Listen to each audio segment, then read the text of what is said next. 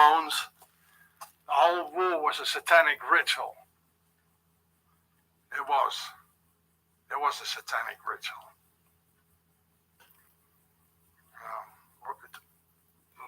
There are a bunch of liars, satanic liars, the Nazis. I Swiss, it's the same in Medjugorje, where there's a lot of holy stuff going on and miracles and, and Yugoslavs, they told me it's because it's next to Jasenovac concentration camp, which is considered to be the worst of all concentration camps. The river next to it, it was red. And this is where the Muslims, they did a jihad. Muslims always talk like, the NATO, they're doing a jihad against them, a crusade. But they were already here doing their crusades in France in the 8th century. They were stopped by the king, the Hammer King. What was his name again? I forgot his name. And actually, I looked at it. The concentration camp should on the other side, be on that side, but no. So, Jasenovac, Medjugorje. And here's the same thing. They built a concentration camp next to this site here. Medjugorje is also on a mountain. They're hiding us things. They make satanic rituals, and they, and I was sleeping in here, somewhere on the other side, on the ridge, 30 years ago. And the moment I fell asleep, something tried to get in me, was really, I didn't know what it was in those days, and I understand it. There were demons. It's full of demons here. So I don't want to be here in the night. I suppose it's not that bad as long as you stay awake. And the Native Americans, the shamans and the Amazons, they say this is the time of the jaguar. The moment, in between, when you fall asleep, you can pass on in through the other world. And I got protected by something. I woke up with a shock, and I heard something laughing. That was the devil.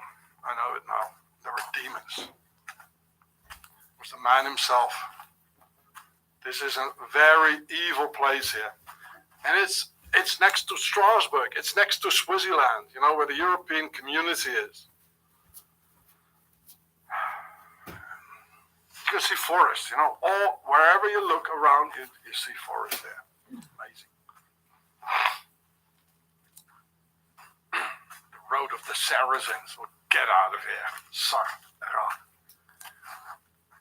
What else will you want to know, Watch my film, The Swiss Beast. You still don't believe me? Even the words, all the words, Mercure, Saracen. It's all pharaonic, right? Pharaoh, Homie Ross. And why is it so important to them, to build that temple there, in the middle of nowhere, because it's still going on, and they will sacrifice our children here very soon. As I show you the suitcases, it's coming soon. It's coming soon. I wonder what that place is.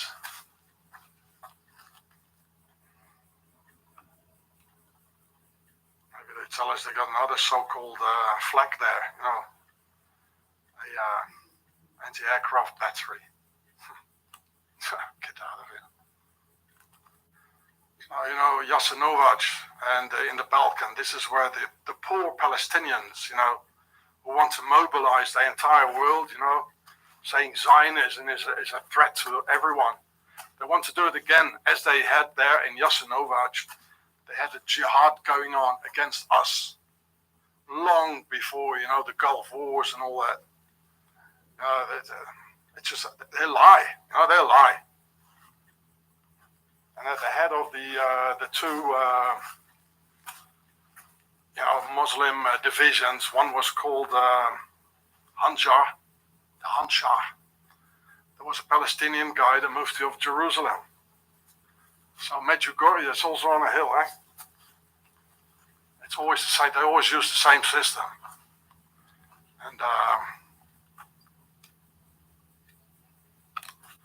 And And the other SS division they used against us was called Skanderbeg. Palestinians did this. They murdered 400,000 people, the poor Palestinians, in Europe. That's not a long time ago, and it's related to this place here. It's always the same system. Human sacrifice in a concentration camp next to it. Now, why build a temple in the middle of nowhere? Hey, that was only 150 years ago. 1869, I think it was. Why? Of course, our masters built it. Do you think normal people build it? No. Freemasons. They murder people here. They sacrifice people as they all.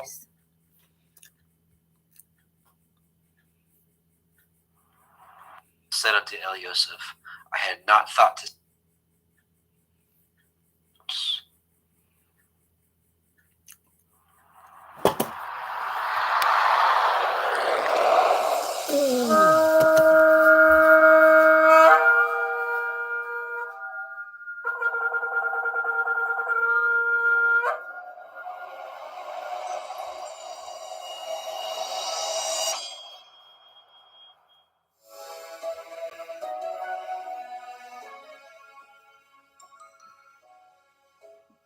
Vaikra, Leviticus chapter 1.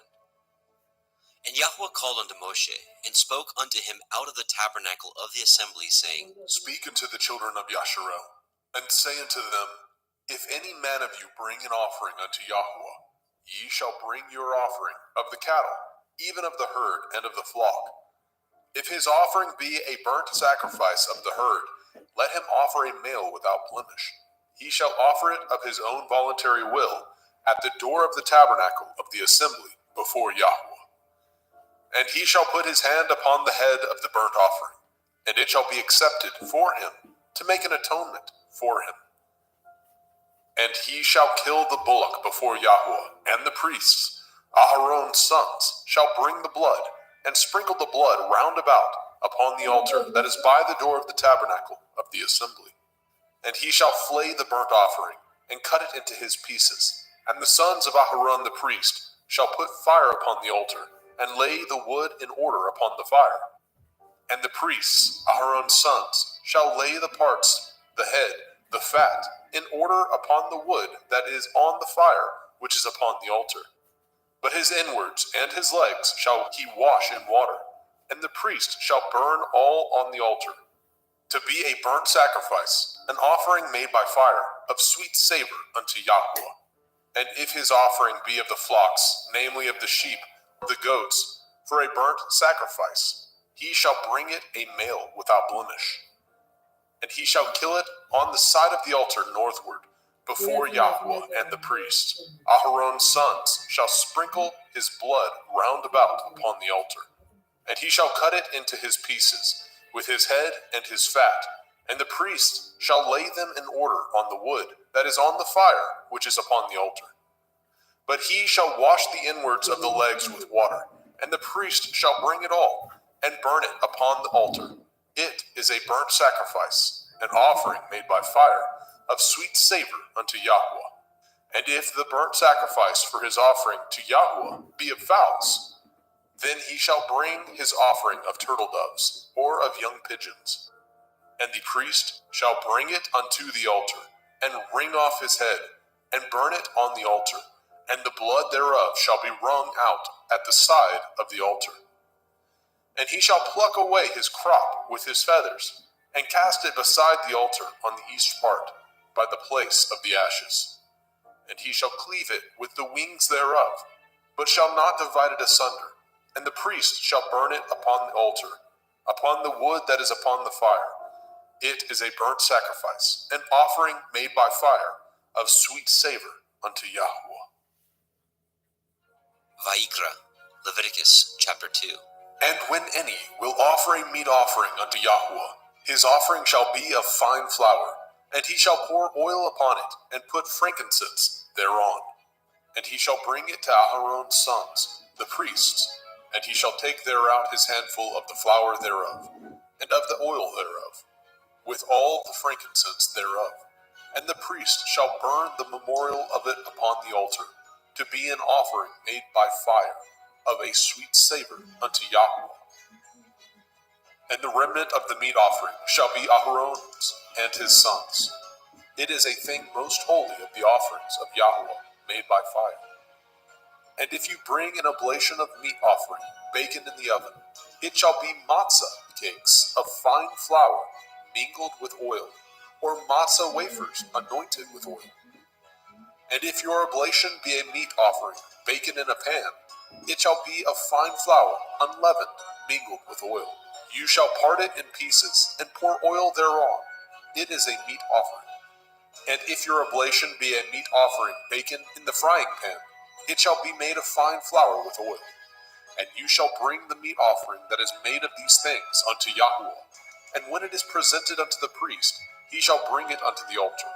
And the priest shall take from the meat offering a memorial thereof, and shall burn it upon the altar. It is an offering made by fire, of sweet savor unto Yahweh. And that which is left of the meat offering shall be Aharon's and his sons. It is a thing most holy of the offerings of Yahweh made by fire.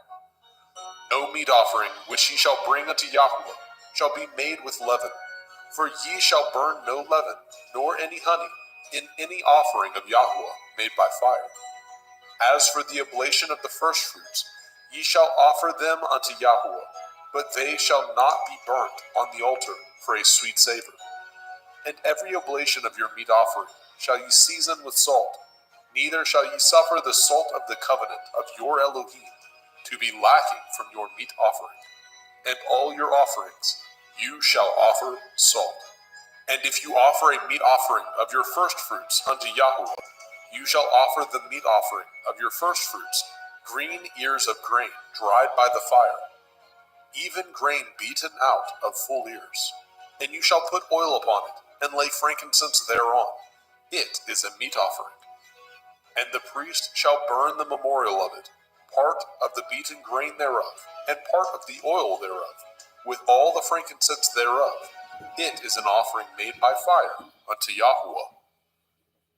Vaikra, Leviticus chapter 3. And if his oblation be a sacrifice of peace offering, if he offer it of the herd, whether it be a male or a female, he shall offer it without blemish before Yahweh. And he shall lay his hand upon the head of his offering, and kill it at the door of the tabernacle of the assembly. And Aharon's sons, the priests, shall sprinkle the blood upon the altar round about. And he shall offer of the sacrifice of the peace offering an offering made by fire unto Yahweh, the fat that covers the inwards, and all the fat that is upon the inwards, and the 2 kidneys, and the fat that is on them, which is by the flanks, and the caul above the liver, with the kidneys, it shall he take away. And Aharon's sons shall burn it on the altar upon the burnt sacrifice, which is upon the wood that is on the fire. It is an offering made by fire, of sweet savor unto Yahweh. And if his offering for a sacrifice of peace offering unto Yahweh be of the flock, male or female, he shall offer it without blemish. If he offer a lamb for his offering, then shall he offer before Yahweh.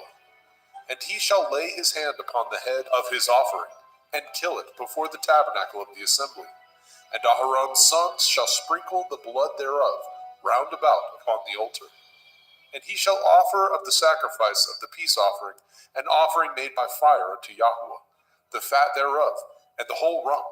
It shall he take off hard by the backbone, and the fat that covers the inwards, and all the fat that is upon the inwards, and the 2 kidneys, and the fat that is upon them, which is by the flanks, and the caul above the liver, and the kidneys, it shall he take away. And the priest shall burn it upon the altar. It is the food of the offering made by fire unto Yahweh. And if his offering be a goat, then he shall offer it before Yahweh. And he shall lay his hand upon the head of it, and kill it before the tabernacle of the assembly. And the sons of Aharon shall sprinkle the blood thereof upon the altar round about. And he shall offer thereof his offering, even an offering made by fire unto Yahweh, the fat that covers the inwards, and all the fat that is upon the inwards, and the 2 kidneys, and the fat that is upon them, which is by the flanks, and the caul above the liver, with the kidneys, it shall he take away. And the priest shall burn them upon the altar. It is the food of the offering, made by fire for a sweet savor. All the fat is Yahweh's. It shall be a perpetual statute for your generations throughout all your dwellings, that ye eat neither fat nor blood. Vayikra, Leviticus chapter 4. And Yahweh spoke unto Moshe, saying, Speak unto the children of Yasharel, saying, If a soul shall sin through ignorance against any of the commandments of Yahweh concerning things which ought not to be done, and shall do against any of them, if the priest that is anointed do sin according to the sin of the people, then let him bring for his sin, which he has sinned, a young bullock, without blemish unto Yahweh, for a sin offering. And he shall bring the bullock unto the door of the tabernacle of the assembly before Yahweh, and shall lay his hands upon the bullock's head, and kill the bullock before Yahweh. And the priest that is anointed shall take of the bullock's blood, and bring it to the tabernacle of the assembly. And the priest shall dip his finger in the blood, and sprinkle of the blood 7 times before Yahweh, before the veil of the sanctuary. And the priest shall put some of the blood upon the horns of the altar of sweet incense before Yahweh, which is in the tabernacle of the assembly, and shall pour all the blood of the bullock at the bottom of the altar of the burnt offering, which is at the door of the tabernacle of the assembly.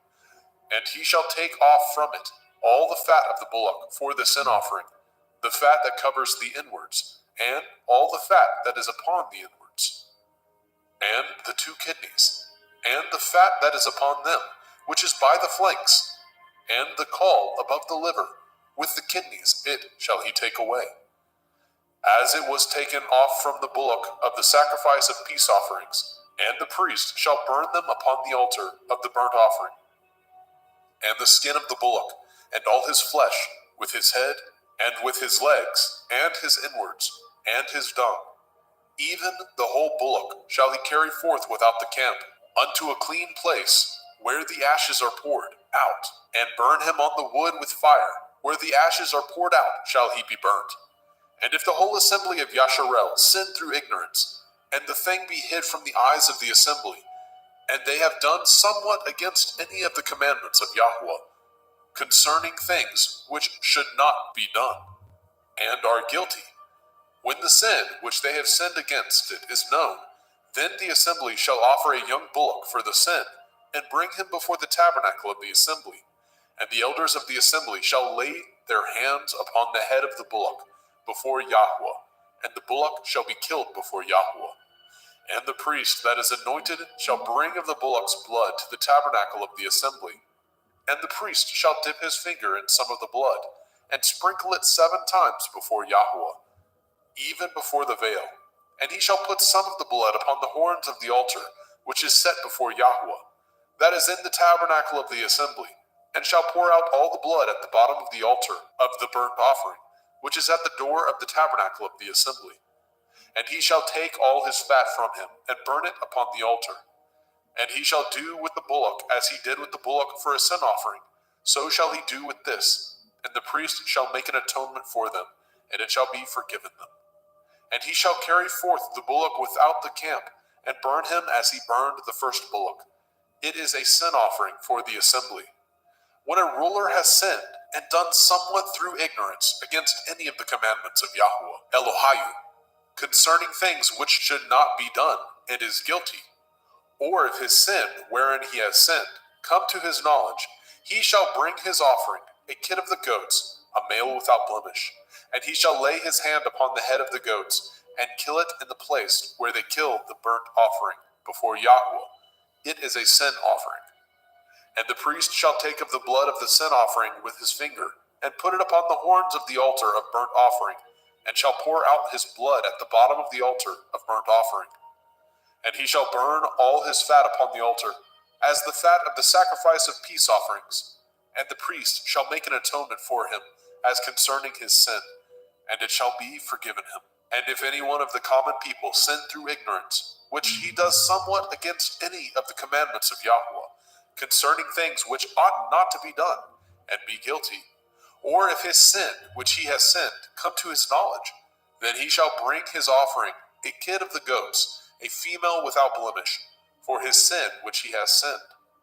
And he shall lay his hand upon the head of the sin offering, and slay the sin offering in the place of the burnt offering.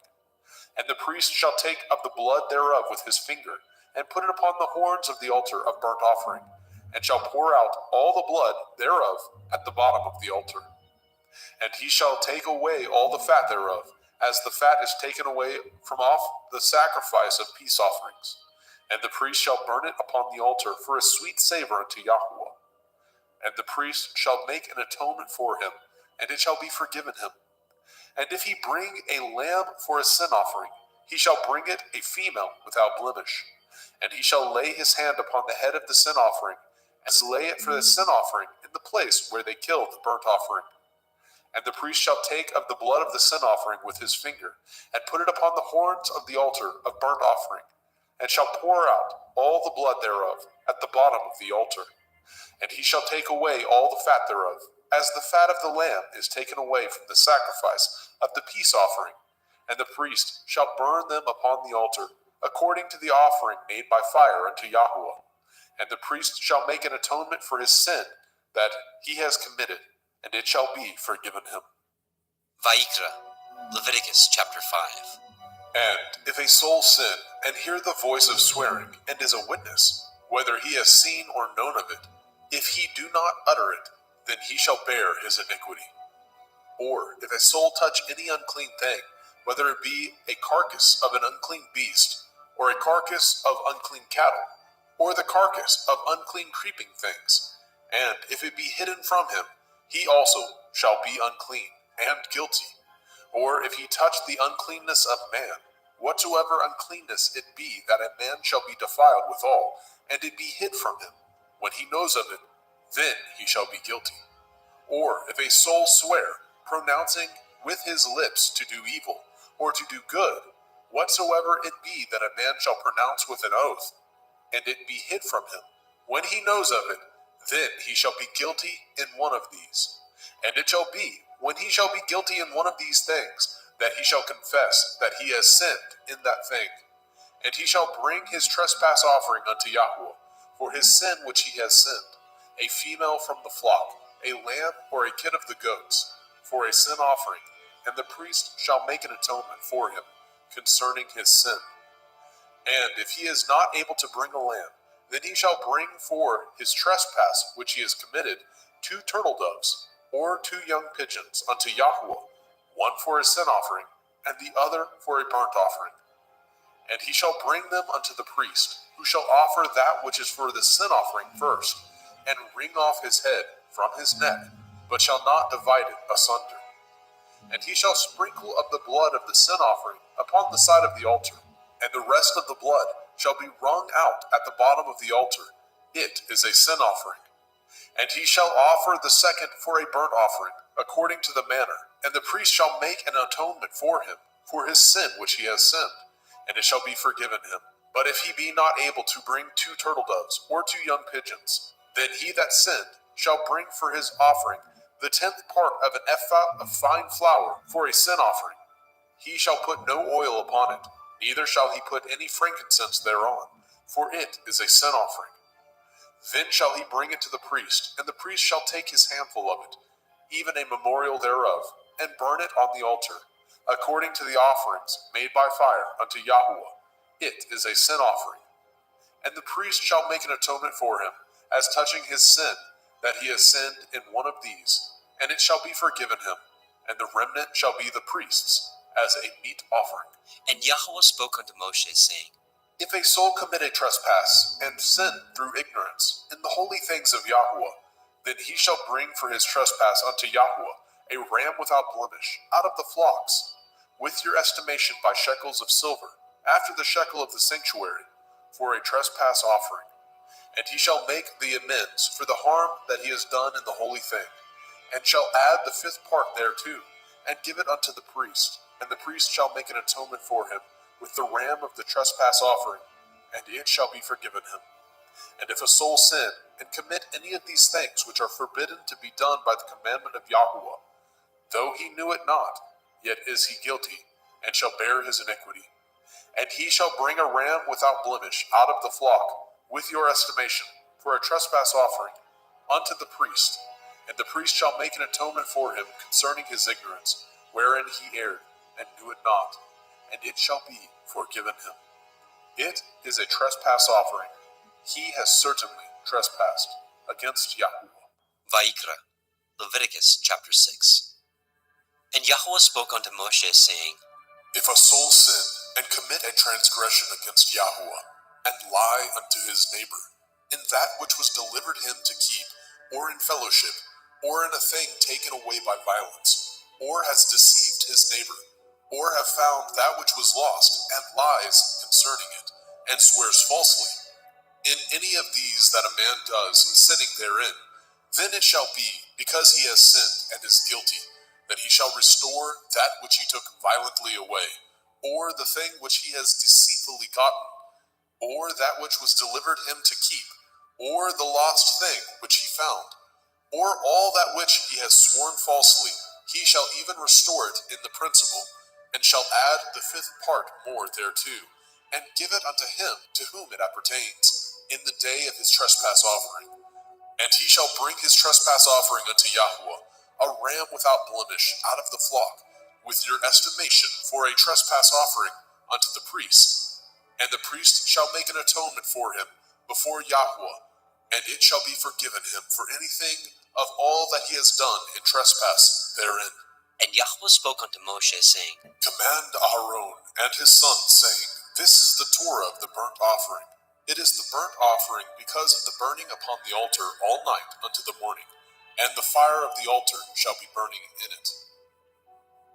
And the priest shall put on his linen garment, and his linen breeches shall he put upon his flesh, and take up the ashes which the fire has consumed with the burnt offering on the altar, and he shall put them beside the altar. And he shall put off his garments, and put on other garments, and carry forth the ashes without the camp unto a clean place. And the fire upon the altar shall be burning in it. It shall not be put out. And the priest shall burn wood on it every morning, and lay the burnt offering in order upon it, and he shall burn thereon the fat of the peace offerings. The fire shall ever be burning upon the altar. It shall never go out. And this is the Torah of the meat offering. The sons of Aharon shall offer it before Yahuwah, before the altar. And he shall take of it his handful of the flour of the meat offering, and of the oil thereof, and all the frankincense which is upon the meat offering, and shall burn it upon the altar for a sweet savor, even the memorial of it unto Yahuwah. And the remainder thereof shall Aharon and his sons eat, with matzah, unleavened bread, shall it be eaten in the holy place, in the court of the tabernacle of the assembly, they shall eat it. It shall not be baken with leaven. I have given it unto them for their portion of my offering made by fire. It is most holy, as is the sin offering, and as the trespass offering. All the males among the children of Aharon shall eat of it. It shall be a statute forever in your generations, concerning the offerings of Yahuwah made by fire. Everyone that touches them shall be holy. And Yahuwah spoke unto Moshe, saying, This is the offering of Aharon and his sons, which they shall offer unto Yahuwah in the day when he is anointed. The 10th part of an ephah of fine flour for a meat offering perpetual, half of it in the morning, and half thereof at night. In a pan it shall be made with oil, and when it is baken, you shall bring it in, and the baken pieces of the meat offering shall you offer for a sweet savor unto Yahuwah. And the priest of his sons, that is anointed in his stead, shall offer it. It is a statute forever unto Yahuwah. It shall be wholly burnt. For every meat offering for the priest shall be wholly burnt. It shall not be eaten. And Yahuwah spoke unto Moshe, saying, Speak unto Aharon and to his sons, saying, This is the Torah of the sin offering.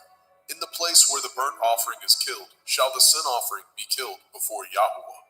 It is most holy. The priest that offers it for sin shall eat it. In the holy place shall it be eaten. in the court of the tabernacle of the assembly. Whatsoever shall touch the flesh thereof shall be holy. And when there is sprinkled of the blood thereof upon any garment, you shall wash that whereon it was sprinkled in the holy place.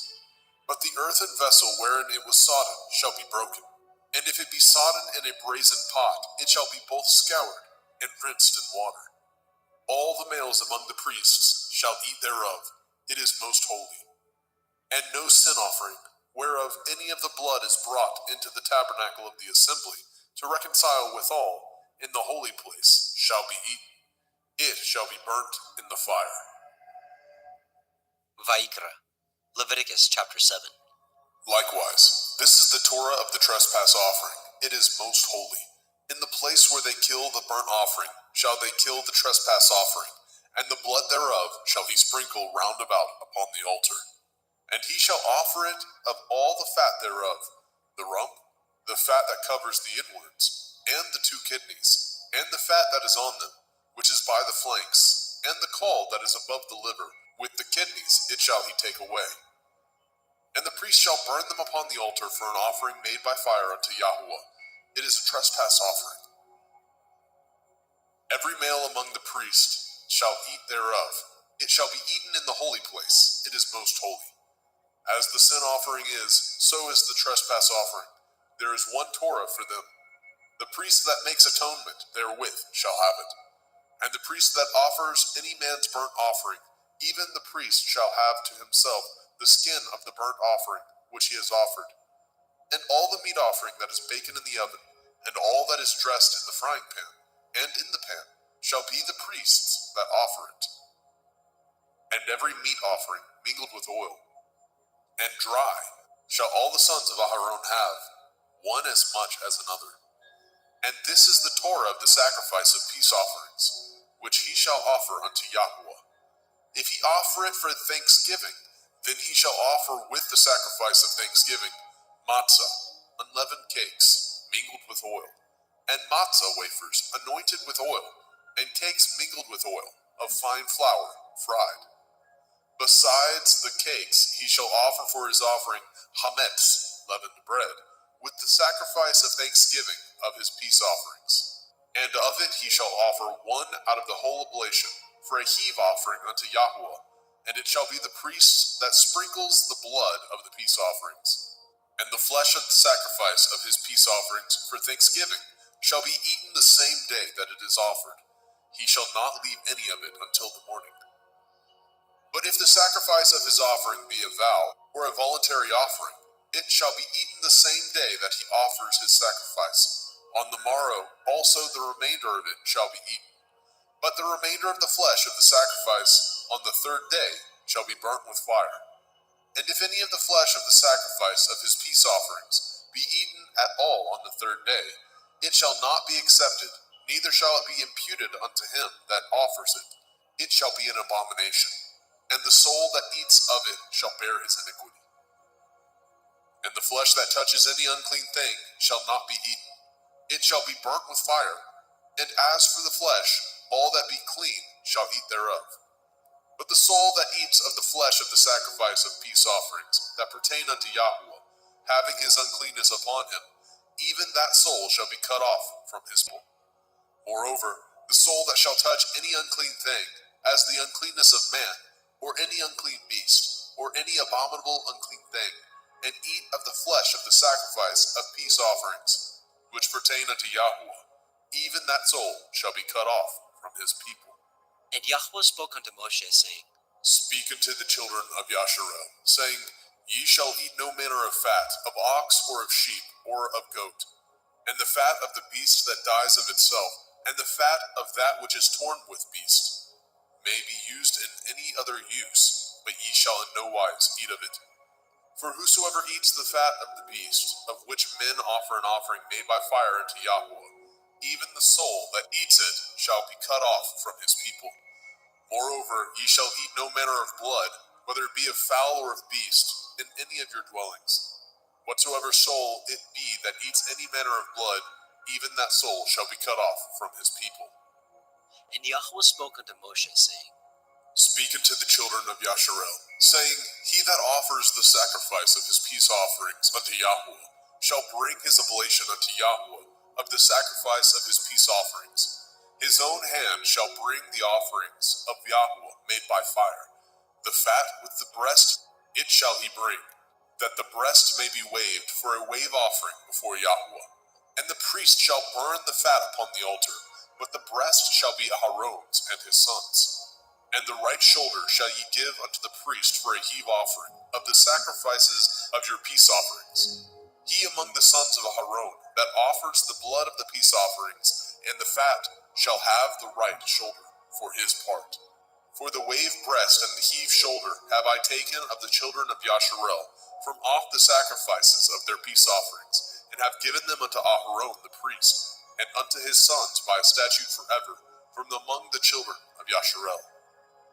This is the portion of the anointing of Aharon, and of the anointing of his sons, out of the offerings of Yahweh made by fire, in the day when he presented them to minister unto Yahweh in the priest's office, which Yahweh commanded to be given them of the children of Yasharel, in the day that he anointed them, by a statute forever throughout their generations.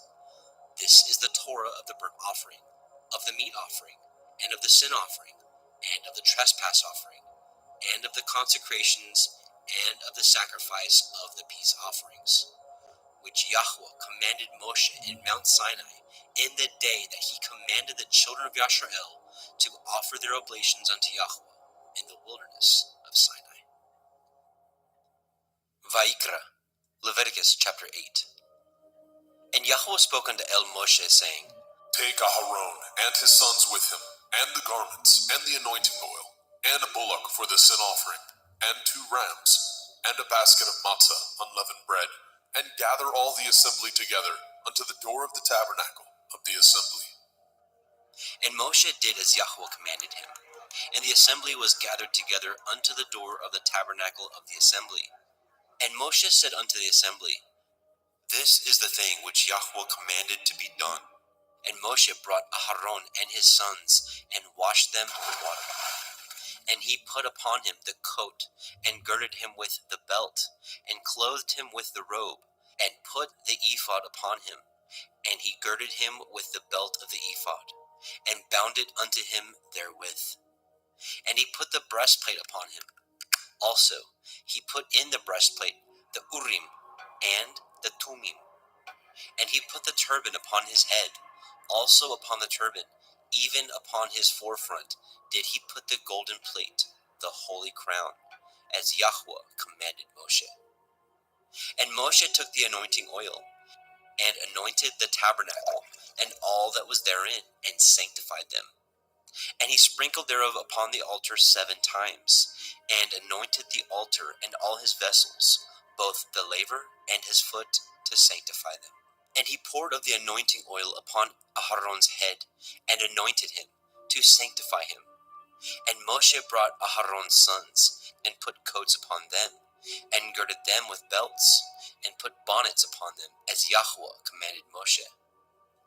And he brought the bullock for the sin offering, and Aharon and his sons laid their hands upon the head of the bullock for the sin offering, and he slew it. And Moshe took the blood, and put it upon the horns of the altar round about with his finger, and purified the altar, and poured the blood at the bottom of the altar, and sanctified it, to make reconciliation upon it. And he took all the fat that was upon the inwards, and the caul above the liver, and the 2 kidneys, and their fat, and Moshe burned it upon the altar. But the bullock, and his hide, and his flesh, and his dung, he burnt with fire without the camp, as Yahweh commanded Moshe. And he brought the ram for the burnt offering, and Aharon and his sons laid their hands upon the head of the ram, and he killed it. And Moshe sprinkled the blood upon the altar round about. And he cut the ram into pieces, and Moshe burnt the head, and the pieces, and the fat. And he washed the inwards and the legs in water, and Moshe burnt the whole ram upon the altar. It was a burnt sacrifice for a sweet savor, and an offering made by fire unto Yahweh, as Yahweh commanded Moshe. And he brought the other ram, the ram of consecration. And Aharon and his sons laid their hands upon the head of the ram, and he slew it. And Moshe took of the blood of it, and put it upon the tip of Aharon's right ear, and upon the thumb of his right hand, and upon the great toe of his right foot. And he brought Aharon's sons, and Moshe put of the blood upon the tip of their right ear, and upon the thumbs of their right hands, and upon the great toes of their right feet. And Moshe sprinkled the blood upon the altar round about. And he took the fat, and the rump, and the fat that was upon the inwards, and the caul above the liver, and the 2 kidneys, and their fat, and the right shoulder. And out of the basket of matzah that was before Yahweh, he took 1 matzah cake, and a cake of oiled bread, and 1 wafer, and put them on the fat, and upon the right shoulder. And he put all upon Aharon's hands, and upon his sons' hands, and waved them for a wave offering before Yahweh. And Moshe took them from off their hands, and burnt them on the altar upon the burnt offering. They were consecrations for a sweet savor. It is an offering made by fire unto Yahweh. And Moshe took the breast, and waved it for a wave offering before Yahweh. For of the ram of consecration it was Moshe's part, as Yahweh commanded Moshe. And Moshe took of the anointing oil, and of the blood which was upon the altar, and sprinkled it upon Aharon and his garments, and upon his sons, and upon his sons' garments with him, and sanctified Aharon and his garments, and his sons' garments with him. And Moshe said unto Aharon and to his sons, Boil the flesh at the door of the tabernacle of the assembly, and there eat it, with the bread that is in the basket of consecrations, as I commanded, saying, Aharon and his sons shall eat it. And that which remains of the flesh and of the bread shall ye burn with fire. And ye shall not go out of the door of the tabernacle of the assembly in 7 days, until the days of your consecration be at an end. For 7 days shall he consecrate you. As he has done this day, so Yahweh has commanded to do, to make an atonement for you. Therefore shall ye abide at the door of the tabernacle of the assembly day and night 7 days, and guard the watch of Yahweh, that ye die not. For so I am commanded. So Aharon and his sons did all the things which Yahweh commanded by the hand of Moshe. Vayikra, Leviticus chapter 9. And it came to pass on the 8th day that Moshe called Aharon and his sons and the elders of Yisrael. And he said unto Aharon, Take a young calf for a sin offering, and a ram for a burnt offering, without blemish, and offer them before Yahweh. And unto the children of Yisrael you shall speak, saying, Take ye a kid of the goats for a sin offering, and a calf and a lamb, both of the first year, without blemish, for a burnt offering. Also a bullock and a ram for peace offerings, to sacrifice before Yahweh, and a meat offering mingled with oil. For today Yahweh will appear unto you. And they brought which Moshe commanded before the tabernacle of the assembly. And all the assembly drew near and stood before Yahweh. And Moshe said, This is the thing which Yahweh commanded that ye should do, and the glory of Yahweh shall appear unto you. And Moshe said unto Aharon, Go unto the altar, and offer your sin offering, and your burnt offering, and make an atonement for yourself and for the people, and offer the offering of the people, and make an atonement for them, as Yahweh commanded. Aharon therefore went unto the altar, and slew the calf of the sin offering, which was for himself. And the sons of Aharon brought the blood unto him, and he dipped his finger in the blood, and put it upon the horns of the altar, and poured out the blood at the bottom of the altar. But the fat, and the kidneys, and the caul above the liver of the sin offering he burnt upon the altar, as Yahweh commanded Moshe. And the flesh and the hide he burnt with fire without the camp.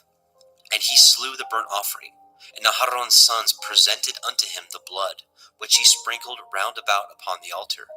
And they presented the burnt offering unto him, with the pieces thereof, and the head, and he burnt them upon the altar. And he did wash the inwards and the legs, and burnt them upon the burnt offering on the altar. And he brought the people's offering, and took the goat, which was the sin offering for the people, and slew it, and offered it for sin as the first. And he brought the burnt offering, and offered it according to the manner. And he brought the meat offering, and took a handful thereof, and burnt it upon the altar, beside the burnt sacrifice of the morning. He slew also the bullock and the ram for a sacrifice of peace offerings, which was for the people. And Aharon's sons presented unto him the blood, which he sprinkled upon the altar round about. And the fat of the bullock and of the ram, the rump, and that which covers the inwards, and the kidneys, the caul above the liver, and they put the fat upon the breasts, and he burnt the fat upon the altar.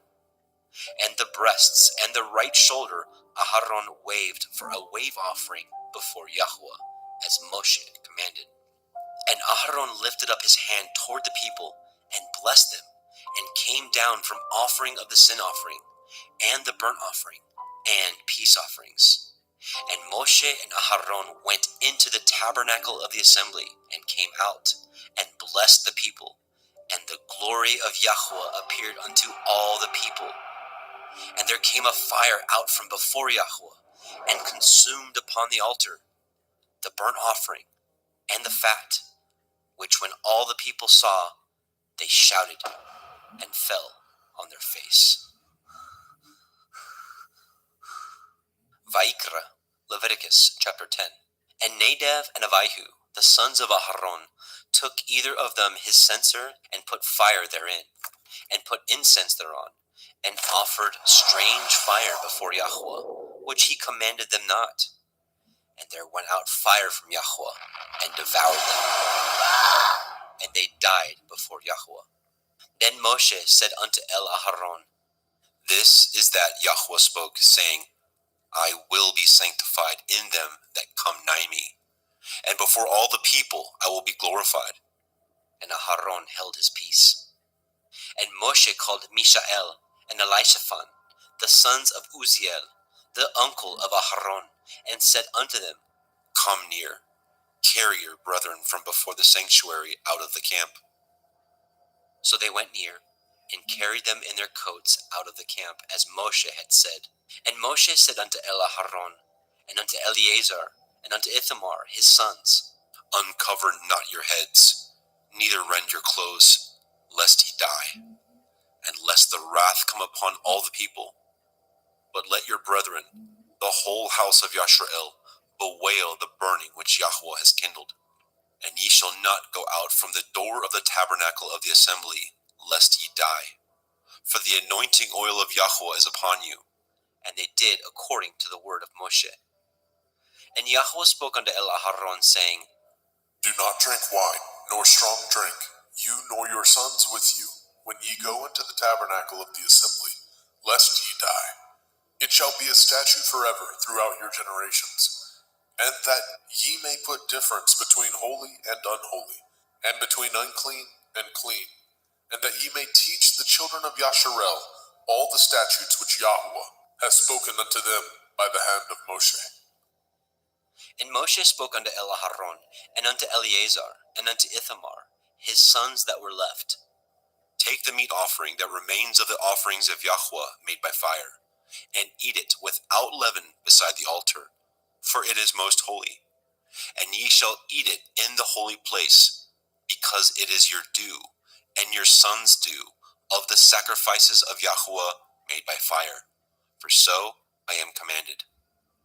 And the wave breast and the heave shoulder shall ye eat in a clean place, you and your sons and your daughters with you, for they be your due, and your sons' due, which are given out of the sacrifices of peace offerings of the children of Yashrael. The heave shoulder and the wave breast shall they bring with the offerings made by fire of the fat, to wave it for a wave offering before Yahweh. And it shall be yours, and your sons with you, by a statute forever, as Yahweh has commanded. And Moshe diligently sought the goat of the sin offering, and behold, it was burnt. And he was angry with Eleazar and Ithamar, the sons of Aharon, which were left alive, saying, Wherefore have ye not eaten the sin offering in the holy place, seeing it is most holy? And Elohim has given it to you to bear the iniquity of the assembly, to make an atonement for them before Yahweh. Behold, the blood of it was not brought in within the holy place. Ye should indeed have eaten it in the holy place, as I commanded. And Aharon said unto Moshe, Behold, this day have they offered their sin offering and their burnt offering before Yahweh, and such things have befallen me. And if I had eaten the sin offering today, should it have been accepted in the sight of Yahweh? And when Moshe heard that, he was content. Vayikra, Leviticus chapter 11. And Yahweh spoke unto El Moshe, and to El Aharon, saying unto them, Speak unto the children of Yasharel, saying, These are the beasts which ye shall eat among all the beasts that are on the earth. Whatsoever parts the hoof, and is cloven-footed, and chews the cud, among the beasts, that shall ye eat. Nevertheless, these shall ye not eat of them that chew the cud, or of them that divide the hoof. As the camel, because he chews the cud, but divides not the hoof, he is unclean unto you. And the coney, because he chews the cud, but divides not the hoof, he is unclean unto you. And the hare, because he chews the cud, but divides not the hoof, he is unclean unto you. And the swine, though he divide the hoof, and be cloven-footed, yet he chews not the cud, he is unclean to you. Of their flesh shall ye not eat, and their carcass shall ye not touch, they are unclean to you. These shall ye eat of all that are in the waters. Whatsoever has fins and scales in the waters, in the seas, and in the rivers, them shall you eat. And all that have not fins and scales in the seas, and in the rivers, of all that move in the waters, and of any living thing which is in the waters, they shall be an abomination unto you. They shall be even an abomination unto you. Ye shall not eat of their flesh, but ye shall have their carcasses in abomination. Whatsoever has no fins nor scales in the water, that shall be an abomination unto you. And these are they which ye shall have an abomination among the fowls. They shall not be eaten. They are an abomination, the eagle, the ossifrage, and the osprey, and the vulture, and the kite after his kind, every raven after his kind, and the owl, and the nighthawk, and the cuckow, and the hawk after his kind, and the little owl, and the cormorant, and the great owl, and the swan, and the pelican, and the gier eagle, and the stork, and the heron after her kind, and the lapwing, and the bat. All fowls that creep going upon all four shall be an abomination unto you. Yet these may ye eat of every flying creeping thing that goes upon all four, which have legs above their feet, to leap withal upon the earth. Even these of them ye may eat, the locust after his kind, and the bald locust after his kind, and the beetle after his kind, and the grasshopper after his kind. But all other flying creeping things, which have 4 feet, shall be an abomination to you. And for these ye shall be unclean. Whosoever touches the carcass of them shall be unclean until the evening. And whosoever bears aught of the carcass of them shall wash his clothes, and be unclean until the evening. The carcass of every beast which divides the hoof, and is not cloven-footed, nor chews the cud, are unclean unto you. Every one that touches them shall be unclean. And whatsoever goes upon his paws, among all manner of beasts that go on all fours, those are unclean unto you. Whoso touches their carcass shall be unclean until the evening. And he that bears the carcass of them shall wash his clothes, and be unclean unto the evening. They are unclean unto you. These also shall be unclean unto you. Among the creeping things that creep upon the earth, the weasel, the mouse, and the tortoise, after his kind, and the ferret, and the chameleon, and the lizard, and the snail, and the mole, these are unclean to you among all that creep. Whosoever touches them, when they be dead, shall be unclean until the evening. And upon whatsoever any of them, when they are dead, does fall, it shall be unclean, whether it be any vessel of wood, or raiment, or skin, or sack. Whatsoever vessel it be, wherein any work is done, it must be put into water, and it shall be unclean until the evening, so it shall be cleansed. And every earthen vessel, where into any of them that falls, whatsoever is in it shall be unclean, and ye shall break it. Of all meat which may be eaten, that on which such water comes shall be unclean, and all drink that may be drunk in every vessel shall be unclean. And everything whereupon any part of their carcass falls shall be unclean, whether it be oven or range for pots, they shall be broken down, for they are unclean, and shall be unclean unto you. Nevertheless, a fountain or pit, wherein there is plenty of water, shall be clean, but that which touches their carcass shall be unclean. And if any part of their carcass falls upon any sowing seed which is to be sown, it shall be clean. But if any water be put upon the seed, and any part of their carcass fall thereon, it shall be unclean unto you. And if any beast of which ye may eat die, he that touches the carcass thereof shall be unclean until the evening. And he that eats of the carcass of it shall wash his clothes, and be unclean until the evening. He also that bears the carcass of it shall wash his clothes, and be unclean until the evening. And every creeping thing that creeps upon the earth shall be an abomination. It shall not be eaten. Whatsoever goes upon the belly, and whatsoever goes upon all fours, or whatsoever has more feet among all creeping things that creep upon the earth, them shall ye not eat, for they are an abomination. Ye shall not make yourselves abominable with any creeping thing that creeps, neither shall ye make yourselves unclean with them, that ye should be defiled thereby. For I am Yahuwah Elohim. Ye shall therefore sanctify yourselves, and ye shall be holy, for I am holy. Neither shall ye defile yourselves with any manner of creeping thing that creeps upon the earth. For I am Yahuwah, that brings you up out of the land of Mitzrayim, to be your Elohim. Ye shall therefore be holy, for I am holy. This is the Torah of the beasts, and of the fowl, and of every living creature that moves in the waters, and of every creature that creeps upon the earth, to make a difference between the unclean and the clean, and between the beast that may be eaten, and the beast that may not be eaten. Vaikra, Leviticus chapter 12. And Yahweh spoke unto Moshe, saying, Speak unto the children of Yasharel, saying, If a woman have conceived seed, and born a male child, then she shall be unclean 7 days. According to the days of the separation for her infirmity, shall she be unclean. And in the 8th day, the flesh of his foreskin shall be circumcised. And she shall then continue in the blood of her purifying 33 days. She shall touch no hallowed thing, nor come into the sanctuary, until the days of her purifying be fulfilled.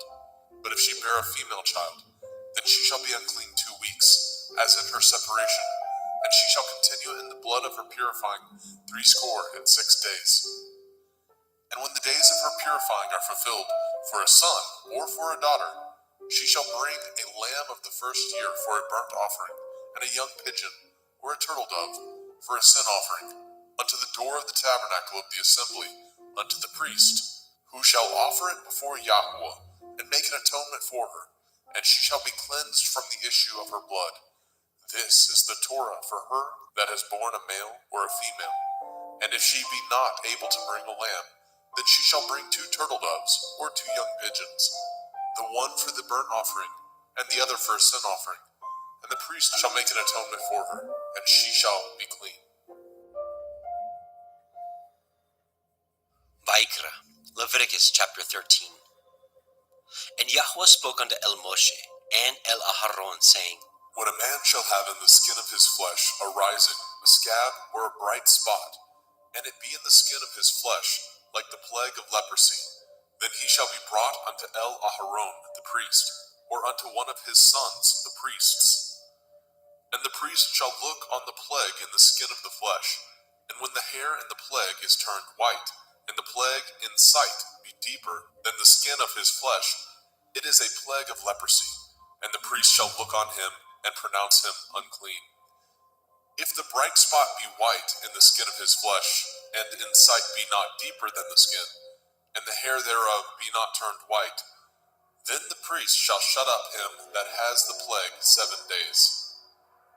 And the priest shall look on him the 7th day, and behold, if the plague in his sight be at a stay, and the plague spread not in the skin, then the priest shall shut him up 7 days more. And the priest shall look on him again the 7th day, and behold, if the plague be somewhat dark, and the plague spread not in the skin, the priest shall pronounce him clean. It is but a scab, and he shall wash his clothes and be clean. But if the scab spread much abroad in the skin, after that he has been seen of the priest for his cleansing, he shall be seen of the priest again. And if the priest see that, behold, the scab spreads in the skin, then the priest shall pronounce him unclean. It is a leprosy. When the plague of leprosy is in a man, then he shall be brought unto the priest. And the priest shall see him, and behold, if the rising be white in the skin, and it have turned the hair white, and there be quick raw flesh in the rising, it is an old leprosy in the skin of his flesh, and the priest shall pronounce him unclean, and shall not shut him up, for he is unclean. And if a leprosy break out abroad in the skin, and the leprosy cover all the skin of him that has the plague from his head even to his foot, wheresoever the priest looks, then the priest shall consider, and behold, if the leprosy have covered all his flesh, he shall pronounce him clean that has the plague. It is all turned white, he is clean. But when raw flesh appears in him, he shall be unclean. And the priest shall see the raw flesh and pronounce him to be unclean. For the raw flesh is unclean, it is a leprosy. Or if the raw flesh turn again, and be changed unto white, he shall come unto the priest. And the priest shall see him, and behold, if the plague be turned unto white, then the priest shall pronounce him clean that has the plague, he is clean. The flesh also, in which even in the skin thereof was a boil, and is healed. And in the place of the boil, where there be a white rising, or a bright spot, white, and somewhat reddish, and it be showed to the priest. And if, when the priest sees it, behold, it be in sight lower than the skin, and the hair thereof be turned white, the priest shall pronounce him unclean. It is a plague of leprosy, broken out of the boil. But if the priest look on it, and behold, there be no white hairs therein, and if it be not lower than the skin, but be somewhat dark, then the priest shall shut him up 7 days. And if it spread much abroad in the skin, then the priest shall pronounce him unclean. It is a plague. But if the bright spot stay in his place, and spread not, it is a burning boil, and the priest shall pronounce him clean. Or if there be any flesh in the skin whereof there is a hot burning, and the quick flesh that burns have a white bright spot, somewhat reddish or white, then the priest shall look upon it, and behold, if the hair in the bright spot be turned white, and it be in sight deeper than the skin, it is a leprosy broken out of the burning, wherefore the priest shall pronounce him unclean. It is the plague of leprosy. But if the priest look on it, and behold, there be no white hair in the bright spot, and it be no lower than the other skin, but be somewhat dark, then the priest shall shut him up 7 days. And the priest shall look upon him the 7th day, and if it be spread much abroad in the skin, then the priest shall pronounce him unclean. It is the plague of leprosy. And if the bright spot stay in his place, and spread not in the skin, but it be somewhat dark, it is a rising of the burning, and the priest shall pronounce him clean, for it is an inflammation of the burning. If a man or woman have a plague upon the head or the beard, then the priest shall see the plague, and behold, if it be in sight deeper than the skin, and there be in it a yellow thin hair, then the priest shall pronounce him unclean. It is a dry skull, even a leprosy upon the head or beard. And if the priest shall look on the plague of the skull, and behold, it be not in sight deeper than the skin, and that there is no black hair in it, then the priest shall shut up him that has the plague of the skull 7 days. And in the 7th day the priest shall look on the plague, and behold, if the skull spread not, and there be in it no yellow hair, and the skull be not in sight deeper than the skin, he shall be shaven, and the skull shall he not shave, and the priest shall shut him up that has the skull 7 days more. And in the 7th day the priest shall look on the skull, and behold, if the skull be not spread in the skin, nor be in sight deeper than the skin, then the priest shall pronounce him clean, and he shall wash his clothes and be clean. But if the skull spread much in the skin after his cleansing, then the priest shall look on him, and behold, if the skull be spread in the skin, the priest shall not seek for yellow hair, he is unclean.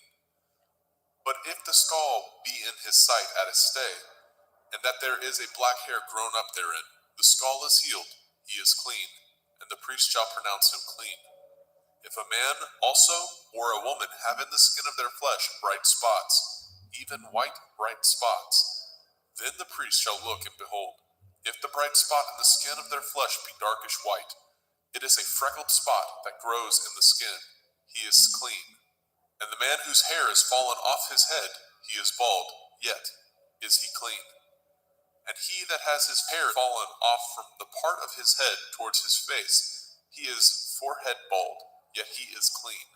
And if there be in the bald head or bald forehead a white reddish sore, it is a leprosy sprung up in his bald head or his bald forehead. Then the priest shall look upon it, and behold, if the rising of the sore be white reddish in the bald head or in his bald forehead, as the leprosy appears in the skin of the flesh, he is a leprous man, he is unclean. The priest shall pronounce him utterly unclean. His plague is in his head. And the leper in whom the plague is, his clothes shall be rent, and his head bare, and he shall put a covering upon his upper lip, and shall cry, Unclean, unclean. All the days wherein the plague shall be in him shall he be defiled. He is unclean.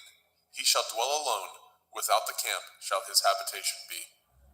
The garment also that the plague of leprosy is in, whether it be a woolen garment or a linen garment, whether it be in the warp, the woof of linen, or of woolen, whether in a skin or anything made of skin.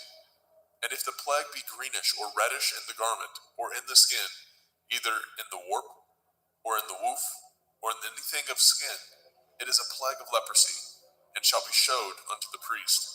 And the priest shall look upon the plague, and shut up it that has the plague 7 days. And he shall look on the plague on the 7th day. If the plague be spread in the garment, either in the warp or in the woof or in a skin, or in any work that is made of skin, the plague is a fretting leprosy, it is unclean. He shall therefore burn that garment, whether warp or woof, in woolen or in linen, anything of skin wherein the plague is, for it is a fretting leprosy, it shall be burnt in the fire. And if the priest shall look, and behold, the plague be not spread in the garment, either in the warp or in the woof, or in anything of skin, then the priest shall command that they wash the thing wherein the plague is, and he shall shut it up 7 days more. And the priest shall look on the plague after that it is washed, and behold, if the plague have not changed his color, and the plague be not spread, it is unclean. You shall burn it in the fire. It is a fret inward, whether it be bare within or without. And if the priest look, and behold the plague be somewhat dark after the washing of it, then he shall rend it out of the garment, or out of the skin, or out of the warp, or out of the woof. And if it appear still in the garment, either in the warp or in the woof, or in anything of skin, it is a spreading plague. You shall burn that wherein the plague is with fire. And the garment, either warp or woof, or whatsoever thing of skin it be, which you shall wash, if the plague be departed from them, then it shall be washed the 2nd time, and shall be clean.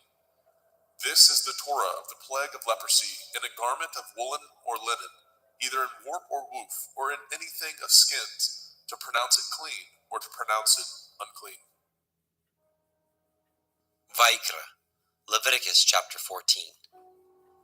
And Yahweh spoke unto Moshe, saying, This shall be the Torah of the leper in the day of his cleansing. He shall be brought unto the priest, and the priest shall go forth out of the camp. And the priest shall look, and behold, if the plague of leprosy be healed in the leper, then shall the priest command to take for him that is to be cleansed 2 birds alive and clean, and cedar wood, and scarlet, and hyssop. And the priest shall command that one of the birds be killed in an earthen vessel over running water. As for the living bird, he shall take it, and the cedar wood, and the scarlet, and the hyssop, and shall dip them, and the living bird in the blood of the bird that was killed over the running water. And he shall sprinkle upon him that is to be cleansed from the leprosy 7 times, and shall pronounce him clean, and shall let the living bird loose into the open field. And he that is to be cleansed shall wash his clothes, and shave off all his hair, and wash himself in water, that he may be clean. And after that he shall come into the camp, and shall tarry abroad out of his tent 7 days. But it shall be on the 7th day that he shall shave all his hair off his head, and his beard, and his eyebrows, even all his hair he shall shave off, and shall wash his clothes. Also shall he wash his flesh in water, and shall be clean. And on the 8th day he shall take 2 he-lambs without blemish, and 1 ewe-lamb of the 1st year without blemish, and 3/10 deal of fine flour for a meat offering. mingled with oil, and 1 log of oil.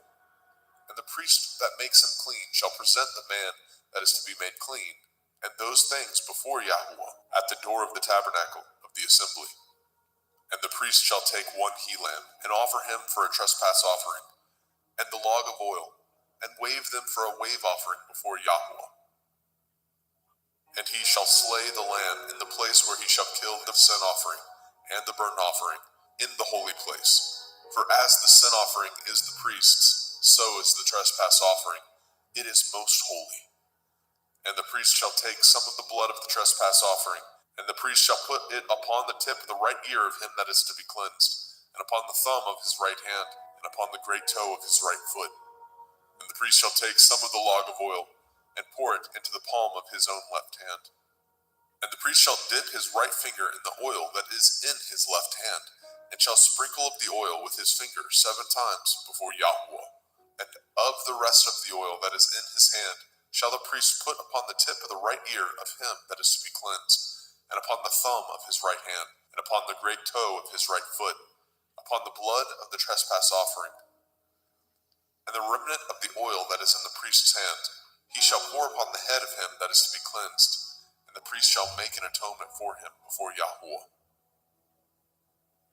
And the priest shall offer the sin offering, and make an atonement for him that is to be cleansed from his uncleanness, and afterwards he shall kill the burnt offering.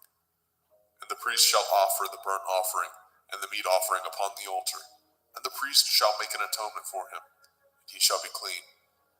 And if he be poor, and cannot get so much, then he shall take 1 lamb for a trespass offering to be waved, to make an atonement for him, and 1/10 deal of fine flour mingled with oil for a meat offering, and a log of oil, and 2 turtle doves, or 2 young pigeons, such as he is able to get, and the one shall be a sin offering, and the other a burnt offering.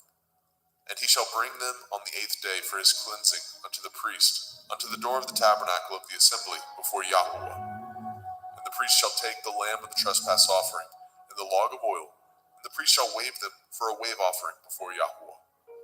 And he shall kill the lamb of the trespass offering, and the priest shall take some of the blood of the trespass offering, and put it upon the tip of the right ear of him that is to be cleansed, and upon the thumb of his right hand, and upon the great toe of his right foot.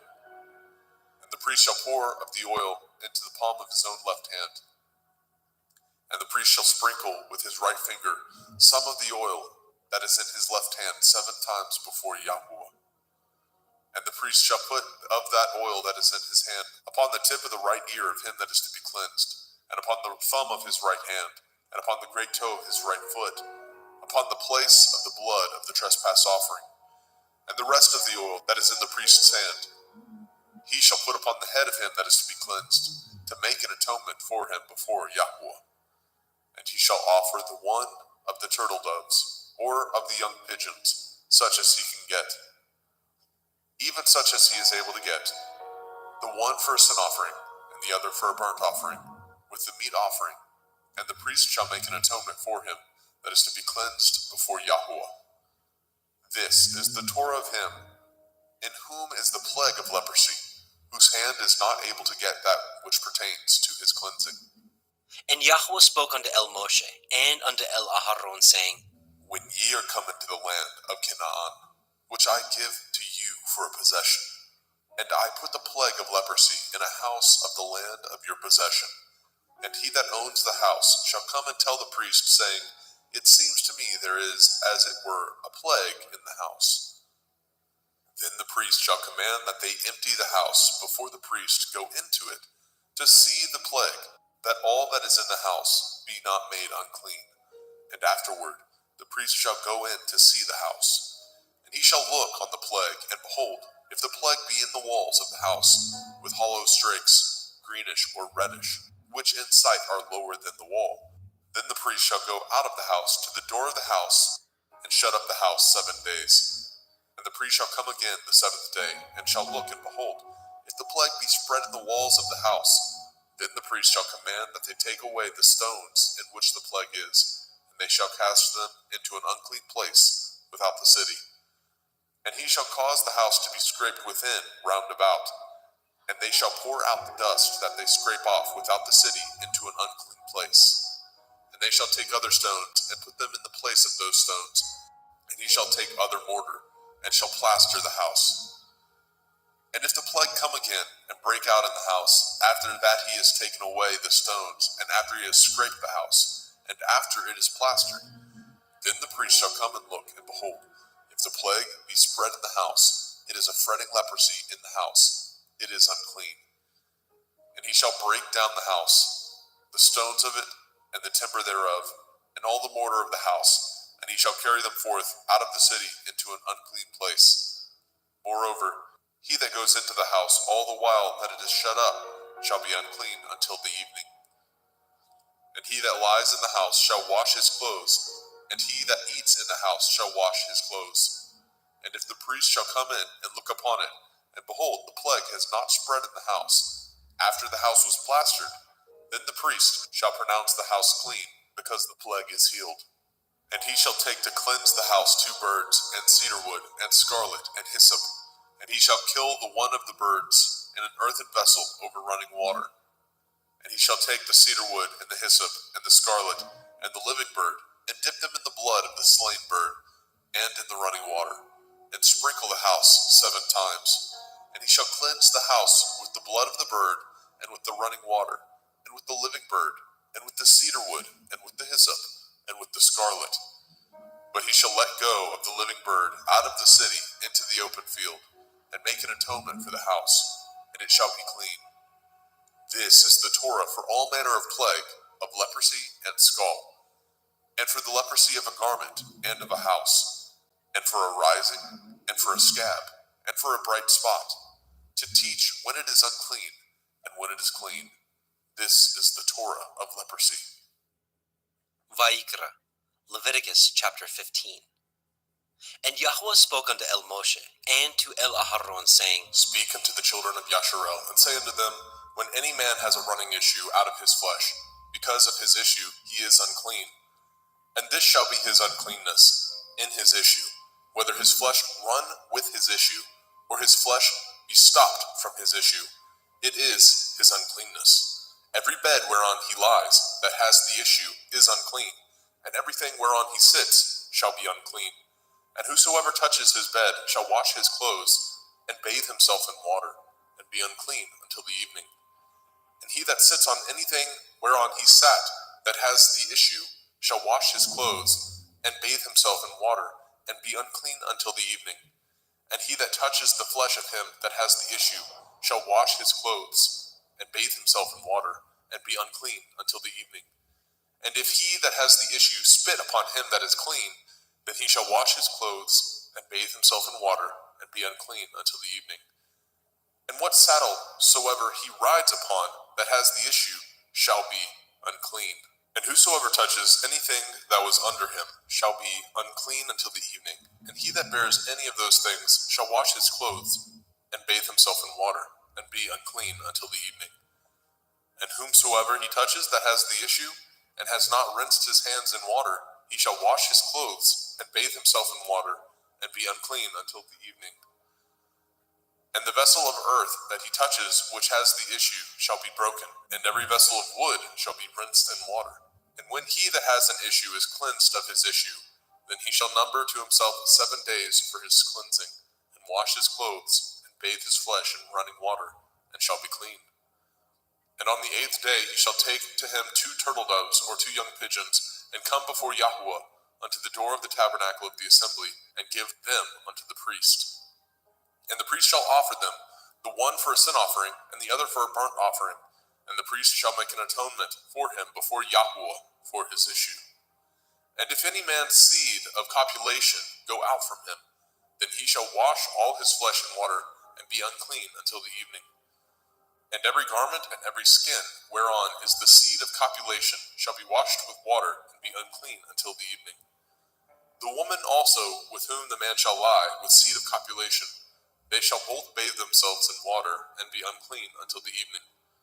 And if a woman have an issue, and her issue in her flesh be blood, she shall be put apart 7 days, and whosoever touches her shall be unclean until the evening. And everything that she lies upon in her separation shall be unclean. Everything also that she sits upon shall be unclean. And whosoever touches her bed shall wash his clothes, and bathe himself in water, and be unclean until the evening. And whosoever touches anything that she sat upon shall wash his clothes, and bathe himself in water, and be unclean until the evening. And if it be on her bed, or on anything whereon she sits, when he touches it, he shall be unclean until the evening. And if any man lie with her at all, and her flower be upon him, he shall be unclean 7 days, and all the bed whereon he lies shall be unclean. And if a woman have an issue of her blood many days out of the time of her separation, or if it run beyond the time of her separation, all the days of the issue of her uncleanness shall be as the days of her separation. She shall be unclean. Every bed whereon she lies, all the days of her issue shall be unto her as the bed of her separation, and whatsoever she sits upon shall be unclean, as the uncleanness of her separation. And whosoever touches those things shall be unclean, and shall wash his clothes, and bathe himself in water, and be unclean until the evening.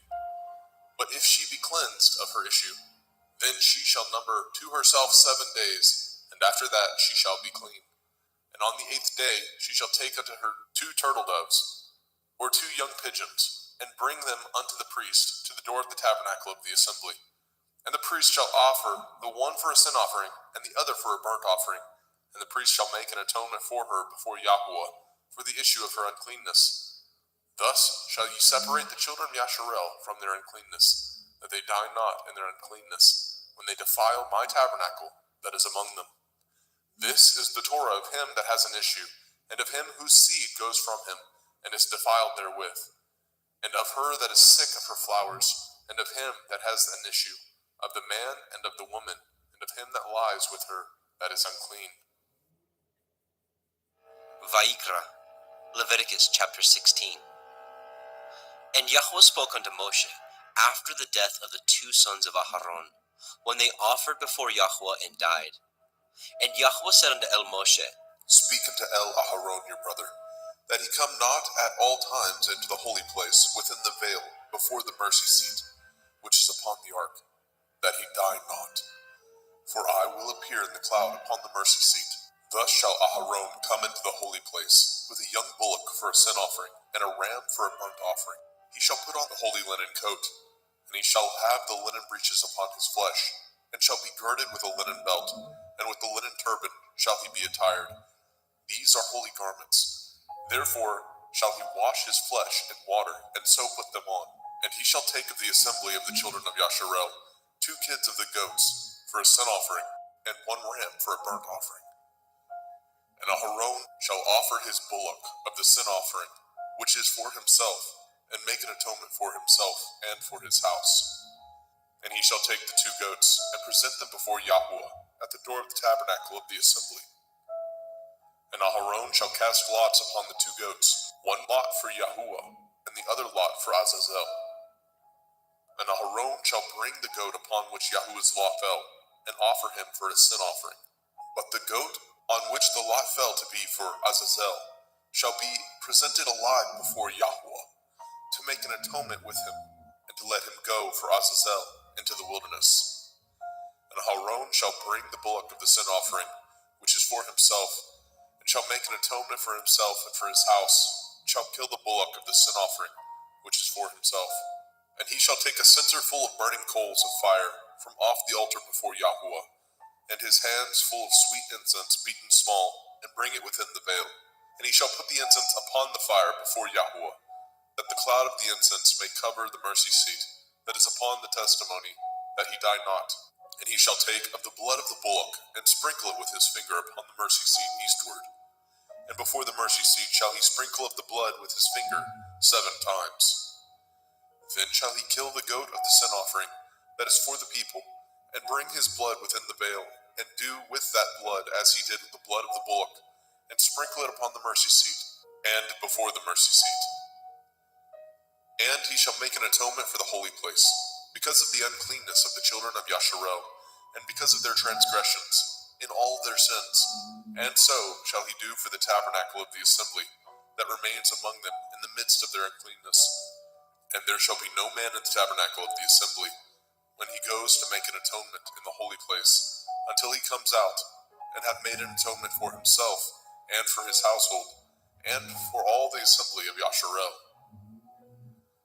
And he shall go out unto the altar that is before Yahuwah, and make an atonement for it, and shall take of the blood of the bullock, and of the blood of the goat, and put it upon the horns of the altar round about. And he shall sprinkle the blood upon it with his finger 7 times, and cleanse it, and hallow it from the uncleanness of the children of Yasharel.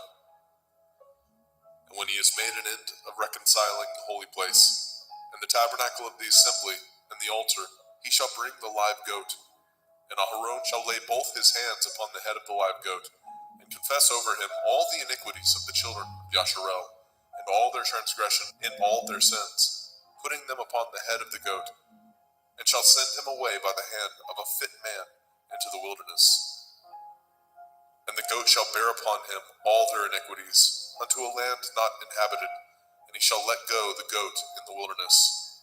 And Aharon shall come into the tabernacle of the assembly, and shall put off the linen garments which he put on when he went into the holy place, and shall leave them there. And he shall wash his flesh with water in the holy place, and put on his garments, and come forth, and offer his burnt offering, and the burnt offering of the people, and make an atonement for himself and for the people. And the fat of the sin offering shall he burn upon the altar. And he that let go the goat for Azazel shall wash his clothes, and bathe his flesh in water, and afterwards come into the camp. And the bullock for the sin offering, and the goat for the sin offering, and whose blood was brought in to make an atonement in the holy place, shall one carry forth without the camp, and they shall burn in the fire their skins, and their flesh, and their dung.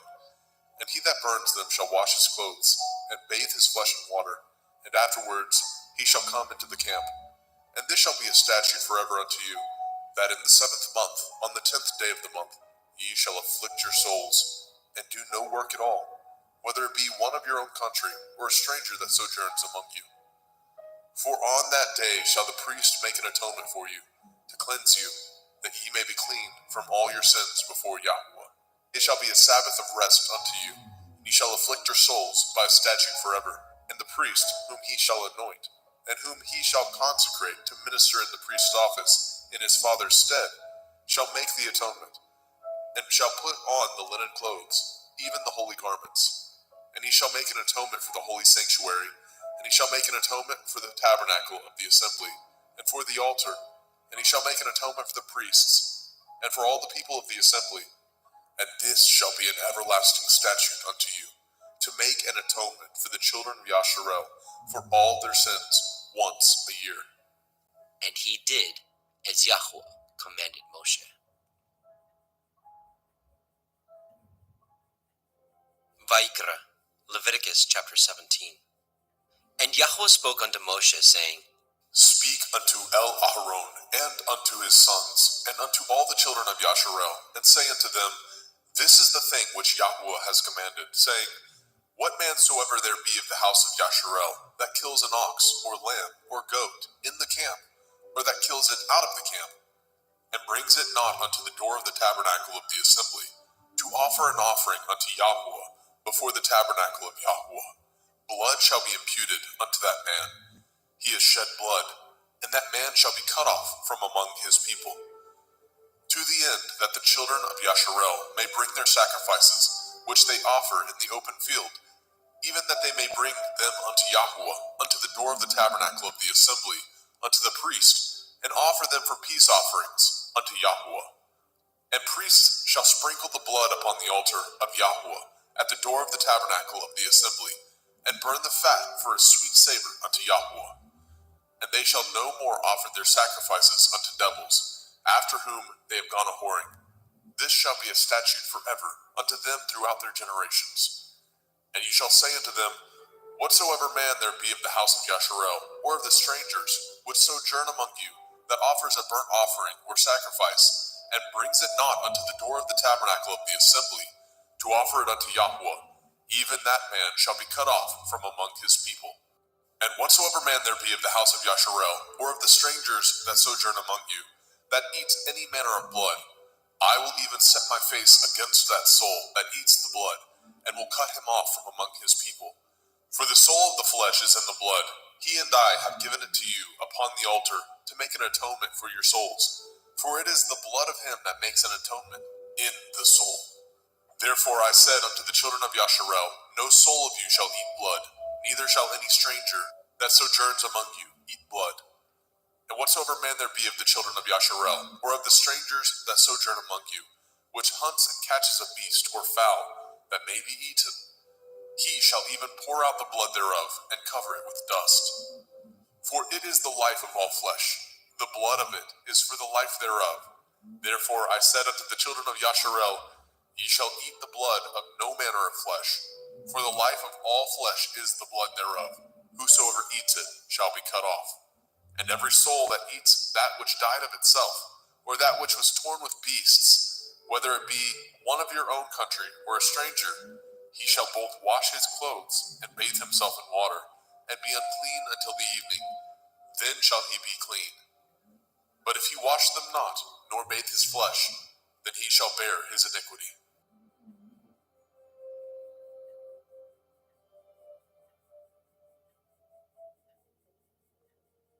Vaikra, Leviticus chapter 18. And Yahweh spoke unto Moshe, saying, Speak unto the children of Yasharel, and say unto them, I am Yahweh Elohim. After the doings of the land of Mitzrayim, where ye dwell, shall ye not do. And after the doings of the land of Canaan, whither I bring you, shall ye not do. Neither shall ye walk in their ordinances. Ye shall do my judgments, and guard my ordinances, to walk therein. I am Yahuwah Elohim. Ye shall therefore guard my statutes and my judgments, which if a man do, he shall live in them. I am Yahuwah. None of you shall approach to any that is near of kin to him, to uncover their nakedness. I am Yahuwah. The nakedness of your father, or the nakedness of your mother, shall you not uncover. She is your mother. You shall not uncover her nakedness. The nakedness of your father's woman shall you not uncover. It is your father's nakedness. The nakedness of your sister, the daughter of your father, the daughter of your mother, whether she be born at home or born abroad, even their nakedness you shall not uncover. The nakedness of your son's daughter, or of your daughter's daughter, even their nakedness you shall not uncover, for theirs is your own nakedness. The nakedness of your father's woman's daughter, begotten of your father, she is your sister, you shall not uncover her nakedness. You shall not uncover the nakedness of your father's sister, she is your father's near kinswoman. You shall not uncover the nakedness of your mother's sister, for she is your mother's near kinswoman. You shall not uncover the nakedness of your father's brother. You shall not approach to his woman, she is your aunt. You shall not uncover the nakedness of your daughter-in-law, she is your son's woman. You shall not uncover her nakedness. You shall not uncover the nakedness of your brother's woman, it is your brother's nakedness. You shall not uncover the nakedness of a woman and her daughter, neither shall you take her son's daughter, or her daughter's daughter, to uncover her nakedness, for they are your near kinswoman. It is wickedness. Neither shall you take a woman to her sister, to vex her, to uncover her nakedness, beside the other in her lifetime. Also you shall not approach unto a woman to uncover her nakedness, as long as she is put apart for her uncleanness. Moreover, you shall not lie carnally with your neighbor's woman, to defile yourself with her. And you shall not let any of your seed pass through the fire to Molech, neither shall you profane the name of your Elohim. I am Yahuwah. You shall not lie with mankind, as with womankind. It is an abomination. Neither shall you lie with any beast, to defile yourself therewith. Neither shall any woman stand before a beast to lie down thereto. It is confusion. Defile not ye yourselves in any of these things, for in all these the nations are defiled, which I cast out before you. And the land is defiled, therefore I do visit the iniquity thereof upon it, and the land itself vomits out her inhabitants. Ye shall therefore guard my statutes and my judgments, and shall not commit any of these abominations, neither any of your own nation, nor any stranger that sojourns among you. For all these abominations have the men of the land done, which were before you, and the land is defiled. That the land spew not you out also, when ye defile it, as it spewed out the nations that were before you. For whosoever shall commit any of these abominations, even the souls that commit them shall be cut off from among their people. Therefore shall ye guard my ordinance, that ye commit not any of these abominable customs, which were committed before you, and that ye defile not yourselves therein. I am Yahuwah Elohaikum.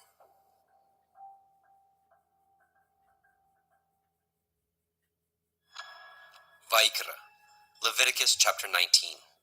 And Yahweh spoke unto Moshe, saying, Speak unto all the assembly of the children of Yasharel, and say unto them, Ye shall be holy, for I, Yahuwah Elohaikum, am holy. Ye shall fear every man his mother and his father, and guard my Shabbathot. I am Yahuwah Elohaikum. Turn ye not unto idols, nor make to yourselves molten Elohim. I am Yahuwah Elohaikum. And if ye offer a sacrifice of peace offerings unto Yahuwah, ye shall offer it at your own will. It shall be eaten the same day ye offer it, and on the morrow. And if aught remain unto the third day, it shall be burnt in the fire. And if it be eaten at all on the third day, it is abominable. It shall not be accepted. Therefore everyone that eats it shall bear his iniquity, because he has profaned the hallowed thing of Yahuwah, and that soul shall be cut off from among his people.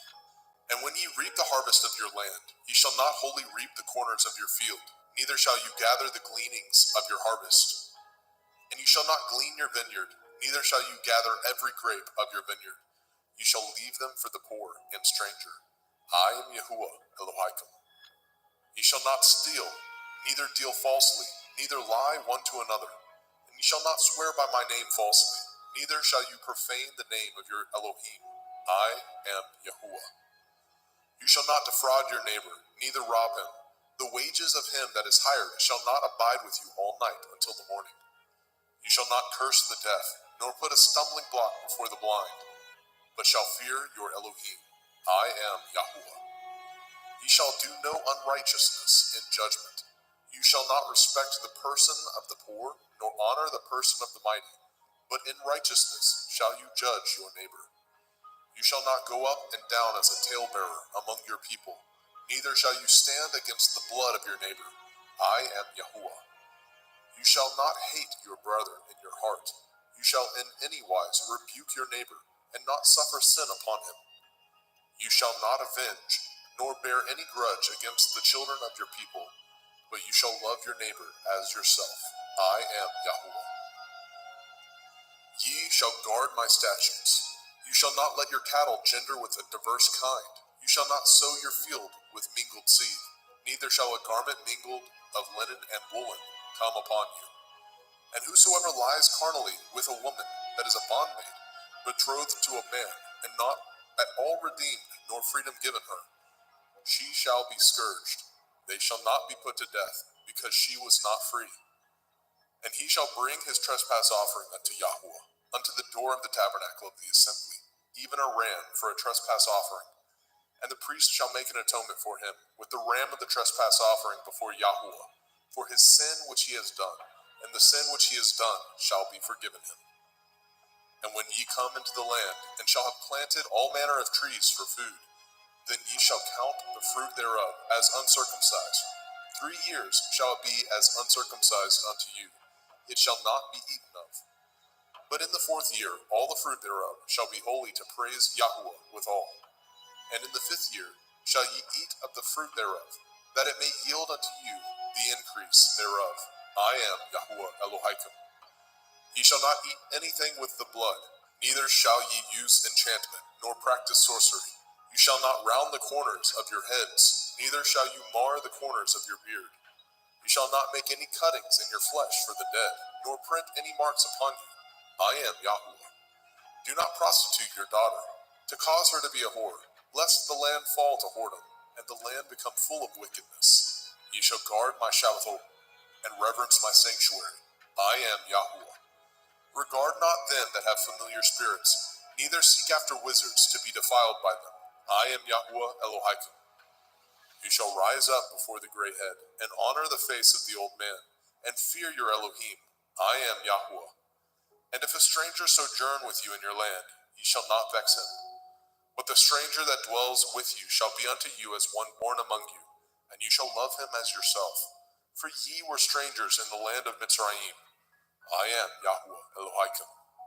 Ye shall do no unrighteousness in judgment, in meat yard, in weight, or in measure.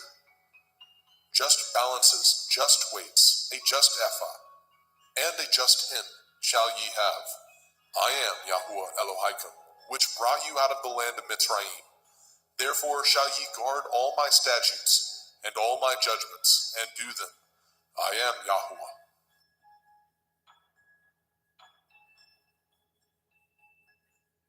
Vaikra, Leviticus chapter 20. And Yahuwah spoke unto Moshe, saying, Again you shall say to the children of Yasharel, whosoever he be of the children of Yasharel, or of the strangers that sojourn in Yasharel, that gives any of his seed unto Molech, he shall surely be put to death. The people of the land shall stone him with stones. And I will set my face against that man, and I will cut him off from among his people, because he has given of his seed unto Molech, to defile my sanctuary, and to profane my holy name. And if the people of the land do any ways hide their eyes from the man, when he gives of his seed unto Molech, and kill him not, then I will set my face against that man, and against his family, and will cut him off, and all that go a-whoring after him, to commit whoredom with Molech, from among their people. And the soul that turns after such as have familiar spirits, and after wizards, to go a-whoring after them, I will even set my face against that soul, and will cut him off from among his people. Sanctify yourselves, therefore, and be ye holy, for I am Yahuwah Elohim, and ye shall guard my statutes, and do them. I am Yahuwah Mekodishkim. For everyone that curses his father or his mother shall surely be put to death. He has cursed his father or his mother, his blood shall be upon him. And the man that breaks wedlock with another man's woman, even he that breaks wedlock with his neighbor's woman, the man and the woman that breaks wedlock shall surely be put to death. And the man that lies with his father's woman has uncovered his father's nakedness. Both of them shall surely be put to death. Their blood shall be upon them. And if a man lie with his daughter-in-law, both of them shall surely be put to death. They have wrought confusion. Their blood shall be upon them. If a man also lie with mankind, as he lies with a woman, both of them have committed an abomination. They shall surely be put to death. Their blood shall be upon them. And if a man take a woman and her mother, it is wickedness. They shall be burnt with fire, both he and they, that there be no wickedness among you. And if a man lie with a beast, he shall surely be put to death, and ye shall slay the beast. And if a woman approach unto any beast, and lie down thereto, you shall kill the woman and the beast. They shall surely be put to death. Their blood shall be upon them. And if a man shall take his sister, his father's daughter, or his mother's daughter, and see her nakedness, and she see his nakedness, it is a wicked thing, and they shall be cut off in the sight of their people. He has uncovered his sister's nakedness. He shall bear his iniquity. And if a man shall lie with a woman having her sickness, and shall uncover her nakedness, he has discovered her fountain, and she has uncovered the fountain of her blood, and both of them shall be cut off from among their people. And you shall not uncover the nakedness of your mother's sister, nor of your father's sister, for he uncovers his near kin. They shall bear their iniquity. And if a man shall lie with his uncle's woman, he has uncovered his uncle's nakedness. They shall bear their sin. They shall die childless. And if a man shall take his brother's woman, it is an unclean thing. He has uncovered his brother's nakedness. They shall be childless. Ye shall therefore guard all my statutes, and all my judgments, and do them, that the land whither I bring you to dwell therein, spew you not out. And ye shall not walk in the manner of the nation, which I cast out before you. For they committed all these things, and therefore I abhorred them. But I have said unto you, ye shall inherit their land, and I will give unto you to possess it, a land that flows with milk and honey. I am Yahuwah Elohim, which have separated you from other people. Ye shall therefore put difference between clean beasts and unclean, and between unclean fowls and clean. And ye shall not make your souls abominable by beast, or by fowl, or by any manner of living thing that creeps on the ground, which I have separated from you as unclean. And ye shall be holy unto me, for I, Yahuwah, am holy, and have severed you from other people, that ye should be mine. A man also, or a woman that has a familiar spirit, or that is a wizard, shall surely be put to death. They shall stone them with stones. Their blood shall be upon them. Vayikra, Leviticus chapter 21.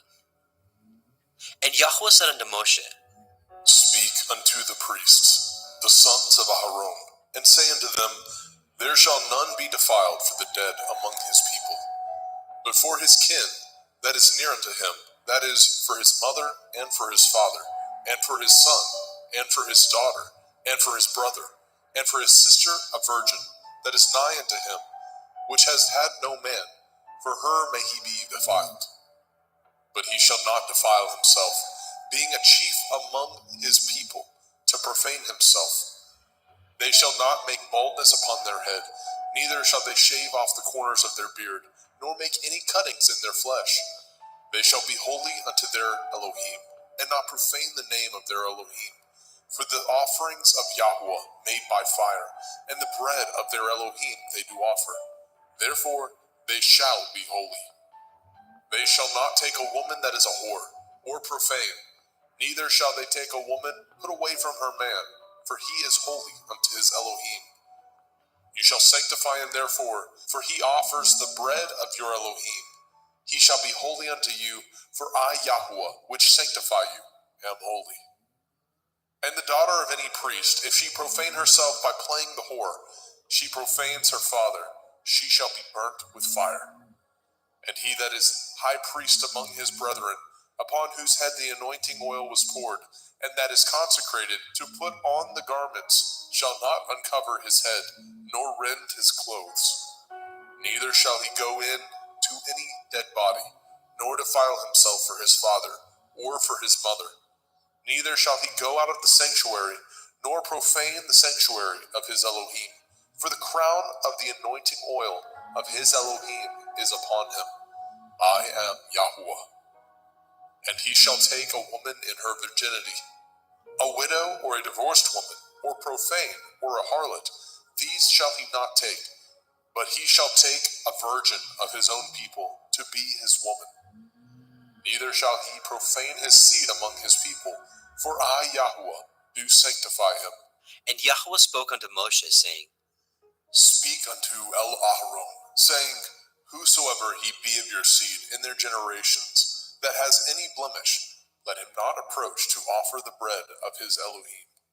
For whosoever man he be that has a blemish, he shall not approach, a blind man or a lame, or he that has a flat nose, or anything superfluous, or a man that is broken-footed, or broken-handed, or crook-backed, or a dwarf, or that has a blemish in his eye, or be scurvy, or scabbed, or has his stones broken. No man that has a blemish of the seed of Aharon the priest shall come nigh to offer the offerings of Yahweh, made by fire. He has a blemish. He shall not come nigh to offer the bread of his Elohim. He shall not eat the bread of his Elohim, both of the most holy and of the holy. Only he shall not go in unto the veil, nor come nigh unto the altar, because he has a blemish, that he profane not my sanctuaries, for I, Yahweh, do sanctify them. And Moshe told it unto Aharon, and to his sons, and to all the children of Yashrael. Vayikra, Leviticus chapter 22. And Yahweh spoke unto Moshe, saying, Speak unto Aharon and to his sons, that they separate themselves from the holy things of the children of Yasharel, and that they profane not my holy name in those things, which they hallow unto me. I am Yahweh. Say unto them, Whosoever he be of all your seed among your generations, that goes unto the holy things, which the children of Yasharel hallow unto Yahweh, having his uncleanness upon him, that soul shall be cut off from my presence. I am Yahweh. What man soever of the seed of Aharon is a leper, or has a running issue, he shall not eat of the holy things until he be clean. And whoso touches anything that is unclean by the dead, or a man whose seed goes from him, or whosoever touches any creeping thing whereby he may be made unclean, or a man of whom he may take uncleanness, whatsoever uncleanness he has, the soul which has touched any such thing shall be unclean until evening, and shall not eat of the holy things, unless he wash his flesh with water. And when the sun is down, he shall be clean, and shall afterward eat of the holy things, because it is his food. That which dies of itself, or is torn with beasts, he shall not eat, to defile himself therewith. I am Yahweh. They shall therefore guard my ordinance, lest they bear sin for it, and die therefore. If they profane it, I, Yahweh, do sanctify them. There shall no stranger eat of the holy thing. A sojourner of the priest, or a hired servant, shall not eat of the holy thing. But if the priest buy any soul with his money, he shall eat of it. And he that is born in his house, they shall eat of his meat. If the priest's daughter also be married unto a stranger, she may not eat of an offering of the holy things. But if the priest's daughter be a widow or divorced, and have no child, and is returned unto her father's house, as in her youth, she shall eat of her father's meat, but there shall no stranger eat thereof. And if a man eat of the holy thing unwittingly, then he shall put the fifth part thereof unto it, and shall give it unto the priest with the holy thing. And they shall not profane the holy things of the children of Yasharel, which they offer unto Yahweh, or suffer them to bear the iniquity of trespass when they eat their holy things. For I, Yahweh, do sanctify them. And Yahweh spoke unto El Moshe, saying, Speak unto El Aharon, and to his sons, and unto all the children of Yasharel, and say unto them, Whatsoever he be of the house of Yasharel, or of the strangers in Yasharel, that will offer his oblation for all his vows, and for all his freewill offerings, which they will offer unto Yahweh for a burnt offering, ye shall offer at your own will a male without blemish, of the cattle, of the sheep, or of the goats. But whatsoever has a blemish, that shall ye not offer, for it shall not be acceptable for you. And whosoever offers a sacrifice of peace offerings unto Yahweh to accomplish his vow, or a freewill offering in cattle or sheep, it shall be perfect to be accepted. There shall be no blemish therein. Blind or broken, or maimed, or having a running sore, or scurvy, or scabbed, ye shall not offer these unto Yahweh, nor make an offering by fire of them upon the altar unto Yahweh. Either a bullock or a lamb that has anything superfluous or lacking in his parts, that may you offer for a freewill offering, but for a vow it shall not be accepted. Ye shall not offer unto Yahweh that which is bruised, or crushed, or broken, or cut, neither shall ye make any offerings thereof in your land. Neither from a stranger's hand shall ye offer the bread of your Elohim, of any of these, because their corruption is in them, and blemishes be in them. They shall not be accepted for you. And Yahweh spoke unto Moshe, saying, When a bullock or a sheep or a goat is brought forth, then it shall be 7 days under the dam, and from the 8th day and thenceforth it shall be accepted for an offering made by fire unto Yahweh. And whether it be cow or ewe, ye shall not kill it, and her young, both in 1 day. And when ye offer a sacrifice of thanksgiving unto Yahweh, offer it at your own will. On the same day it shall be eaten up. Ye shall leave none of it until the morrow. I am Yahweh. Therefore shall ye guard my commandments, and do them. I am Yahweh. Neither shall ye profane my holy name, but I will be hallowed among the children of Yasharel. I am Yahweh, which hallow you, that brought you out of the land of Mizraim, to be your Elohim. I am Yahweh.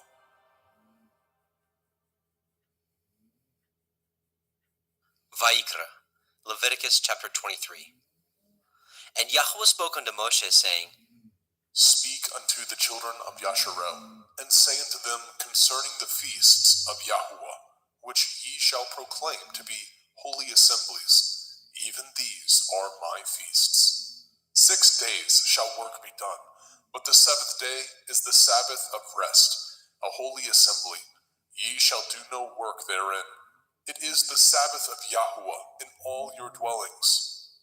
These are the feasts of Yahweh, even holy assemblies, which ye shall proclaim in their appointed times. In the 14th day of the 1st month, at evening, is Yahweh's Pesach. And on the 15th day of the same month is the feast of Matzah unto Yahweh. 7 days ye must eat matzah, unleavened bread.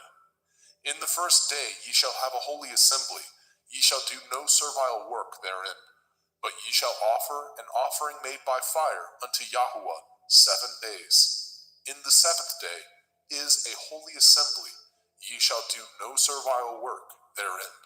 And Yahweh spoke unto Moshe, saying, Speak unto the children of Yasharel, and say unto them, When ye are come into the land which I give unto you, and shall reap the harvest thereof, then ye shall bring a sheaf of the first fruits of your harvest unto the priest. And he shall wave the sheaf before Yahuwah, to be accepted for you. On the morrow after the Sabbath, the priest shall wave it. And ye shall offer that day when ye wave the sheaf a he-lamb without blemish of the first year for a burnt offering unto Yahuwah. And the meat offering thereof shall be 2 tenths deals of fine flour mingled with oil, an offering made by fire unto Yahuwah for a sweet savor. And the drink offering thereof shall be of wine, the 4th part of a hin. And ye shall eat neither bread nor parched grain, nor green ears, until the selfsame day that ye have brought an offering unto your Elohim. It shall be a statute forever throughout your generations, in all your dwellings. And ye shall count unto you from the morrow after the Sabbath, from the day that ye brought the sheaf of the wave offering, 7 Shavuot. Sabbaths shall be complete. Even unto the morrow after the 7th Sabbath shall ye number 50 days, and ye shall offer a new meat offering unto Yahuwah. Ye shall bring out of your habitations 2 wave loaves of 2 tenths deals. They shall be of fine flour. They shall be baken with leaven. They are the first fruits unto Yahuwah. And ye shall offer with the bread 7 lambs, without blemish of the first year, and 1 bullock, and 2 rams. They shall be for a burnt offering unto Yahuwah, with their meat offering, and their drink offerings, even an offering made by fire of sweet savor unto Yahuwah. Then ye shall sacrifice 1 kid of the goats for a sin offering, and 2 lambs of the first year for a sacrifice of peace offerings. And the priest shall wave them with the bread of the first fruits for a wave offering before Yahuwah. With the 2 lambs, they shall be holy to Yahuwah for the priest. And ye shall proclaim on the selfsame day that it may be a holy assembly unto you. Ye shall do no servile work therein. It shall be a statute forever in your dwellings throughout your generations. And when ye reap the harvest of your land, you shall not make clean riddance of the corners of your field when you reap. Neither shall you gather any gleanings of your harvest. You shall leave them unto the poor, and to the stranger. I am Yahuwah Elohim. And Yahweh spoke unto Moshe, saying, Speak unto the children of Yasharel, saying, In the 7th month, on the first day of the month, shall ye have a Sabbath, a memorial of blowing of shofarot, Yom Teruah, the feast of trumpets, the day of the awakening blast, a holy assembly. Ye shall do no servile work therein, but ye shall offer an offering made by fire unto Yahuwah. And Yahweh spoke unto Moshe, saying, Also on the 10th day of this 7th month is Yom Kippurim, the day of atonement. It shall be a holy assembly unto you, and ye shall afflict your souls, and offer an offering made by fire unto Yahuwah. And ye shall do no work in that same day, for it is Yom Kippurim, to make an atonement for you before Yahuwah Elohim. For whatsoever soul it be that shall not be afflicted in that same day, he shall be cut off from among his people. And whatsoever soul it be that does any work in that same day, the same soul will I destroy from among his people. Ye shall do no manner of work.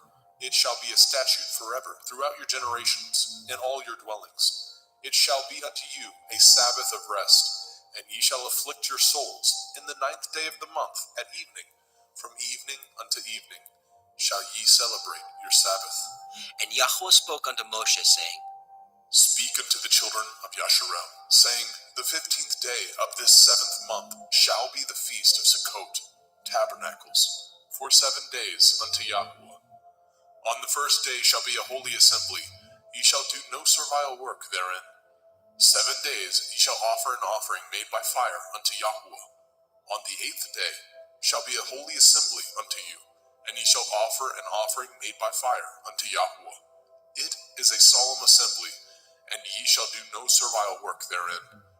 These are the feasts of Yahweh, which ye shall proclaim to be holy assemblies, to offer an offering made by fire unto Yahweh, a burnt offering and a meat offering, a sacrifice and drink offerings, everything upon his day. Besides the Shavuot, Sabbaths of Yahweh, and beside your gifts, and beside all your vows, and beside all your freewill offerings, which ye give unto Yahweh. Also in the 15th day of the 7th month, when ye have gathered in the fruit of the land, ye shall keep a feast unto Yahweh 7 days. On the first day shall be a Sabbath, and on the 8th day shall be a Sabbath. And ye shall take you on the first day the boughs of goodly trees, branches of palm trees, and the boughs of thick trees, and willows of the brook. And ye shall rejoice before Yahweh Elohim 7 days. And ye shall keep it a feast unto Yahweh 7 days in the year. It shall be a statute forever in your generations. Ye shall celebrate it in the 7th month. Ye shall dwell in sukkahs, booths, 7 days. All that are Yasharel born shall dwell in sukkahs, that your generations may know that I made the children of Yasharel to dwell in sukkahs, when I brought them out of the land of Mitzrayim. I am Yahweh Elohim. And Moshe declared unto the children of Yasharel the feasts of Yahweh.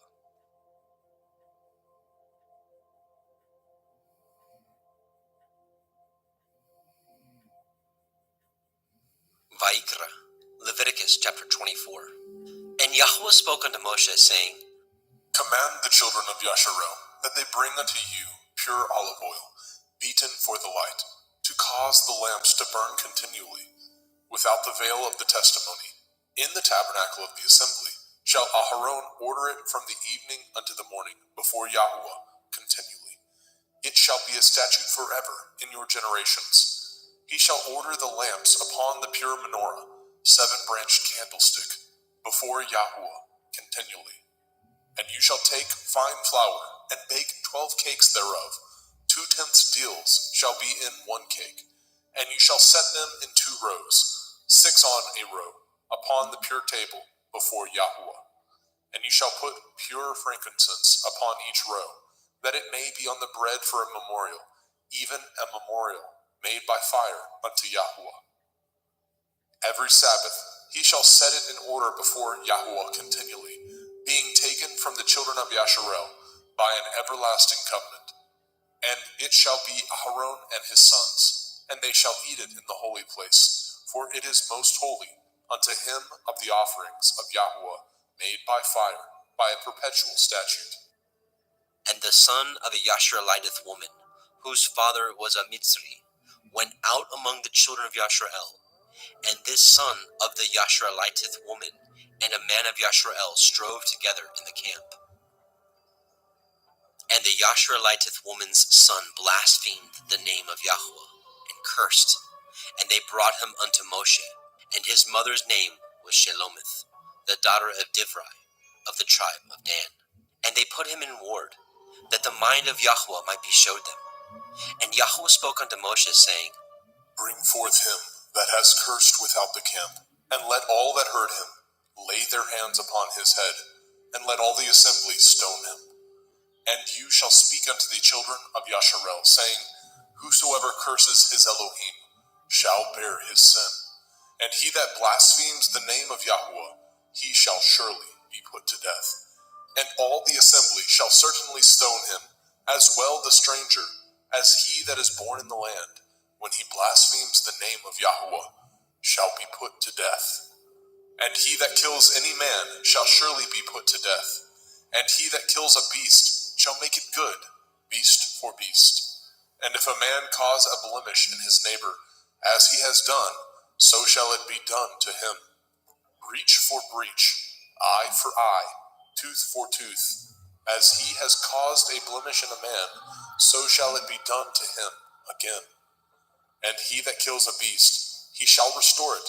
And he that kills a man, he shall be put to death. Ye shall have one manner of law, as well for the stranger as for one of your own country. For I am Yahuwah Elohaikum. And Moshe spoke to the children of Yashrael, that they should bring forth him that had cursed out of the camp, and stone him with stones. And the children of Yashrael did as Yahuwah commanded Moshe.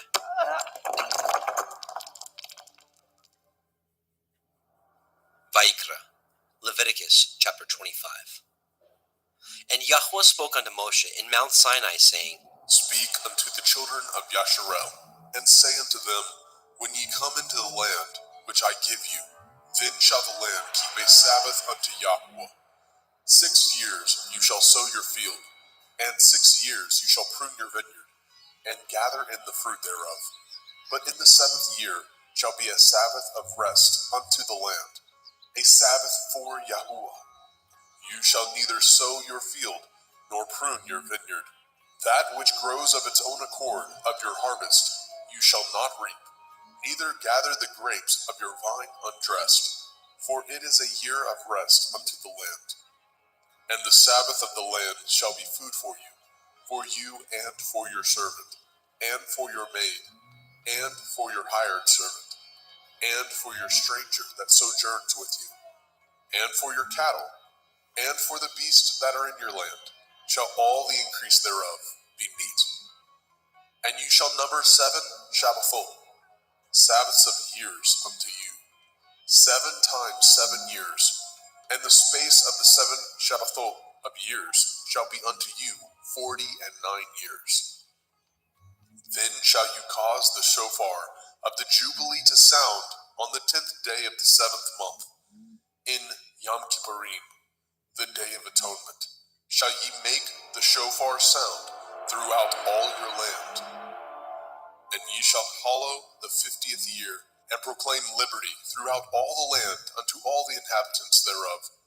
It shall be a jubilee unto you, and ye shall return every man unto his possession, and ye shall return every man unto his family. A jubilee shall that 50th year be unto you. Ye shall not sow, neither reap that which grows of itself in it, nor gather the grapes in it of your vine undressed. For it is the Jubilee, it shall be holy unto you. Ye shall eat the increase thereof out of the field. In the year of this Jubilee, ye shall return every man unto his possession. And if ye sell aught unto your neighbor, or buy aught of your neighbor's hand, ye shall not oppress one another. According to the number of years after the Jubilee, you shall buy of your neighbor, and according unto the number of years of the fruits, he shall sell unto you. According to the multitude of years, you shall increase the price thereof, and according to the fewness of years, you shall diminish the price of it. For according to the number of the years of the fruits, he sells unto you.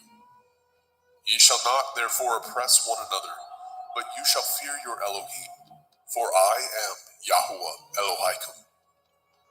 Wherefore ye shall do my statutes, and guard my judgments, and do them, and ye shall dwell in the land in safety. And the land shall yield her fruit, and ye shall eat your fill, and dwell therein in safety. And if ye say, What shall we eat the 7th year? Behold, we shall not sow, nor gather in our increase. Then I will command my blessing upon you in the 6th year, and it shall bring forth fruit for 3 years. And ye shall sow the 8th year, and eat yet of old fruit until the 9th year. Until her fruits come in, ye shall eat of the old store. The land shall not be sold forever, for the land is mine, and ye are strangers and sojourners with me. And in all the land of your possession ye shall grant a redemption for the land.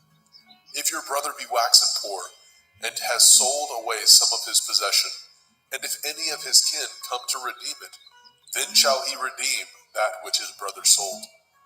And if the man have not to redeem it, and himself be able to redeem it, then let him count the years of the sale thereof, and restore the overplus unto the man whom he sold it, that he may return unto his possession. But if he be not able to restore it to him, then that which is sold shall remain in the hand of him that has bought it until the year of Jubilee.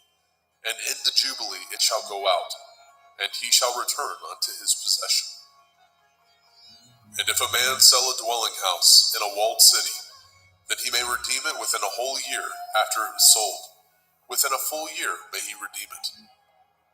And if it be not redeemed within the space of a full year, then the house that is in the walled city shall be established forever to him, that brought it throughout his generations.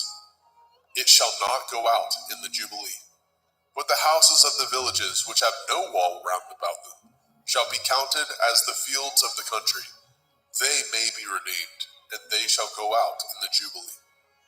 Notwithstanding, the cities of the Leviim, of the houses of the cities of their possession, may the Leviim redeem at any time. And if a man purchases of the Leviim, then the house that was sold and the city of his possession shall go out in the year of Jubilee.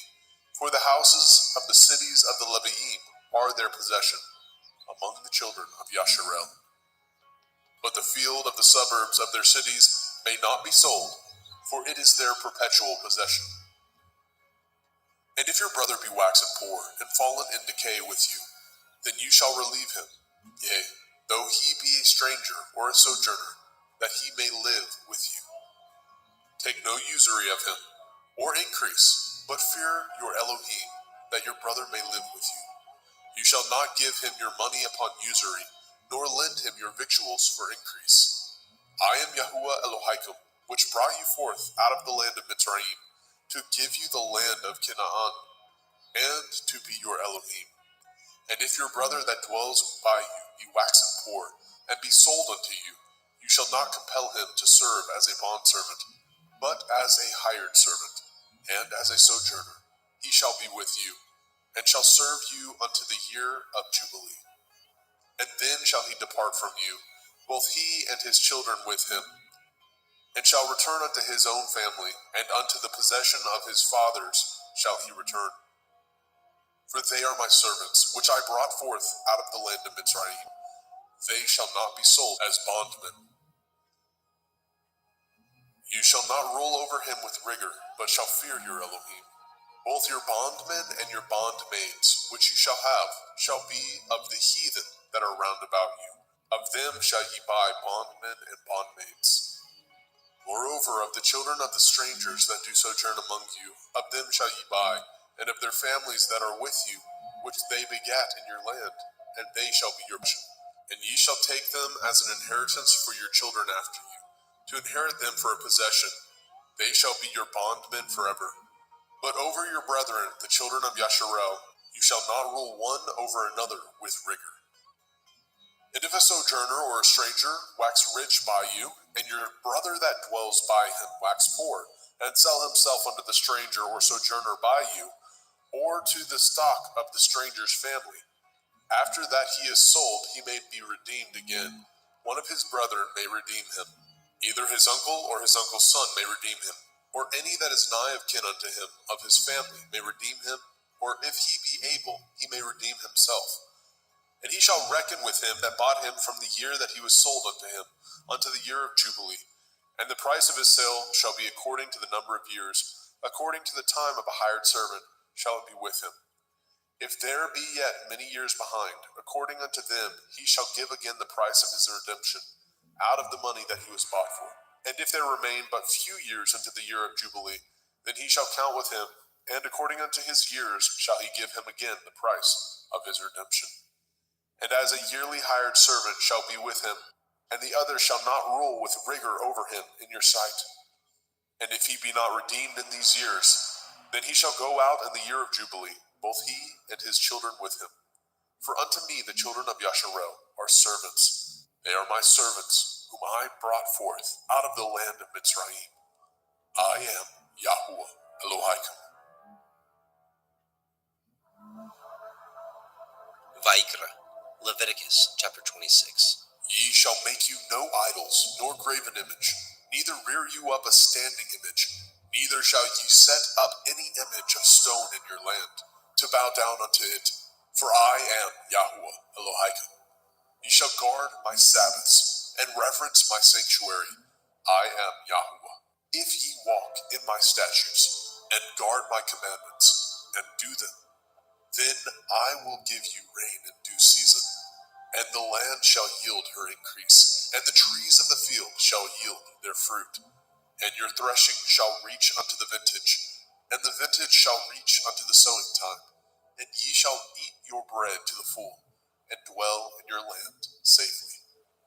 And I will give peace in the land, lying down with nothing to fear, and the Sabbath of life. Though evil be part of the land, there is no sword to bring in the land. And ye shall chase your enemies, and they shall fall before you by the sword. And 5 of you shall chase 100, and 100 of you shall put 10,000 to flight. And your enemies shall fall before you by the sword. For I will have respect unto you, and make you fruitful, and multiply you, and establish my covenant with you. And ye shall eat old store, and bring forth the old because of the new. And I will set my tabernacle among you, and my soul shall not abhor you. And I will walk among you, and will be your Elohim, and ye shall be my people. I am Yahuwah Elohim, which brought you forth out of the land of Mitzrayim, that ye should not be their bondmen. And I have broken the bands of your yoke, and made you go upright. But if ye will not hearken unto me, and will not do all these commandments, and if ye shall despise my statutes, or if your soul abhor my judgments, so that ye will not do all my commandments, but that ye break my covenant, I also will do this unto you. I will even appoint over you terror, consumption, and the burning ague, that shall consume the eyes, and cause sorrow of heart. And ye shall sow your seed in vain, for your enemies shall eat it. And I will set my face against you, and ye shall be slain before your enemies. They that hate you shall reign over you, and ye shall flee when none pursues you. And if ye will not yet for all this hearken unto me, then I will punish you 7 times more for your sins. And I will break the pride of your power, and I will make your heaven as iron, and your earth as brass. And your strength shall be spent in vain, for your land shall not yield her increase, neither shall the trees of the land yield their fruits. And if ye walk contrary unto me, and will not hearken unto me, I will bring 7 times more plagues upon you according to your sins. I will also send wild beasts among you, which shall rob you of your children, and destroy your cattle, and make you few in number, and your highways shall be desolate. And if ye will not be reformed by me by these things, but will walk contrary unto me, then will I walk contrary unto you, and will punish you yet 7 times for your sins. And I will bring a sword upon you, that shall avenge the quarrel of my covenant. And when ye are gathered together within your cities, I will send the pestilence among you, and ye shall be delivered into the hand of the enemy. And when I have broken the staff of your bread, 10 women shall bake your bread in one oven, and they shall deliver you your bread again by weight, and ye shall eat, and not be satisfied. And if ye will not for all this hearken unto me, but walk contrary unto me, then I will walk contrary unto you also in fury, and I, even I, will chastise you 7 times for your sins. And ye shall eat the flesh of your sons, and the flesh of your daughters shall ye eat. And I will destroy your high places, and cut down your images, and cast your carcasses upon the carcasses of your idols, and my soul shall abhor you. And I will make your cities waste, and bring your sanctuaries unto desolation. And I will not smell the savor of your sweet odors. And I will bring the land unto desolation, and your enemies which dwell therein shall be astonished at it. And I will scatter you among the heathen, and will draw out my sword after you. And your land shall be desolate, and your cities waste. Then shall the land enjoy her Shabbathot, as long as it lies desolate, and ye be in your enemy's land. Even then shall the land rest, and enjoy her Shabbathot. As long as it lies desolate, it shall rest, because it did not rest in your Shabbathot, when ye dwelt upon it. And upon them that are left alive of you, I will send a faintness into their hearts, in the land of their enemies, and the sound of a shaken leaf shall chase them, and they shall flee as fleeing from a sword, and they shall fall when none pursues. And they shall fall one upon another, as it were before a sword, when none pursues, and ye have no power to stand before your enemies. And ye shall perish among the heathen, and the land of your enemies shall eat you up. And they that are left of you shall pine away in their iniquity, in your enemies' lands, and also in the iniquities of their fathers shall they pine away with them. If they shall confess their iniquity, and the iniquity of their fathers, with their transgressions which they transgressed against me, and that also they have walked contrary unto me, and that I also have walked contrary unto them, and have brought them into the land of their enemies, if then their uncircumcised heart be humbled, and they then accept of the punishment of their iniquity, then I will remember my covenant with Yaakov, and also my covenant with Yitzhak, and also my covenant with Abraham will I remember, and I will remember the land. The land also shall be left of them, and shall enjoy her Sabbathot, while she lies desolate without them. And they shall accept of the punishment of their iniquity, because they despised my judgments, and because their soul abhorred my statutes. And yet, for all that, when they be in the land of their enemies, I will not cast them away, neither will I abhor them, to destroy them utterly, and to break my covenant with them. For I am Yahweh Elohim. But I will for their sakes remember the covenant of their ancestors, whom I brought forth out of the land of Mitzrayim, in the sight of the heathen, that I might be their Elohim. I am Yahweh. These are the commandments and judgments and Torah, which Yahweh made between him and the children of Yisrael in Mount Sinai by the hand of Moshe.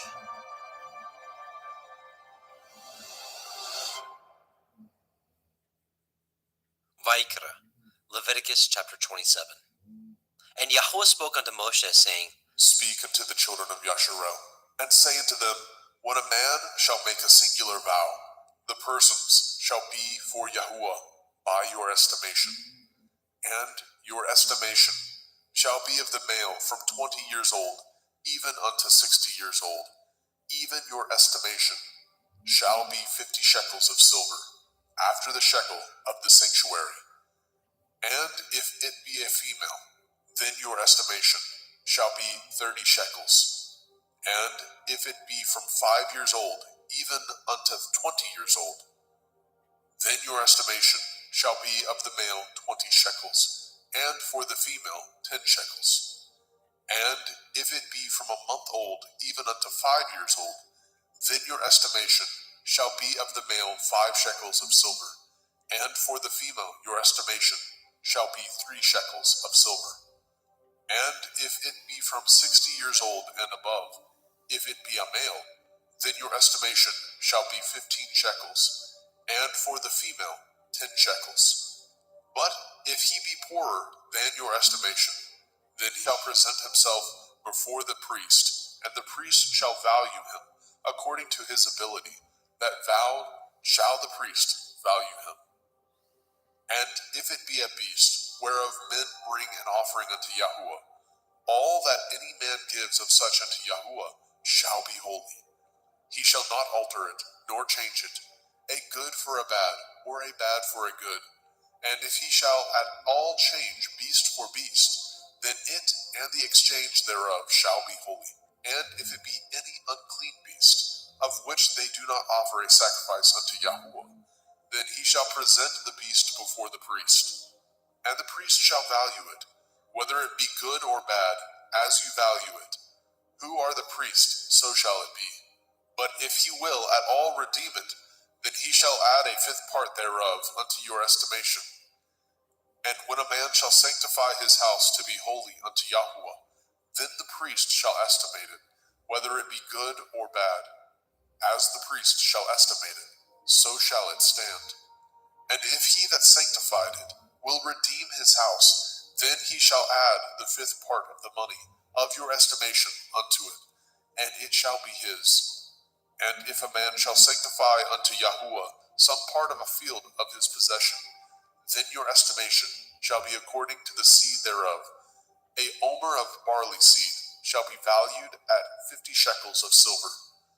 If he sanctify his field from the year of Jubilee according to your estimation, it shall stand. But if he sanctify his field after the Jubilee, then the priest shall reckon unto him the money according to the years that remain, even unto the year of Jubilee, and it shall be abated from your estimation.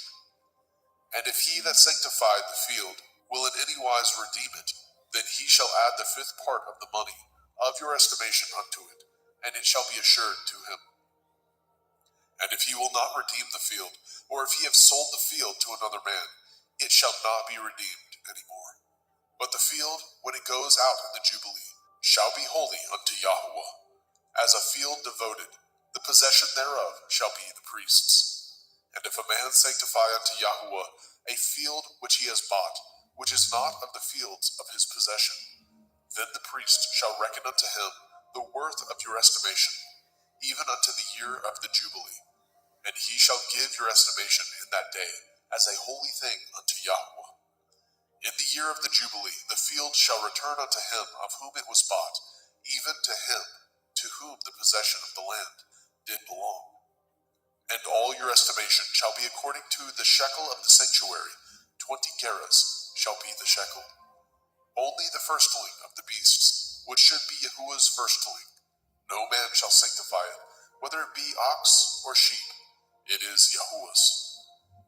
And if it be of an unclean beast, and he shall redeem it according to your estimation, and shall add a fifth part of it thereto, or if it be not redeemed, then it shall be sold according to your estimation.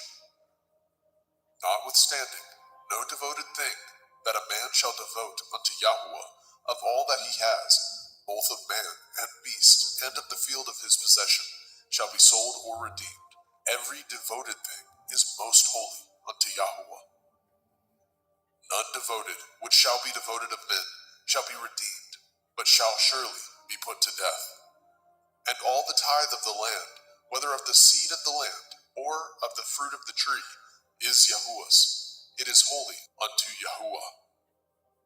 And if a man shall at all redeem aught of his tithes, he shall add thereto the fifth part thereof. And concerning the tithe of the herd, or of the flock, even of whatsoever passes under the rod, the 10th shall be holy unto Yahuwah. He shall not search whether it be good or bad, neither shall he change it. And if he change it at all, then both it and the change thereof shall be holy. It shall not be redeemed. These are the commandments which Yahuwah commanded Moshe for the children of Yisrael in Mount Sinai.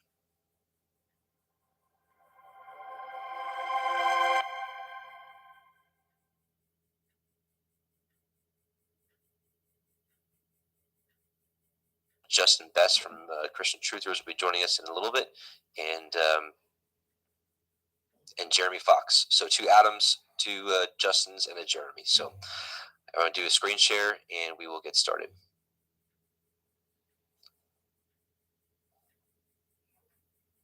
Oops.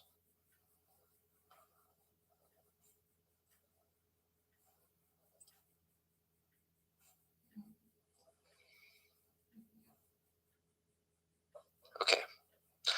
Genesis. Bereshit. Genesis 1:1. In the beginning, Elohim created the heavens and the earth was without form and void, and darkness was upon the face of the deep, and the Ruach Elohim moved upon the face of the waters. And Elohim said, "Let there be light," and there was light. And Elohim saw the light, that it was good, and Elohim divided the light from the darkness. And Elohim called the light day, and the darkness he called night, and the evening and the morning were the first day. And Elohim said, "Let there be a firmament in the midst of the waters, and let it divide the waters from the waters."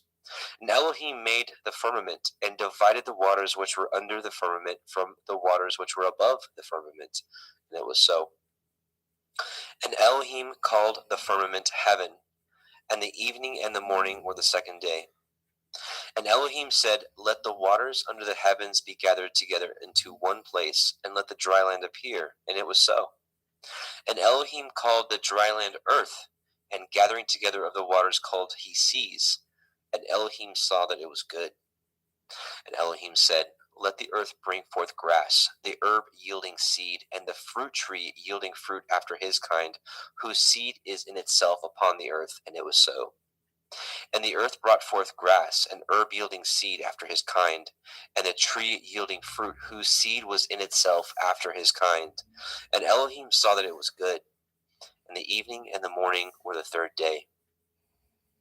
And Elohim said, let there be lights in the firmament of the heavens to divide the day from the night, and let them be for signs, and for appointed feasts, and for days and years. And let them be for lights in the firmament of the heavens to give light upon the earth. And it was so. And Elohim made two great lights, the greater light to rule the day, and the lesser light to rule the night. He made the stars also. And Elohim set them in the firmament of the heavens to give light upon the earth, and to rule over the day and over the night, and to divide the light from the darkness. And Elohim saw that it was good. And the evening and the morning were the fourth day. And Elohim said, let the waters bring forth abundantly the moving creature that is life, and the fowl that may fly above the earth in the open firmament of heaven. And Elohim created great sea monsters, and every living creature that moves, which the waters brought forth abundantly after their kind, and every winged fowl after his kind. And Elohim saw that it was good. And Elohim blessed them, saying, be fruitful, and multiply, and fill the waters in the seas, and let fowl multiply in the earth. And the evening and the morning were the fifth day.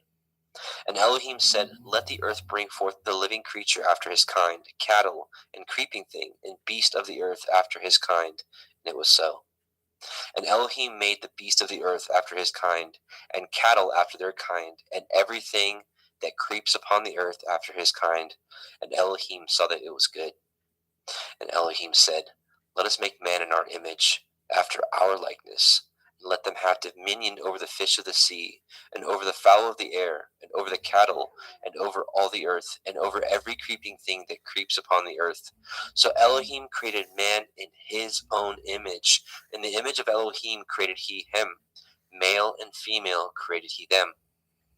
And Elohim blessed them.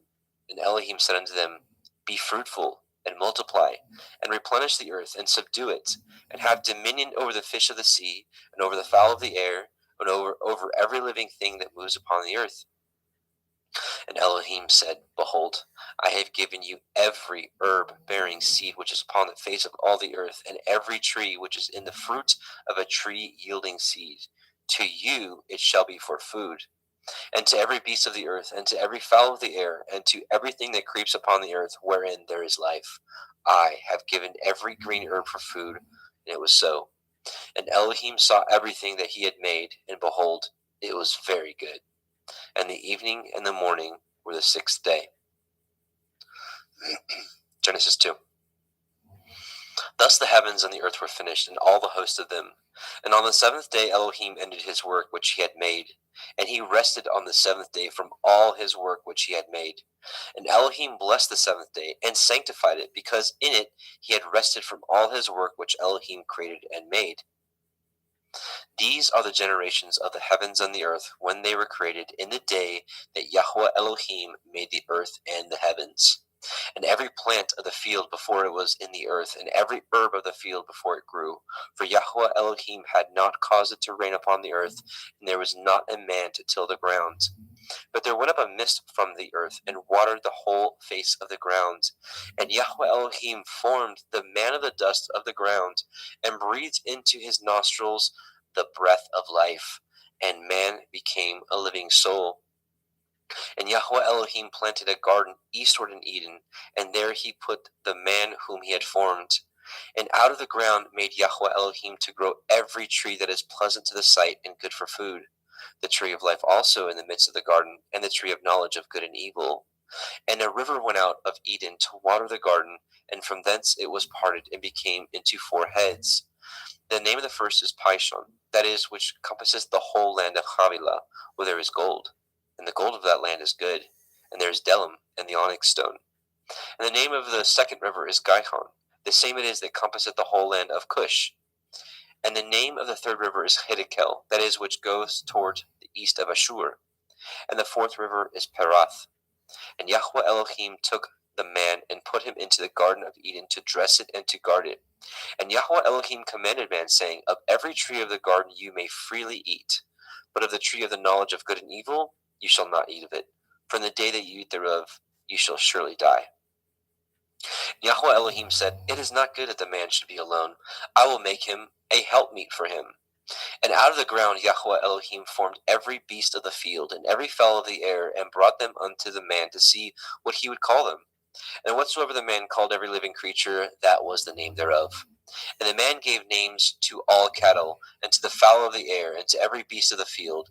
But for the man there is not found a helpmeet for him. And Yahweh Elohim caused a deep sleep to fall upon the man, and he slept. And he took one of his ribs, and closed up the flesh instead thereof. And the rib which Yahweh Elohim had taken from man made he a woman, and brought her unto the man. And the man said, This is now bone of my bones, and flesh of my flesh. She shall be called woman, because she was taken out of man. Therefore shall a man leave his father and his mother, and shall cleave unto his woman, and they shall be one flesh. And they were both naked, and the man and his woman were not ashamed. Genesis 3. Now the serpent was more subtle than any beast of the field which Yahweh Elohim had made. And he said unto the woman, Yea, as Elohim said, Ye shall not eat of every tree of the garden. And the woman said unto the serpent, We may eat of the fruit of the trees of the garden, but of the fruit of the tree which is in the midst of the garden, Elohim hath said, Ye shall not eat of it, neither shall ye touch it, lest ye die. And the serpent said unto the woman, Ye shall not surely die. For Elohim knows that in the day that you eat thereof, then your eyes shall be opened, and ye shall be as Elohim, knowing good and evil. And when the woman saw that the tree was good for food, and that it was pleasant to the eyes, and a tree to be desired to make one wise, she took of the fruit thereof, and did eat, and gave also unto her man with her, and he did eat. And the eyes of them were both were opened, and they knew that they were naked, and they sewed fig leaves together, and made themselves aprons. And they heard the voice of Yahweh Elohim walking in the garden of the cool of the day, and the man and his woman hid themselves from the presence of Yahweh Elohim amongst the trees of the garden. And Yahweh Elohim called unto Adam and said unto him, Where are you? And he said, I heard your voice in the garden, and I was afraid because I was naked, and I hid myself. And he said, Who told you that you were naked? Have you eaten of the tree whereof I commanded you that you should not eat? And the man said, The woman who you gave to be with me, she gave me of the tree, and I did eat. And Yahweh Elohim said unto the woman, What is this that you have done? And the woman said, The serpent beguiled me, and I did eat. And Yahweh Elohim said unto the serpent, Because you have done this, you are cursed above all cattle, and above every beast of the field, and upon your belly shall you go, and dust shall you eat all the days of your life. And I will put enmity between you and the woman, and between your seed and her seed. It shall bruise your head, and you shall bruise his heel. Unto the woman he said, I will greatly multiply your sorrow and your conception. In sorrow shall you bring forth children, and your desire shall be to your man, and he shall rule over you. But unto Adam he said, Because you have hearkened unto the voice of your woman, and have eaten of the tree which of I commanded you, saying, Ye shall not eat of it, cursed is the ground for your sake. In sorrow shall you eat of it all the days of your life. Thorns also and thistles shall it bring forth to you, and ye shall eat the herb of the field. And the sweat of your face shall you eat bread, till you return unto the ground. For out of it you were taken, for dust you are, and unto dust shall you return. And Adam called his woman's name Hua, because she was the mother of all living. And unto Adam also and to his woman did Yahweh Elohim make coats of skins, and clothed them. And Yahweh Elohim said, Behold, the man is become as one of us, to know good and evil. And now, lest he put forth his hand, and take also of the tree of life, and eat, and live forever. Therefore Yahweh Elohim sent him forth from the Garden of Eden to till the ground from whence he was taken. So he drove out the man, and he placed at the east of the Garden of Eden cherubim, and a flaming sword with which turned every way to guard the way of the tree of life. Genesis 4. And Adam knew Hua his woman, and she conceived and bore Cain, and said, I have gotten a man from Yahweh. And she again bore his brother Havel, and Havel was a keeper of sheep, but Cain was a tiller of the ground. And in process of time it came to pass that Cain brought of the fruit of the ground an offering unto Yahweh. And Havel also brought of the firstlings of his flock and the fat thereof. Yahweh had respect unto Havel and to his offering. But unto Cain and his offering he had not respect. And Cain was very wroth, and his countenance fell. And Yahweh said unto Cain, Why are you wroth? And why is your countenance fallen? If you do well, shall you not be accepted? And if you do not well, sin lies at the door. And unto you shall be his desire, and you shall rule over him. And Cain talked with Havel his brother. And it came to pass, when they were in the field, that Cain rose up against Havel his brother, and slew him. And Yahweh said unto Cain, Where is Havel your brother? And he said, I know not. Am I to guard my brother? And he said, What have you done? The voice of your brother's blood cries unto me from the ground. And now you are cursed from the earth, which has opened her mouth to receive your brother's blood from your hand. When you till the ground, it shall not henceforth yield unto you her strength. A fugitive and a vagabond shall you be in the earth. And Cain said unto Yahweh, My punishment is greater than I can bear. Behold, you have driven me out this day from the face of the earth, and from your face shall I be hid. And I shall be a fugitive and a vagabond in the earth. And it shall come to pass that every one that finds me shall slay me. And Yahweh said unto him, Therefore, whosoever slays Cain, vengeance shall be taken on him sevenfold. And Yahweh set a mark upon Cain, lest any finding him should kill him.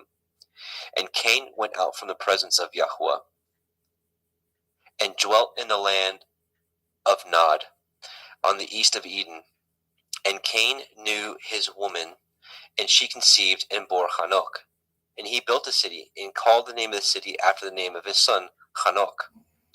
And unto Hanok was born Irad, and Irad begat Mehujael, and Mehujael begat Methusael, and Methusael begat Lamech. And Lamech took unto him 2 women. The name of one was Ada, and the name of the other was Silla. And Ada bore Yabal. He was the father of such as dwell in tents, and such as have cattle. And his brother's name was Yuval. He was the father of all such as handle the harp and organ. And Silla, she also bore Tubal-Cain, an instructor of every artificer in brass and in iron. And the sister of Tubal-Cain was Naamah. And Lamech said unto his woman, Ada and Zillah, Hear my voice, you woman of Lamech, hearken unto my speech. For I have slain a man to my wounding, and a young man to my hurt. If Cain shall be avenged sevenfold, truly Lamech 70 and sevenfold. And Adam knew his woman again, and she bore a son, and called his name Seth. For Elohim said she, has appointed me another seed instead of Havel, whom Cain slew. And to Seth, to him also there was born a son, and he called his name Enosh. Then began men to call upon the name of Yahweh. Genesis 5. This is the Sefer of the generations of Adam. In the day that Elohim created man, in the likeness of Elohim made he him. Male and female created he them, and blessed them, and called their name Adam, and the day where they were created. And Adam lived 130 years, and begat a son in his own likeness after his image, and called his name Seth. And the days of Adam after he had begotten Seth were 800 years, and he begat sons and daughters. And all the days that Adam lived were 930 years, and he died. And Seth lived 105 years, and begat Enosh. And Seth lived after he begot Enosh 807 years, and begot sons and daughters. And all the days of Seth were 912 years, and he died. And Enosh lived 90 years, and begot Canaan. And Enosh lived after he begot Canaan 815 years, and begot sons and daughters. And all the days of Enosh were 905 years, and he died. And Canaan lived 70 years, and begot Mahalalel. And Canaan lived after he begot Mahalalel 840 years, and begot sons and daughters. And all the days of Canaan were 910 years, and he died. And Mahalalel lived 65 years, and begot Yared. And Mahalalel lived after he begot Yared 830 years, and begot sons and daughters. And all the days of Mahalalel were 895 years, and he died. And Yared lived 162 years, and begot Hanok. And Yared lived after he begot Hanok 800 years, and begot sons and daughters. And all the days of Yared were 962 years, and he died. And Hanok lived 65 years and begot Methuselah. And Hanok walked with Elohim after he begot Methuselah 300 years and begot sons and daughters. All the days of Hanok were 365 years. And Hanok walked with Elohim, and he was not, for Elohim took him. And Methuselah lived 807 years and begot Lamech. And Methuselah lived after he begot Lamech 782 years and begot sons and daughters. And all the days of Methuselah were 969 years, and he died. And Lamech lived 182 years and begot a son. And he called his name Noah, saying, the same shall comfort us concerning our work and toil of our hands, because of the ground which Yahweh has cursed.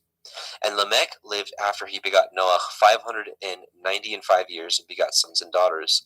And all the days of Lamech were 777 years, and he died. And Noah was 500 years old, and Noah begot Shem, Ham, and Japheth. All right, Genesis 6. And it came to pass, when men began to multiply on the face of the earth, and daughters were born unto them, that the sons of Elohim saw the daughters of men, that they were fair, and they took them women of all which they chose. And Yahweh said, my ruach shall not always strive with man, for that he also is flesh, yet his days shall be 120 years. There were Nephilim in the earth in those days, and also after that, when the sons of Elohim came in unto the daughters of men, and they bore children to them, the same became warriors and tyrants, which were of ancient times, men of infamy. And Yahweh saw that the wickedness of man was great in the earth, and that every imagination of the thoughts of his heart was only evil continually. And Yahweh repented that he had made man on the earth, and it grieved him at his heart. And Yahweh said, I will destroy man whom I have created from the face of the earth, both man and beast, and the creeping thing, and the fowls of the air, for I repent that I have made them. But Noah found grace in the eyes of Yahweh. These are the generations of Noah. Noah was a just man and perfect in his generations, and Noah walked with Elohim. And Noah begot 3 sons, Shem, Ham, and Japheth. The earth also was corrupt before Elohim, and the earth was filled with violence. And Elohim looked upon the earth, and behold, it was corrupt, for all flesh had corrupted his way upon the earth. And Elohim said unto Noah, the end of all flesh is come before me, for the earth is filled with violence through them, and behold, I will destroy them with the earth. Make you an ark of gopher wood, rooms shall you make in the ark, and shall pitch it within and without pitch, within and without with pitch. And this is the fashion which you shall make of it. The length of the ark shall be 300 cubits, the breadth of it 50 cubits, and the height of it 30 cubits. A window shall you make to the ark, and in a cubit shall you finish it above. And the door of the ark you shall set in the side thereof, with lower, second, and third stories shall you make it. And behold, I, even I, do bring a flood of waters upon the earth, to destroy all flesh, wherein is the breath of life, from under heaven, and everything that is in the earth shall die. But with you will I establish my covenant, and you shall come into the ark, you, and your sons, and your woman, and your sons' women with you. And of every living thing of all flesh, 2 of every sort shall you bring into the ark, to keep them alive with you. They shall be male and female. Of fowls after their kind, and of cattle after their kind, of every creeping thing of the earth after his kind, 2 of every sort shall come unto you, to keep them alive. And take unto you of all the food that is eaten, and ye shall gather it to you, and it shall be for food for you and for them. Thus did Noah according to all that Elohim commanded him, so did he. Genesis 7. And Yahweh said unto Noah, come you and all your house into the ark, for you have I seen righteous before me in this generation. Of every clean beast ye shall take to you by 7s, the male and his female, and of beasts that are not clean by 2, the male and his female. Of fowls also of the air by 7s, the male and female, to keep seed alive upon the face of all the earth. For yet 7 days I will cause it to rain upon the earth, 40 days and 40 nights. Every living substance that I have made will I destroy from off the face of the earth.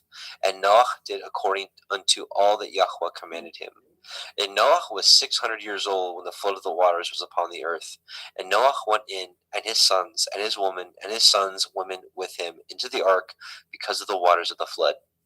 Of clean beasts, and of beasts that are not clean, and of fowls, and of everything that creeps upon the earth. There went in 2 and 2 unto Noah into the ark, the male and the female, as Elohim had commanded Noah. And it came to pass after 7 days that the waters of the flood were upon the earth. In the 600th year of Noah's life, in the 2nd month, in the 17th day of the month, the same day were all the fountains of the great deep broken up, and the windows of heaven were opened. And there rain was upon the earth 40 days and 40 nights. And the selfsame day entered Noah, and Shem, and Ham, and Japheth, the sons of Noah, Noah's woman, and the 3 women of his sons with them into the ark. They, and every beast after his kind, and all cattle after their kind, and every creeping thing that creeps upon the earth after his kind, and every fowl after his kind, every bird of every sort. And they went in unto Noah into the ark, 2 and 2 of all flesh, wherein is the breath of life. And they that went in male and female of all flesh, as Elohim had commanded him, and Yahweh shut him in. And the flood was 40 days upon the earth, and the waters increased, and bore up the ark, and it was lift up above the earth.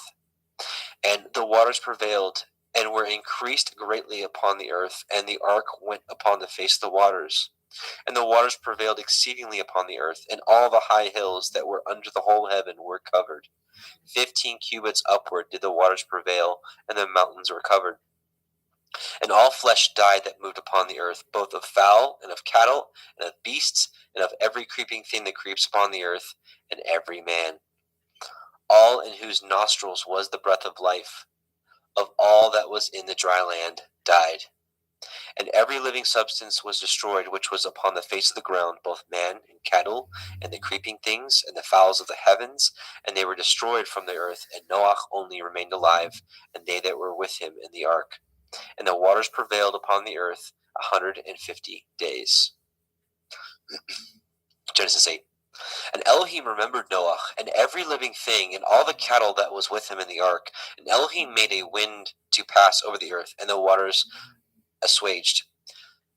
The fountains also of the deep and the windows of heaven were stopped, and the rain from the heaven was restrained.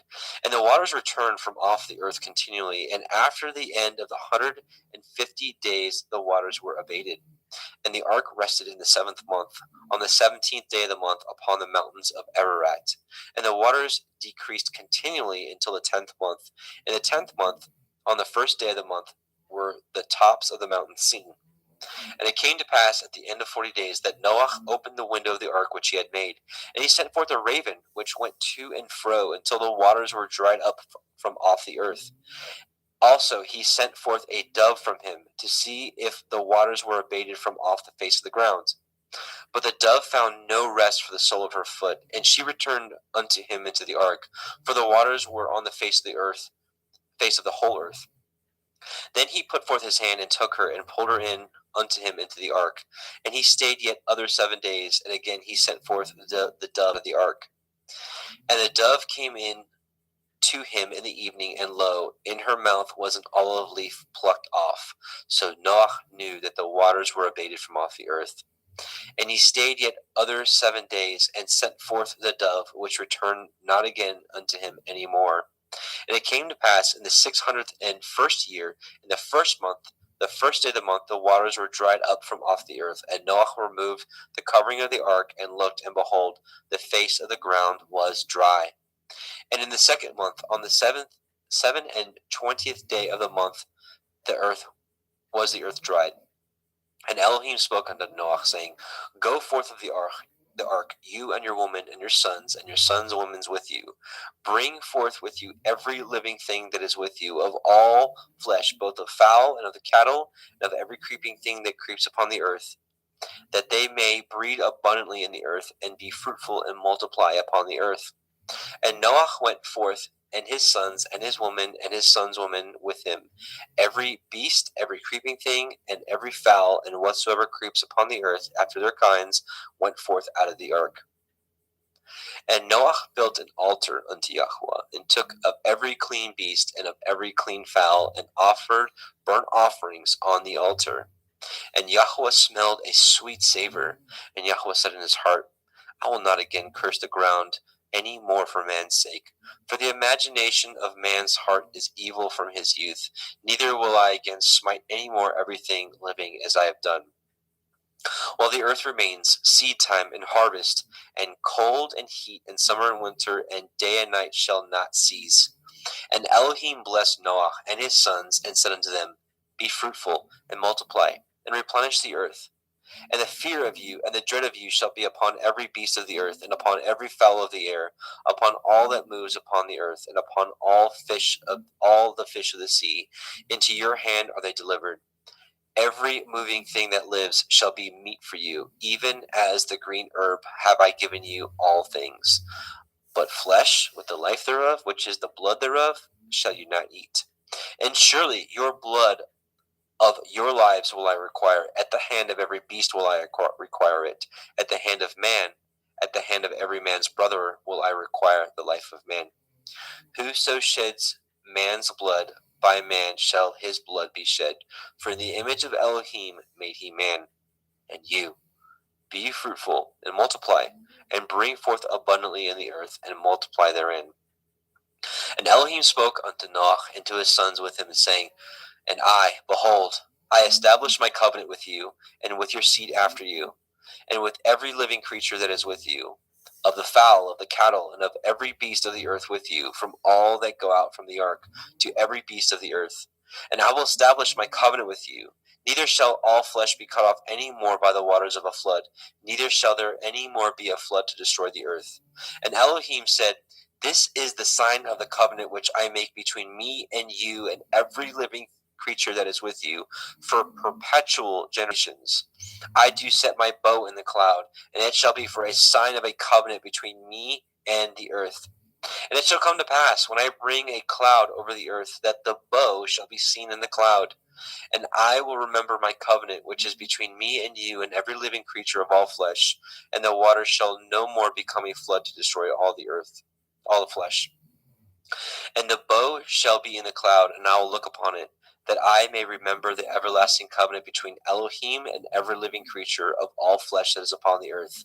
And Elohim said unto Noah, This is the sign of the covenant which I have established between me and all flesh that is upon the earth. And the sons of Noah that went forth of the ark were Shem, Ham, and Japheth. And Ham is the father of Canaan. These are the three sons of Noah, and of them was the whole earth overspread. And Noah began to be a husbandman, and he planted a vineyard. And he drank of the wine and was drunken, and he was uncovered within his tent. And Ham, the father of Canaan, saw the nakedness of his father, and told his two brethren without. And Shem and Japheth took a garment, and laid it upon both their shoulders, and went backward, and covered the nakedness of their father, and their faces were backward, and they saw not their father's nakedness. And Noah awoke from his wine, and knew what his younger son had done unto him. And he said, Cursed be Canaan, a servant of servants shall he be unto his brethren. And he said, Blessed be Yahweh Elohai of Shem, and Canaan shall be his servant. Elohim shall enlarge Japheth, and he shall dwell in the tents of Shem, and Canaan shall be his servant.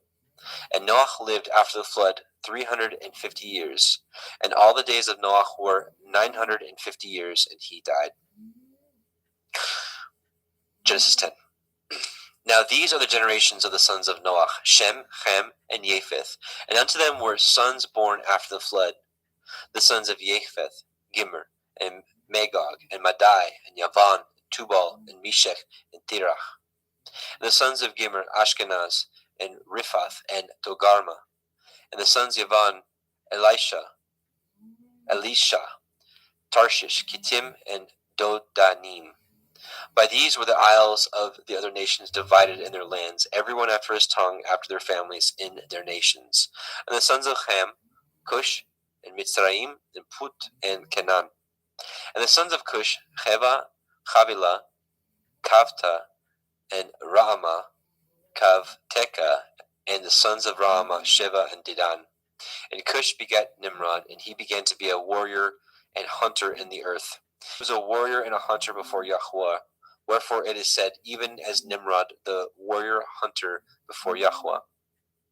And the beginning of his kingdom was Babel, and Erech, and Akkad, and Calneh in the land of Shinar. Out of that land went forth Ashur, and built Nineveh, and the city Rehoboth, and Kelach. And Resen, between Nineveh and Kelach, the same is a great city. And Mitzrayim begat Ludim, and Anamim, and Lehavim, and Naphtuchim, and Pathrusim, and Kalusim, out of whom came Pelishtim, and Kaphtorim.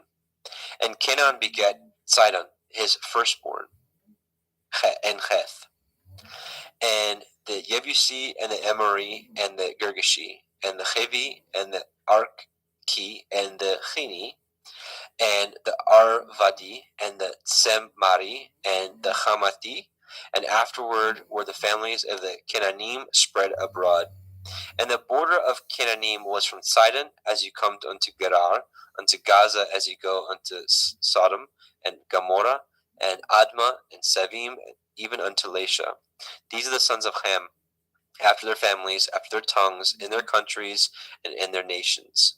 And unto Shem also, the father of all the children of Eber, the brother of Japheth, the elder, even to him were children born. And the children of Shem, Elam, Ashur, Arphaxad, and Lud, and Aram. And the children of Aram, Uz, Hul, Gether, and Mash. And Arphaxad begat Shelach, and Shelach begat Eber. And unto Eber were born two sons. The name of one was Peleg, for in his days the earth was divided. And his brother's name was Yoktan. Yoktan begat Almodad, and Shelef, and Chatzar Maveth, and Yerach, and Hadoram, and Uzal, and Dikla, and Oval, and Avimael, and Shiva, and Ophir, and Havilah, and Yovav. All these were the sons of Yoktan. And their dwelling was from Mesha as you go unto Sephar, a mountain of the east. These are the sons of Shem, after their families, after their tongues, in their lands, after their nations. These are the families of the sons of Noach, after their generations, in their nations, and by these were the nations divided in the earth after the flood. Genesis 11. And the whole earth was of one language and of one speech. And it came to pass, as they journeyed from the east, that they found a plain in the land of Shinar, and they dwelt there. And they said one to another, Go to, let us make brick, and burn them thoroughly. And they had brick for stone, and slime had they for mortar.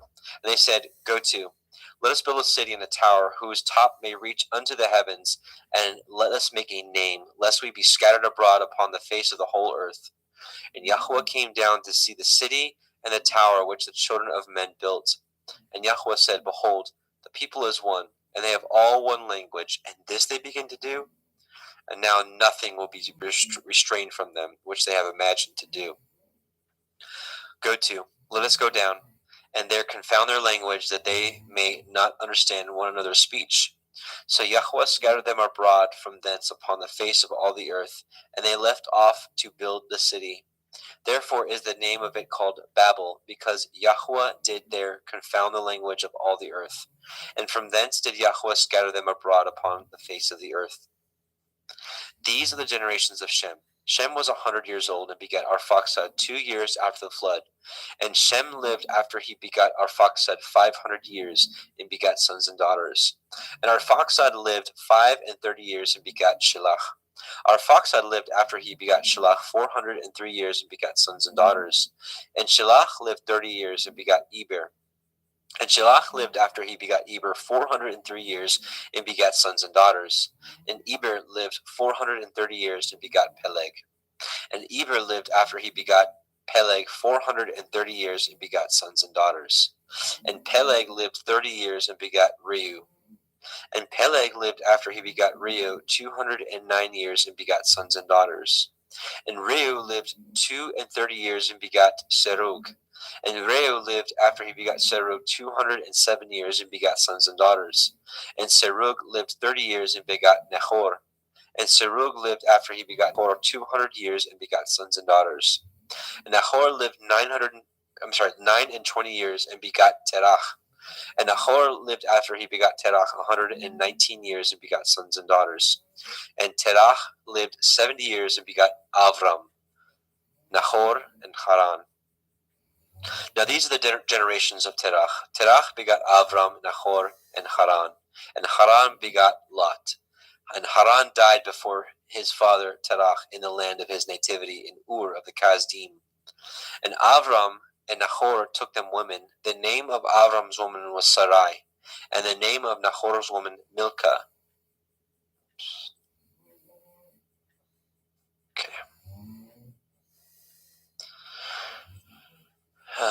Okay. Sorry. And the name of Nahor's woman Milcah, the daughter of Haran, the father of Milcah, and the father of Yechan. But Sarai was barren; she had no child. And Terach took Avram's son, and Lot, the son of Haran, his son's son, and Sarai, his daughter-in-law, his son Avram's woman, and they went forth with them from Ur of the Kasdim, to go into the land of Canaan, and they came unto Haran and dwelt there. And the days of Terach were 205 years, and Terach died in Haran.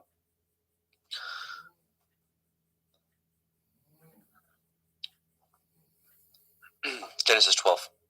Now Yahweh had said unto Avram, Get you out of your country, and from your kindred, and from your father's house, unto a land that I will show you. And I will make of you a great nation, and I will bless you, and make your name great, and you shall be a blessing. And I will bless them that bless you, and curse him that curses you, and in you shall all families of the earth be blessed. So Avram departed as Yahweh had spoken unto him, and Lot went with him. And Avram was 75 years old when he departed out of Haran. And Avram took Sarai his woman, and Lot his brother's son, and all their substance they had gathered, and the souls that they had gotten in Haran. They went forth to go into the land of Canaan, and into the land of Canaan they came.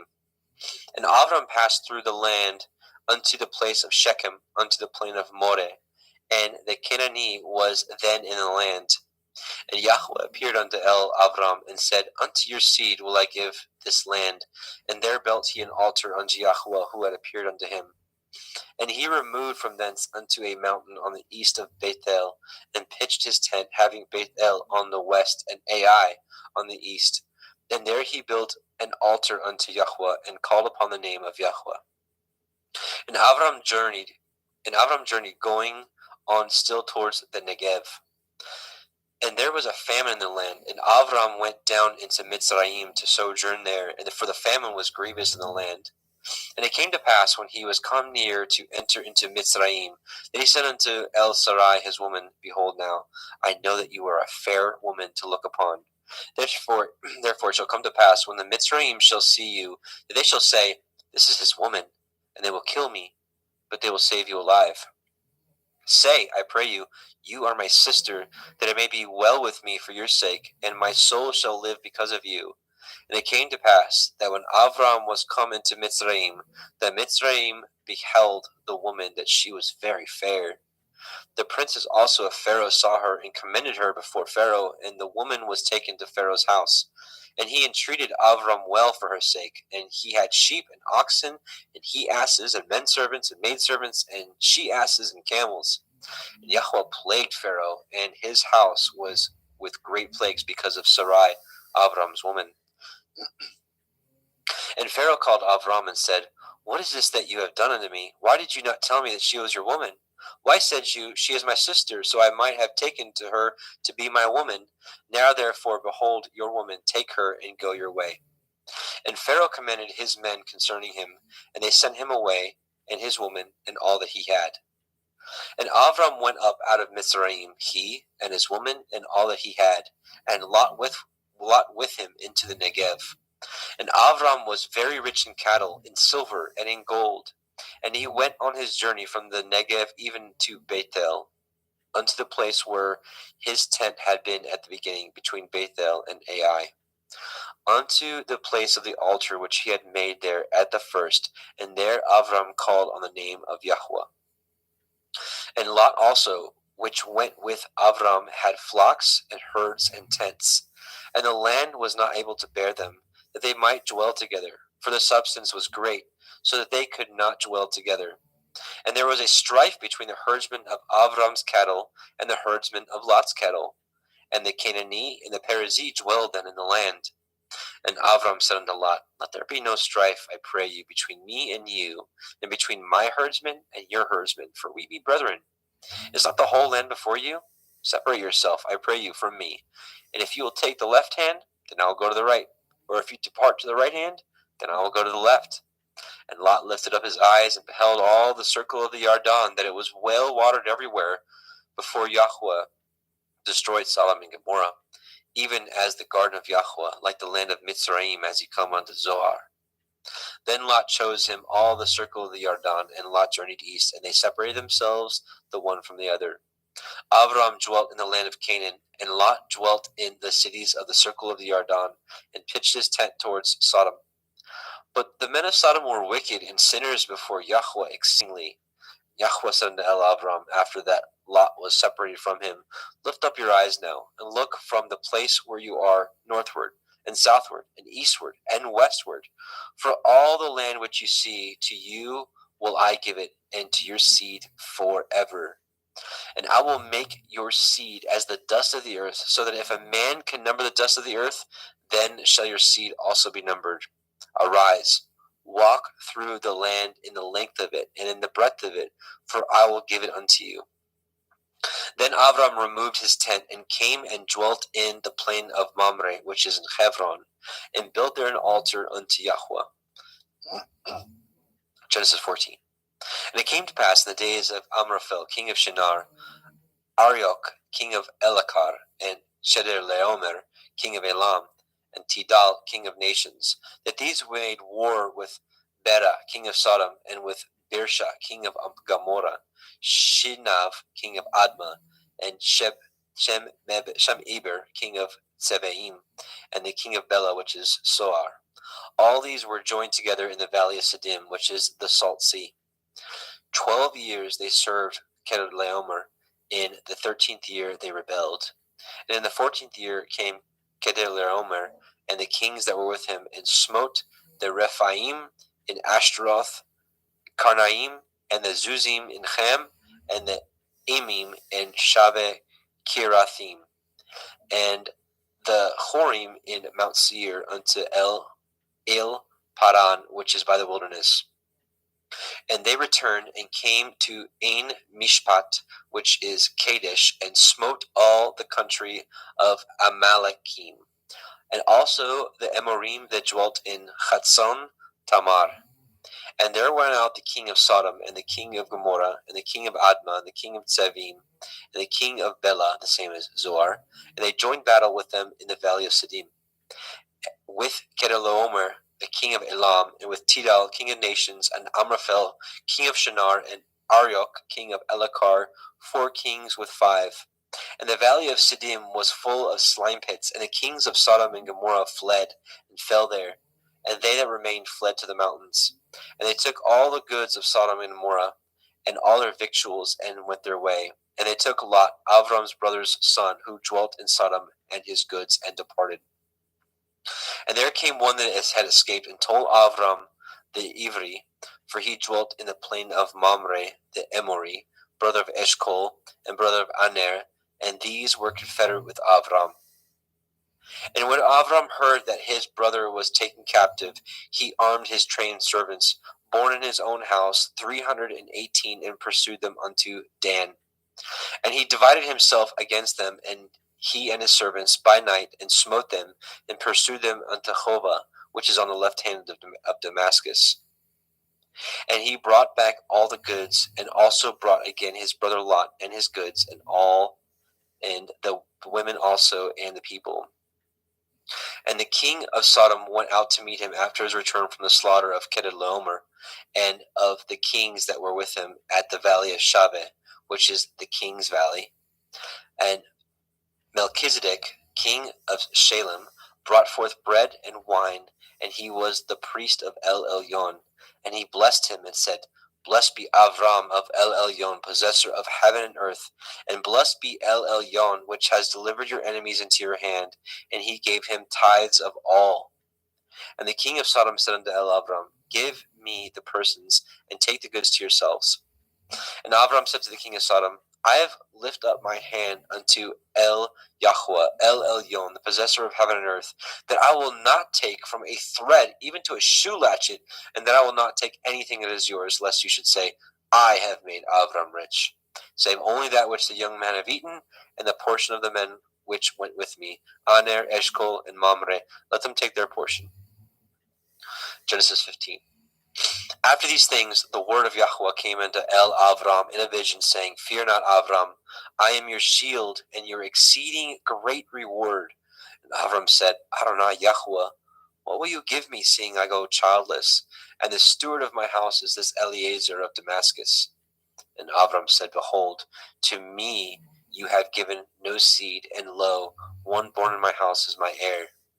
And behold, the word of Yahweh came unto him, saying, This shall not be your heir, but he that shall come forth out of your own generation shall be your heir.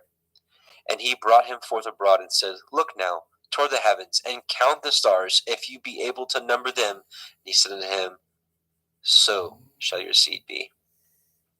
And he believed in Yahweh, and he counted it to him for righteousness. And he said unto him, I am Yahweh, that brought you out of Ur of the Kasdim, to give you this land to inherit it. And he said, Adonai Yahweh, whereby shall I know that I shall inherit it? And he said unto him, Take me a heifer of 3 years old, and a she-goat of 3 years old, and a ram of 3 years old, and a turtle dove, and a young pigeon.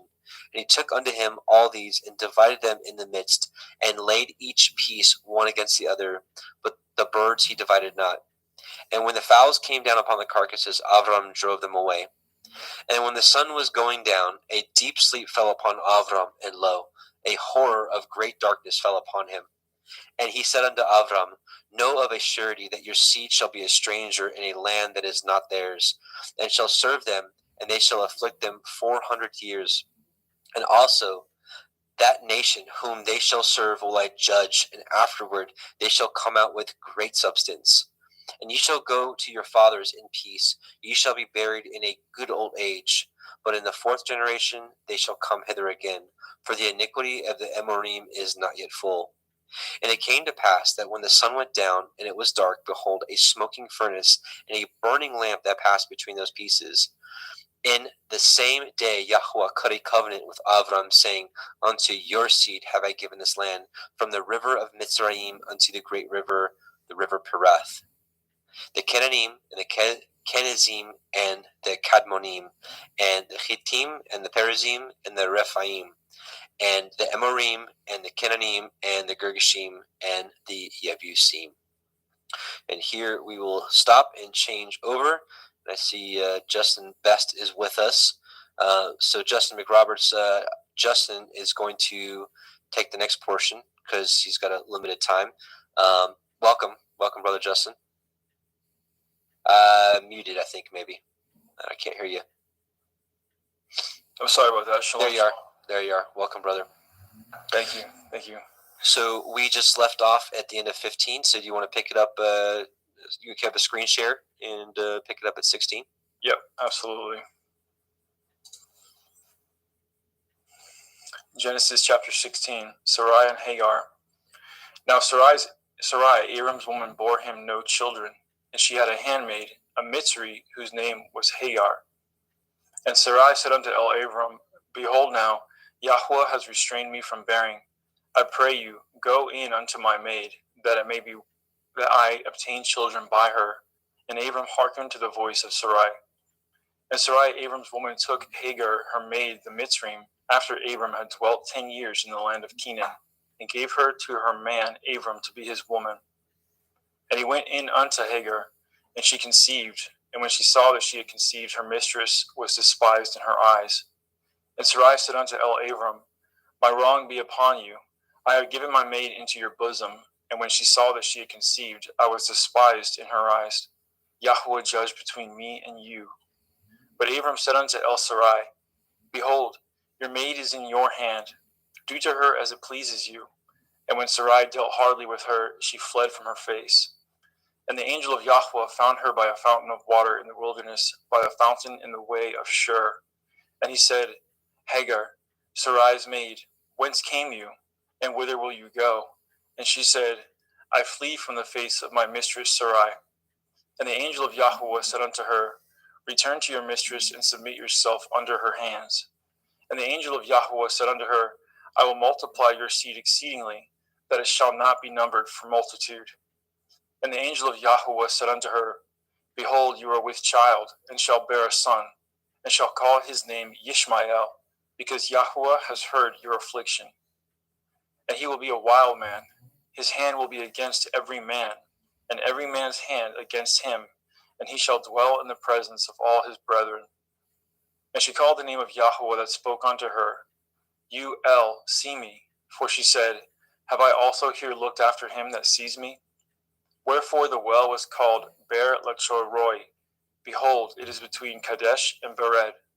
And Hagar bore Abram a son, and Abram called his son's name, which Hagar bore, Yishmael. And Abram was 86 years old when Hagar bore Yishmael to Abram. Genesis 17. And when Abram was 90 years old and 9, Yahweh appeared unto Abram, and said unto him, I am El Shaddai. Walk before me and be perfect, and I will make my covenant between me and you, and will multiply you exceedingly. And Abram fell on his face, and Elohim talked with him, saying, As for me, behold, my covenant is with you, and you shall be a father of many nations. Neither shall your name any more be called Abram, but your name shall be called Abraham, for a father of many nations have I made you. And I will make you exceeding fruitful, and I will make nations of you, and kings shall come out of you. And I will establish my covenant between me and you and your seed after you in their generations for an everlasting covenant, to be Elohim unto you and to your seed after you. And I will give unto you and to your seed after you the land wherein you are a stranger, all the land of Canaan, for everlasting possession, and I will be their Elohim. And Elohim said unto Abraham, You shall guard my covenant, therefore, you and your seed after you in their generations. This is my covenant, which ye shall guard, between me and you and your seed after you. Every male child among you shall be circumcised, and ye shall circumcise the flesh of your foreskin, and it shall be a sign of the covenant betwixt me and you. And he that is 8 days old shall be circumcised among you, every male child in your generations. He that is born in the house or bought with money of any stranger, which is not of your seed. He that is born in your house, and he that is bought with your money, must need to be circumcised. And my covenant shall be in your flesh for an everlasting covenant. And the uncircumcised male child, whose flesh of his foreskin is not circumcised, that soul shall be cut off from his people. He has broken my covenant. And Elohim said unto Abraham, As for Sarai your woman, you shall not call her name Sarai, but Sarah shall be her name. And I will bless her, and give you a son also of her. Yea, I will bless her, and she shall be a mother of nations. Kings of people shall be of her. Then Abraham fell upon his face and laughed, and said in his heart, Shall a child be born unto him that is 100 years old? And shall Sarah, that is 90 years old, bear? And Abraham said unto Elohim, Oh, that Yishmael might live before you. And Elohim said, Sarah your woman shall bear you a son indeed, and you shall call his name Yitzchak, and I will establish my covenant with him for an everlasting covenant, and with his seed after him. And as for Yishmael, I have heard you. Behold, I have blessed him, and I will make him fruitful, and I will multiply him exceedingly. 12 princes shall he beget, and I will make him a great nation. But my covenant will I establish with Yitzchak, which Sarah shall bear unto you at the set time in the next year. And he left off talking with him, and Elohim went up from Abraham. And Abraham took Yishmael his son, and all that were born in his house, and all that were bought with his money, every male among the men of Abraham's house, and circumcised the flesh of their foreskin in the selfsame day, as Elohim had said unto him. And Abraham was 90 years old and 9 when he was circumcised in the flesh of his foreskin. And Yishmael his son was 13 years old when he was circumcised in the flesh of his foreskin. And the selfsame day was Abraham circumcised, and Yishmael his son. And all the men of his house, born in the house and bought with money of the stranger, were circumcised with him. And Yahweh appeared unto him in the plains of Mamre, and he sat at the tent door in the heat of the day. And he lifted up his eyes and looked, and lo, 3 men stood by him. And when he saw them, he ran to meet them from the tent door, and bowed himself toward the ground, and said, My Adonai, if now I have found favor in your sight, pass not away, I pray you, from your servant. Let a little water, I pray you, be fetched, and wash your feet, and rest yourselves under the tree. And I will fetch a morsel of bread, and comfort ye in your hearts. After that ye shall pass on, for therefore are you come to your servant. And he said, So do as you have said. And Abraham hastened it to the tent of El Sarah, and said, Make ready quickly 3 measures of fine meal, knead it, and make cakes upon the hearth. And Abraham ran to the herd, and fetched a calf tender and good, and gave it unto a young man, and he hastened to dress it. And he took butter and milk, and the calf which he had dressed, and set it before them. And he stood by them under the tree, and they did eat. And they said unto him, Where is Sarah your woman? And he said, Behold, in the tent. And he said, I will certainly return unto you according to the time of life. And lo, Sarah your woman shall have a son. And Sarah heard it in the tent door which was behind him. Now Abraham and Sarah were old and well stricken in age, and ceased to be with Sarah after the manner of women. Therefore Sarah laughed within herself, saying, After I am waxed old, shall I have pleasure, my Lord being old also? And Yahweh said unto Abraham, Wherefore did Sarah laugh, saying, Shall I of a surety bear a child, which am old? Is anything too hard for Yahweh? At the time appointed I will return unto you, according to the time of life, and Sarah shall have a son. Then Sarah denied, saying, I laughed not, for she was afraid. And he said, Nay, but you did laugh. And the men rose up from thence, and looked toward Sedom. And Abraham went with them to bring them on the way. And Yahweh said, Shall I hide from Abraham that thing which I do? Seeing that Abraham shall surely become a great and mighty nation, and all the nations of the earth shall be blessed in him. For I know him, that he will command his children, his household after him, and they shall guard the way of Yahweh, to do justice and judgment, that Yahweh may bring upon Abraham that which he has spoken of him. And Yahweh said, Because the cry of Sodom and Gomorrah is great, and because their sin is very grievous, I will go down now, and see whether they have done altogether according to the cry of it, which is come unto me, and if not, I will know. And the men turned their faces from thence, and went toward Sodom. But Abraham stood yet before Yahweh. And Abraham drew near, and said, Will you also destroy the righteous with the wicked? Perchance there be 50 righteous within the city. Will you also destroy and not spare the place for the 50 righteous that are therein? That be far from you to do after this manner, to slay the righteous with the wicked, and that the righteous should be as the wicked. That be far from you. Shall not judge of all the earth do right? And Yahuwah said, If I find in Sodom 50 righteous within the city, then I will spare all the place for their sakes. And Abraham answered and said, Behold now, I have taken upon me to speak unto Adonai, which am but dust and ashes. Perchance there shall lack 5 of the 50 righteous. Will you destroy all the city for a lack of 5? And he said, If I find there 40 and 5, I will not destroy it. And he spoke unto him yet again, and said, Perchance there shall be 40 found there. And he said, I will not do it for 40's sake. And he said unto him, O let not Adonai be angry, and I will speak. Perchance there shall be 30 found there. And he said, I will not do it if I find 30 there. And he said, Behold now, I have taken upon me to speak unto Adonai. Perchance there shall be found 20 there. And he said, I will not destroy it for 20's sake. And he said, O let not Adonai be angry, and I will speak yet but this once. Perchance 10 shall be found there. And he said, I will not destroy it for 10's sake. And Yahweh went his way as soon as he had left communing with Abraham, and Abraham returned unto his place. Genesis 19. And there came 2 angels to Sodom at evening, and Lot sat in the gate of Sodom. And Lot, seeing them, rose up to meet them, and he bowed himself with his face towards the ground. And he said, Behold now, my lords, turn in, I pray you, into your servant's house, and tarry all night, and wash your feet, and ye shall rise up early and go on your ways. And they said, Nay, but we will abide in the street all night. And he pressed upon them greatly, and they turned in unto him, and entered into his house. And he made them a feast, and did bake matzah, unleavened bread, and they did eat. But before they lay down, the men of the city, even the men of Sodom, compassed the house round, both old and young, all the people from every quarter. And they called unto Lot, and said unto him, Where are the men which came in to you this night? Bring them out unto us, that we may know them.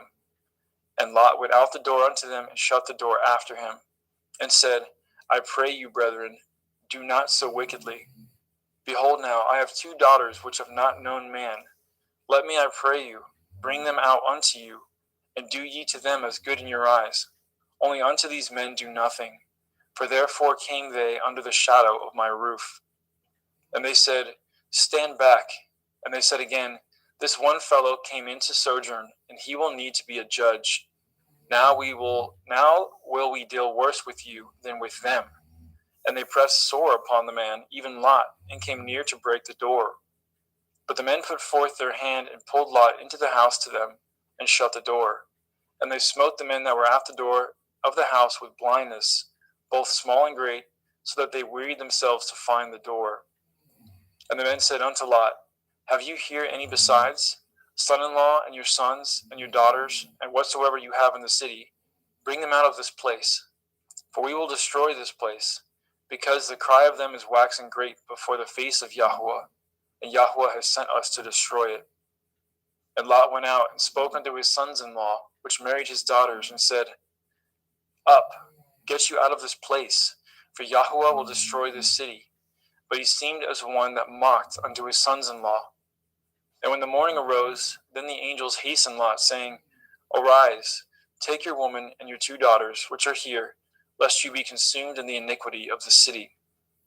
And while he lingered, the men laid hold upon his hand, and upon the hand of his woman, and upon the hand of his 2 daughters, Yahweh being merciful unto him, and they brought him forth and set him without the city. And it came to pass, when they had brought them forth abroad, that he said, Escape for your life, look not behind you, neither stay in all the circle of the Yarden. Escape to the mountain, lest you be consumed. And Lot said unto them, Oh, not so, my Adonai. Behold now, your servant has found grace in your sight, and you have magnified your mercy, which you have showed unto me in saving my life. And I cannot escape to the mountain, lest some evil take me, and I die. Behold now, this city is near to flee unto, and it is a little one. Oh, let me escape thither. Is it not a little one? And my soul shall live. And he said unto him, See, I have accepted you concerning this thing also, that I will not overthrow this city for which you have spoken. Make haste, escape thither, for I cannot do anything until you are come thither. Therefore the name of the city was called Soar. The sun was risen upon the earth when Lot entered into Soar. Then Yahweh rained upon Sodom and upon Amorah brimstone and fire from Yahweh out of the heavens. And he overthrew those cities and all the circle of the Yarden, and all the inhabitants of the cities, and that which grew upon the ground. But his woman looked back from behind him, and she became a pillar of salt. And Abraham got up early in the morning to the place where he stood before Yahweh. And he looked toward Sodom and Amorah, and toward all the land of the circle of the Yarden, and behold, and lo, the smoke of the country went up as the smoke of a furnace. And it came to pass, when Elohim destroyed the cities of the circle of the Yarden, that Elohim remembered Abraham, and sent Lot out of the midst of the overthrow, when he overthrew the cities in which Lot dwelt. And Lot went up out of Soar, and dwelt in the mountain, and his 2 daughters with him. For he feared to dwell in Soar, and he dwelt in a cave, he and his 2 daughters. And the firstborn said unto the younger, Our father is old, and there is not a man in the earth to come in unto us after the manner of all the earth.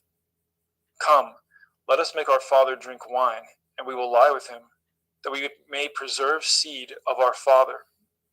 And they made their father drink wine that night, and the firstborn went in, and lay with her father, and he perceived not when she lay down, nor when she arose. And it came to pass on the morrow that the firstborn said unto the younger, Behold, I lay yesternight with my father.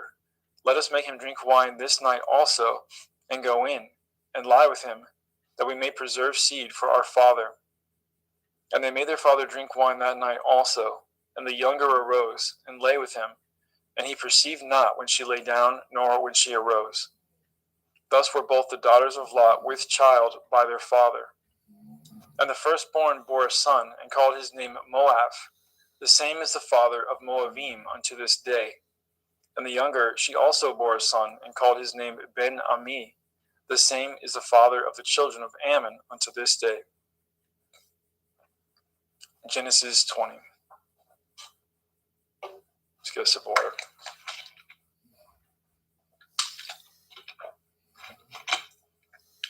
And Abraham journeyed from thence toward the country of the Negev, and dwelt between Kadesh and Shur, and sojourned in Gerar. And Abraham said of El-Sarah, his woman, She is my sister. And Avimelech, king of Gerar, sent and took Sarah. But Elohim came to Avimelech in a dream by night, and said to him, Behold, you are but a dead man, for the woman which you have taken, for she is a man's woman. But Avimelech had not come near her, and he said, Adonai, will you slay also a righteous nation? Said he not unto me, She is my sister? And she, even she herself, said, He is my brother. In the integrity of my heart and innocence of my hands have I done this. And Elohim said unto him in a dream, Yea, I know that you did this in the integrity of your heart, for I also withheld you from sinning against me. Therefore suffered I you not to touch her. Now therefore restore the man his woman, for he is a prophet, and he shall pray for you, and you shall live.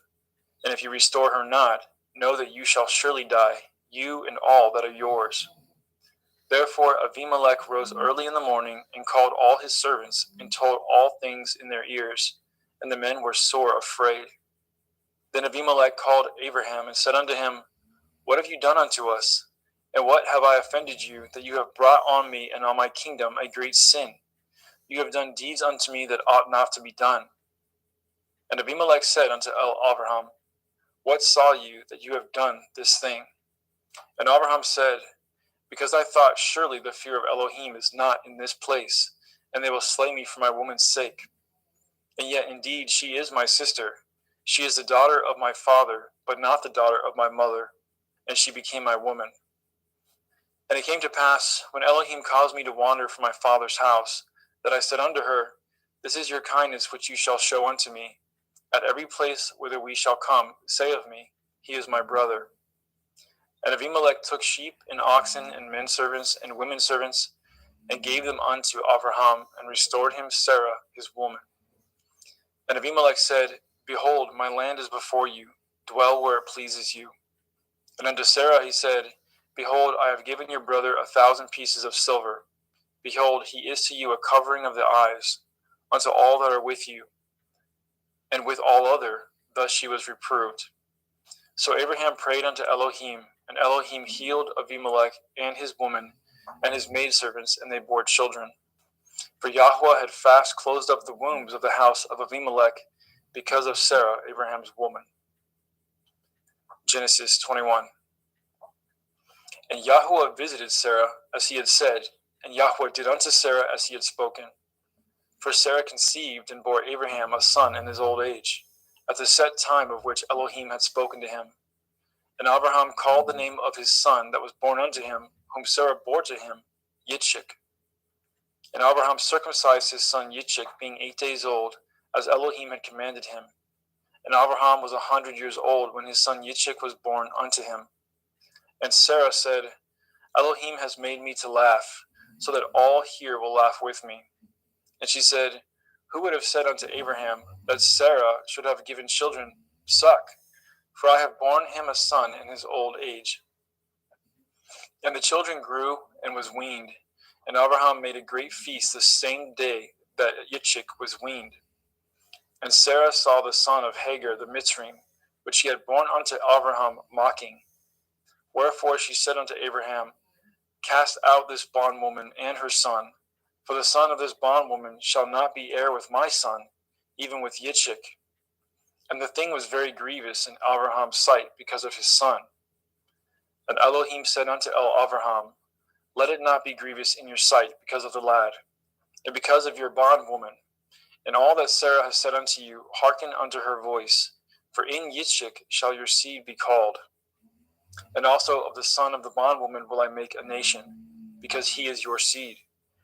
And Abraham rose up early in the morning, and took bread and a bottle of water, and gave it unto Hagar, putting it on her shoulder, and the child, and sent her away. And she departed and wandered in the wilderness of Beersheba. And the water was spent in the bottle, and she cast the child under one of the shrubs. And she went and sat down over against him a good way off, as it were a bowshot. For she said, Let me not see the death of the child. And she sat over against him, and lifted up her voice, and wept. And Elohim heard the voice of the lad. And the angel of Elohim called to Hagar out of the heavens, and said unto her, What ails you, Hagar? Fear not, for Elohim has heard the voice of the lad where he is. Arise, lift up the lad, and hold him in your hand, for I will make him a great nation. And Elohim opened her eyes, and she saw a well of water. And she went, and filled the bottle with water, and gave the lad drink. And Elohim was with the lad, and he grew, and dwelt in the wilderness, and became an archer. And he dwelt in the wilderness of Paran, and his mother took him a woman out of the land of Mitzrayim.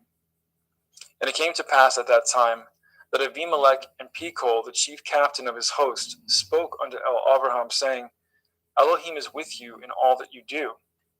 Now therefore swear unto me here by Elohim that you will not deal falsely with me, nor with my son, nor with my son's son, but according to the kindness that I have done unto you, you shall do unto me, and to the land wherein you have sojourned. And Abraham said, I will swear. And Abraham reproved Abimelech because of a well of water, which Abimelech's servants had violently taken away. And Abimelech said, I know not who has done this thing, neither did you tell me, neither yet heard I of it, but today. And Abraham took sheep and oxen and gave them to Abimelech, and both of them cut a covenant. And Abraham set 7 ewe lambs of the flock by themselves. And Abimelech said unto Abraham, What mean these 7 ewe lambs which you have set by themselves? And he said, For these 7 ewe lambs shall you take of my hand, and they may be a witness unto me that I have dug this well. Wherefore he called that place Beersheba, because there they swore, both of them. Thus they cut a covenant of Beersheba. Then Abimelech rose up, and Pekol, the chief captain of his host, and they returned into the land of the Pelishtim. And Abraham planted a grove in Beersheba, and called there on the name of Yahweh El Olam. And Abraham sojourned in the Pelishtim's land many days. Genesis 22. And it came to pass after these things, that Elohim did try Abraham, and said unto him, Abraham. And he said, Behold, here I am. And he said, Take now your son, your Yakid, Yitzchak, whom you love, and get you into the land of the Moriah, and offer him there for a burnt offering upon one of the mountains which I will tell you of. And Abraham rose up early in the morning, and saddled his ass, and took 2 of his young men with him, and Yitzchak his son, and clave wood for the burnt offering, and rose up, and went unto the place which Elohim has told him. Then on the 3rd day, Abraham lifted up his eyes, and saw the place afar off. And Abraham said unto his young men, Abide ye here with the ass, and I and the lad will go yonder and worship, and come again to you. And Abraham took the wood of the burnt offering, and laid it upon Yitzchak his son. And he took the wood fire in his hand, and a knife, and they went both of them together. And Yitzchak spoke unto Abraham his father, and said, My father. And he said, Here I am, my son. And he said, Behold the fire and the wood, but where is the lamb for a burnt offering? And Abraham said, My son, Elohim will provide himself a lamb for a burnt offering. So they went both of them together. And they came to the place which Elohim had told him of. And Abraham built an altar there, and laid the wood in order, and bound Yitzchak his son, and laid him on the altar upon the wood. And Abraham stretched forth his hand, and took the knife to slay his son. And the angel of Yahweh called unto him out of the heavens, and said, Abraham, Abraham. And he said, Here I am. And he said, Lay not your hand upon the lad, neither do you anything unto him. For now I know that you fear Elohim, seeing you have not withheld your son, your Yakid, from me. And Abraham lifted up his eyes and looked, and behold, behind him a ram caught in a thicket by his horns. And Abraham went and took the ram, and offered him up for a burnt offering in the stead of his son. And Abraham called the name of that place Yahweh Yireh, as it is said to this day, In the mount of Yahweh it shall be seen. And the angel of Yahweh called unto Abraham out of the heavens the second time, and said, By myself have I sworn, says Yahweh, for because you have done this thing, and have not withheld your son, your Yakid, that in blessing I will bless you, and in multiplying I will multiply your seed as the stars of the heavens, and as the sand which is upon the seashore, and your seed shall possess the gate of his enemies. And in your seed shall all the nations of the earth be blessed, because you have obeyed my voice. So Abraham returned unto his young men, and they rose up and went together to Beersheba, and Abraham dwelt at Beersheba. And it came to pass after these things, that it was told Abraham, saying, Behold, Milcah, she has also borne children unto your brother Nachor, Huz his firstborn, and Buz his brother, and Kemuel the father of Aram, and Kesed, and Chazo, and Pildash, and Yidlaph, and Bethuel. And Bethuel begat Rivkah. These 8 Milcah did bear to Nachor, Abraham's brother. And his concubine, whose name was Reumah, she bore also Teba, and Gama, and Thahash, and Ma'akah. Genesis chapter 23. And Sarah was 107 and 20 years old. These were the years of the life of Sarah. And Sarah died in Kiryat Arba. The name is Hebron, in the land of Canaan. And Abraham came to mourn for Sarah, and to weep for her. And Abraham stood up from before his dead, and spoke unto the sons of Heth, saying, I am a stranger and a sojourner with you. Give me possession of a burying place with you, that I may bury my dead out of my sight. And the children of Heth answered Abraham, saying unto him, Hear us, my lord. You are a mighty prince among us. In the choice of our sepulchres bury your dead. None of us shall withhold from you his sepulchre, but that you may bury your dead. And Abraham stood up and bowed himself to the people of the land, even to the children of Heth.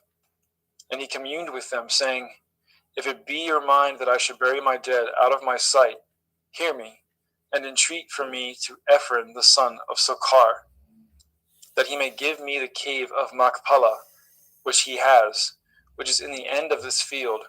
For as much money as it is worth, he shall give it me for a possession of a burying place among you. And Ephron dwelt among the children of Heth. And Ephron the Hittite answered, and Abraham in the audience of the children of Heth, even of all that went in at the gate of the city, saying, Nay, my lord, hear me. The field I give you, and the cave that is therein, I give it to you. In the presence of the sons of my people, I give it to you. Bury your dead. And Abraham bowed down himself before the people of the land. And he spoke unto Ephron in the audience of the people and of the land, saying, But if you will give it, I pray you hear me. I will give you money for the field. Take it of me, and I will bury my dead there. And Ephron answered Abraham, saying unto him, My lord, hearken unto me. The land is worth 400 shekels of silver. What is that betwixt me and you? Bury therefore your dead. And Abraham hearkened unto Ephron, and Abraham weighed to Ephron the silver, which he had named in the audience of the sons of Heth, 400 shekels of silver, current money with the merchant. And the field of Ephron, which was in Machpelah, which was before Mamre, the field, and the cave which was therein, and all the trees that were in the field, that were in the borders round about, were made sure. unto Abraham for a possession in the presence of the children of Heth, before all that went in at the gate of the city. And after this, Abraham buried Sarah his woman in the cave of the field of Machpelah before Mamre. The same is Hebron in the land of Canaan. And the field and the cave that is therein were made sure unto Abraham for a possession of a burying place by the sons of Heth. Genesis 24. And Abraham was old and well stricken in age, and Yahweh had blessed Abraham in all things. And Abraham said unto his eldest servant of his house, that ruled over all that he had, Put, I pray you, your hand under my thigh, and I will make you swear by Yahweh, the Elohai of heaven and the Elohai of the earth, that you shall not take a woman unto my son of the daughters of Canaanim, among whom I dwell. But you shall go unto my country and unto my kindred, and take a woman unto my son Yitzchak. And the servant said unto him, Perchance the woman will not be willing to follow me unto this land. Must I needs bring your son again unto the land from whence you came? And Abraham said unto him, Beware that you bring not my son thither again. Yahweh Elohai of heaven, which took me from my father's house and from the land of my kindred, and which spoke unto me, and that swore unto me, saying, Unto your seed will I give this land. He shall send his angel before you, and you shall take a woman unto my son from thence. And if the woman will not be willing to follow you, then you shall be clear from this my oath. Only bring not my son thither again. And the servant put his hand under the thigh of Abraham his master, and swore to him concerning that matter.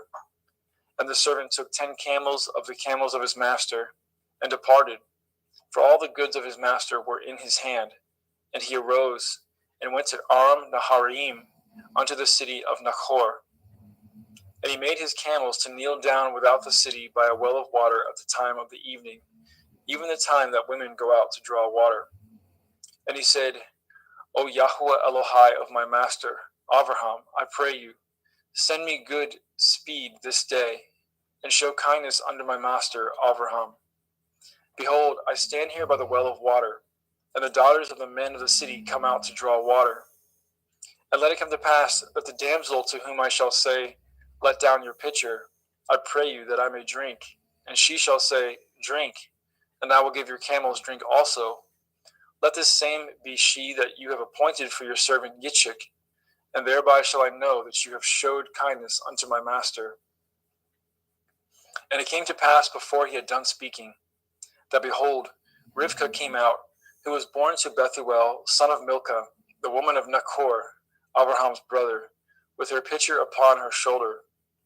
And the damsel was very fair to look upon, a virgin, neither had any man known her.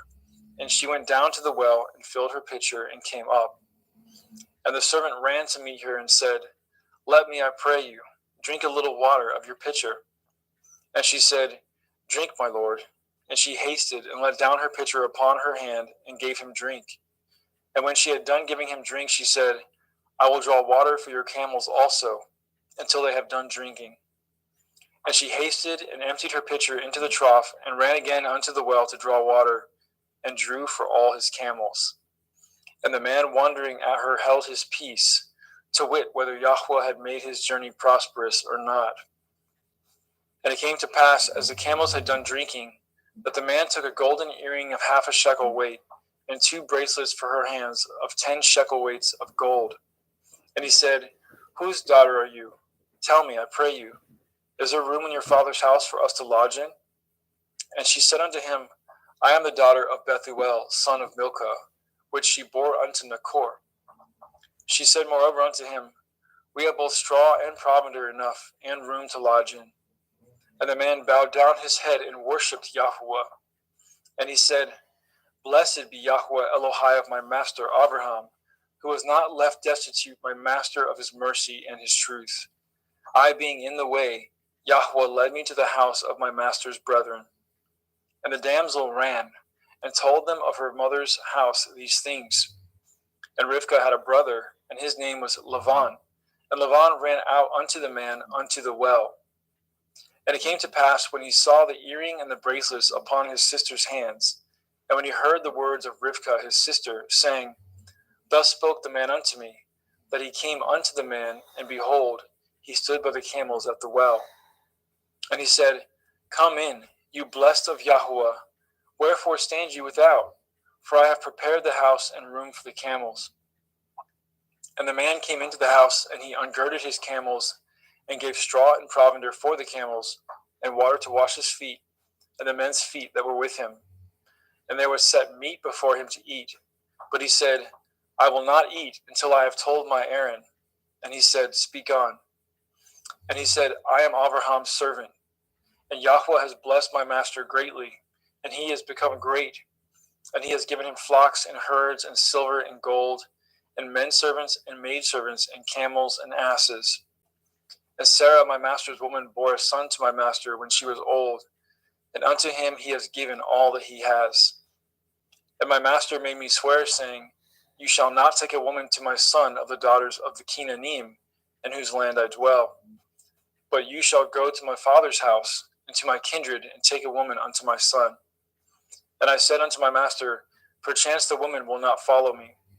And he said unto me, Yahweh, before whom I walk, will send his angel with you, and prosper your way.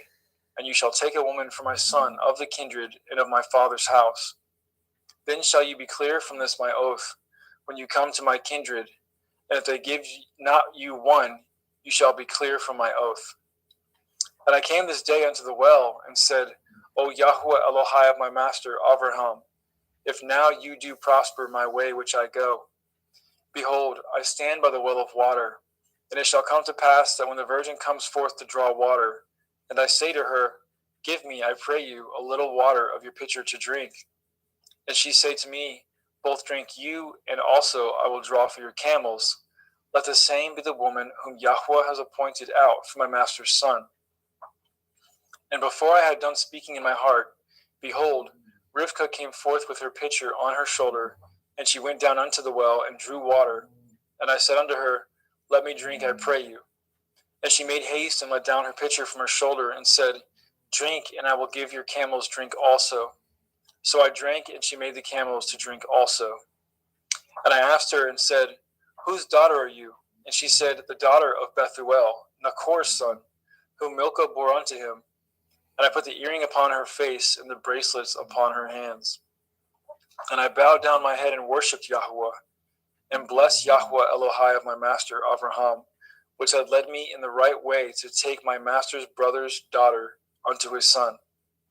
And now, if ye will deal kindly and truly with my master, tell me, and if not, tell me, that I may turn to the right hand or to the left. Then Lavan and Bethuel answered and said, The thing proceeds from Yahweh. We cannot speak unto you bad or good. Behold, Rivkah is before you. Take her and go, and let her be your master's son's woman, as Yahweh has spoken. And it came to pass that when Abraham's servant heard their words, he worshipped Yahweh, bowing himself to the earth. And the servant brought forth jewels of silver and jewels of gold, and raiment, and gave them to Rivkah. And he also gave to her brother and to her mother precious things. And they did eat and drink, he and the men that were with him, and tarried all night. And they rose up in the morning, and he said, Send me away unto my master. And her brother and her mother said, Let the damsel abide with us a few days, at the least 10. After that she shall go. And he said unto them, Hinder me not, seeing Yahweh has prospered my way. Send me away that I may go to my master. And they said, We will call the damsel and inquire at her mouth. And they called Rivkah and said unto her, Will you go with this man? And she said, I will go. And they sent away Rivkah their sister, and her nurse, and Abraham's servant, and his men. And they blessed Rivkah and said unto her, You are our sister. Be the mother of thousands of millions, and let your seed possess the gate of those which hate them. And Rivkah arose, and her damsels, and they rode upon the camels and followed the man. And the servant took Rivkah and went his way. And Yitzchak came from the way of the well of Beer Lachoiroi, for he dwelt in the country of the Negev. And Yitzchak went out to meditate in the field in the evening, and he lifted up his eyes and saw, and behold, the camels were coming. And Rivkah lifted up her eyes, and when she saw Yitzchak, she lighted off the camel. For she had said unto the servant, What man is this that walks in the field to meet us? And the servant had said, It is my master. Therefore she took a veil and covered herself. And the servant told Yitzchak all things that he had done.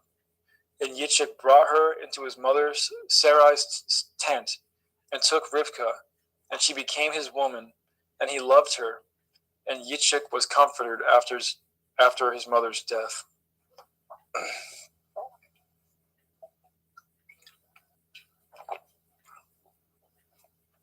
In Genesis chapter 25.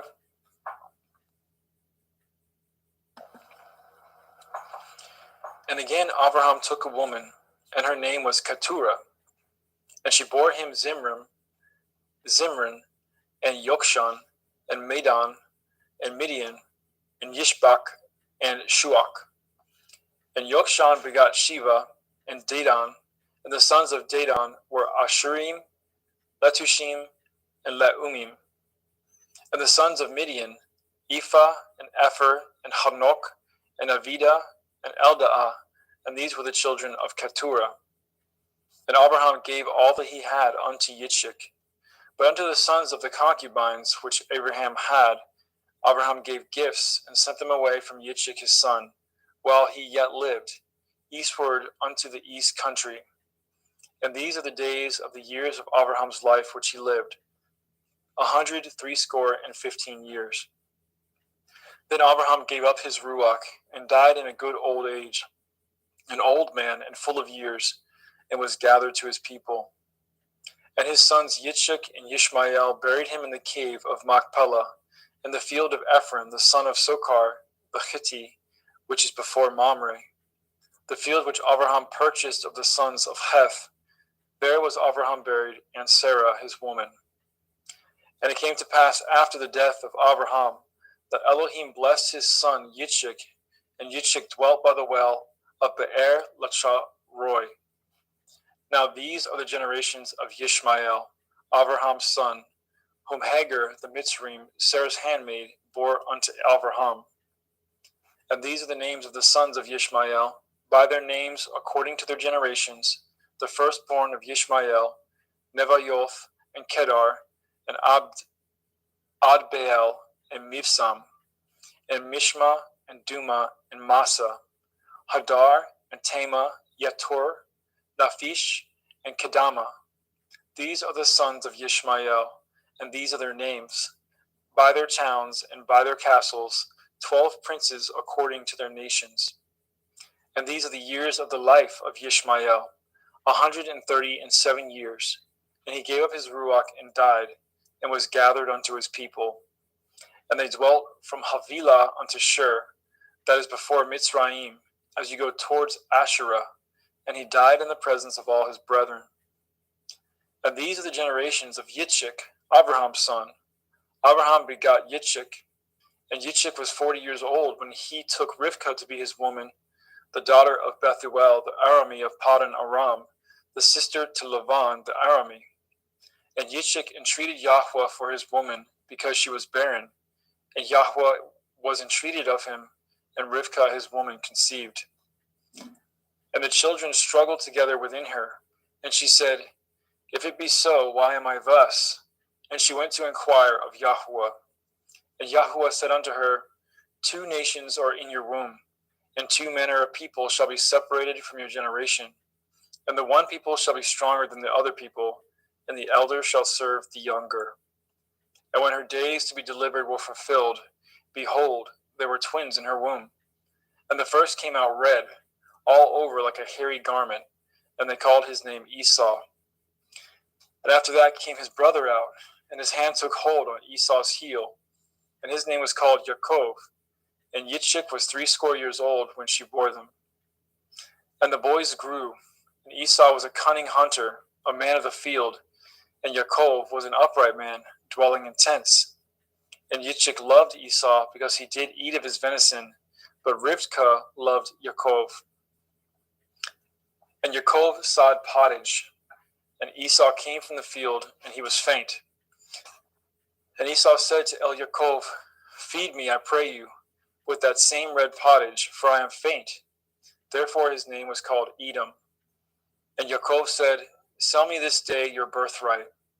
And Esau said, Behold, I am at the point to die, and what profit shall this birthright do to me?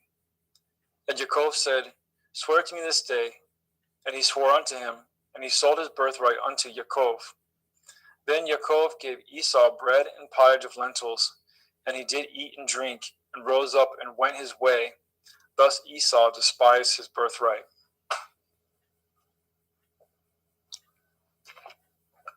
Genesis chapter 26.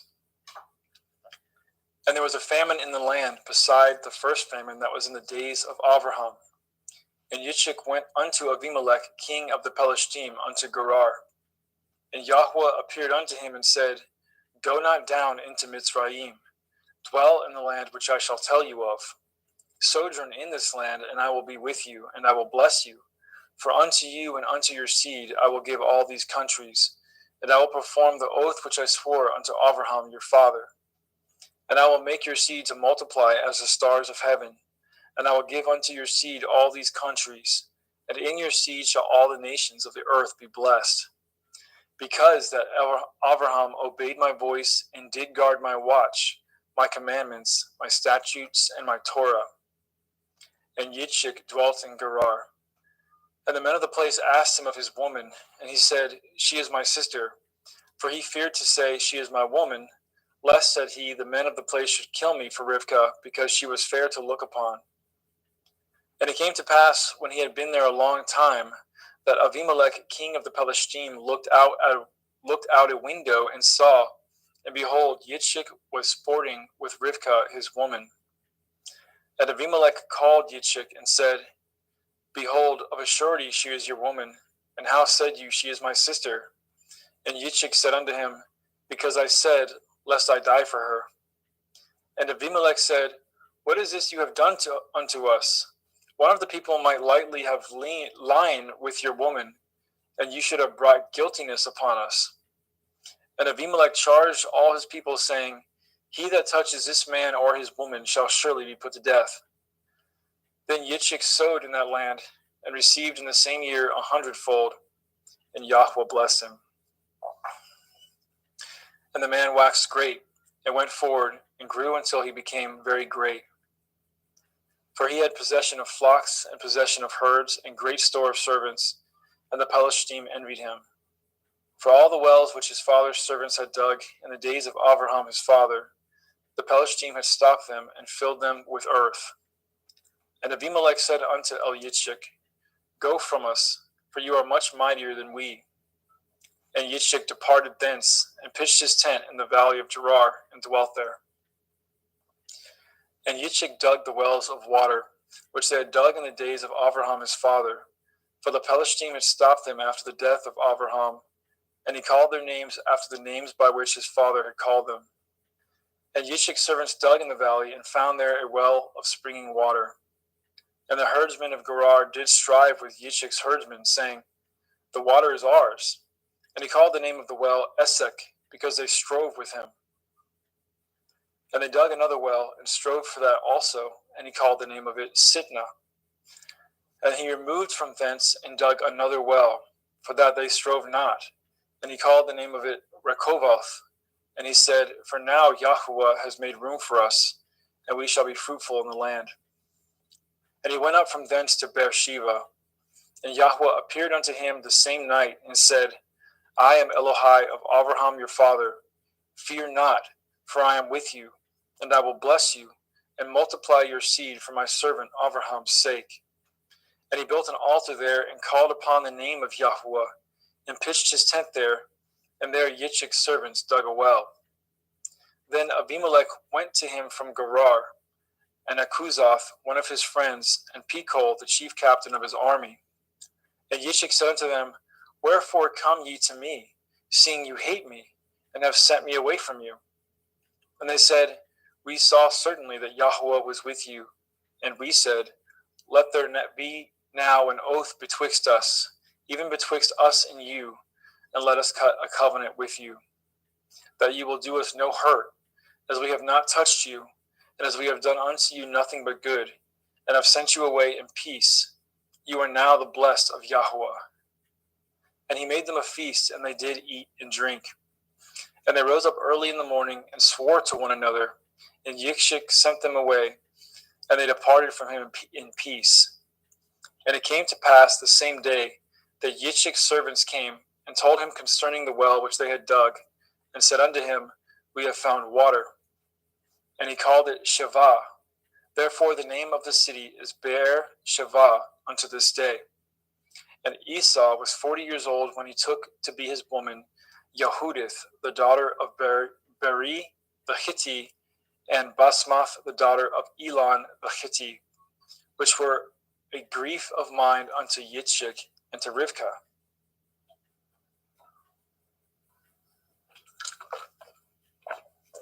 Genesis 27. And it came to pass that when Yitzchak was old, and his eyes were dim, so that he could not see, he called Esau his eldest son, and said unto him, My son. And he said unto him, Behold, here I am. And he said, Behold now, I am old, I know not the day of my death.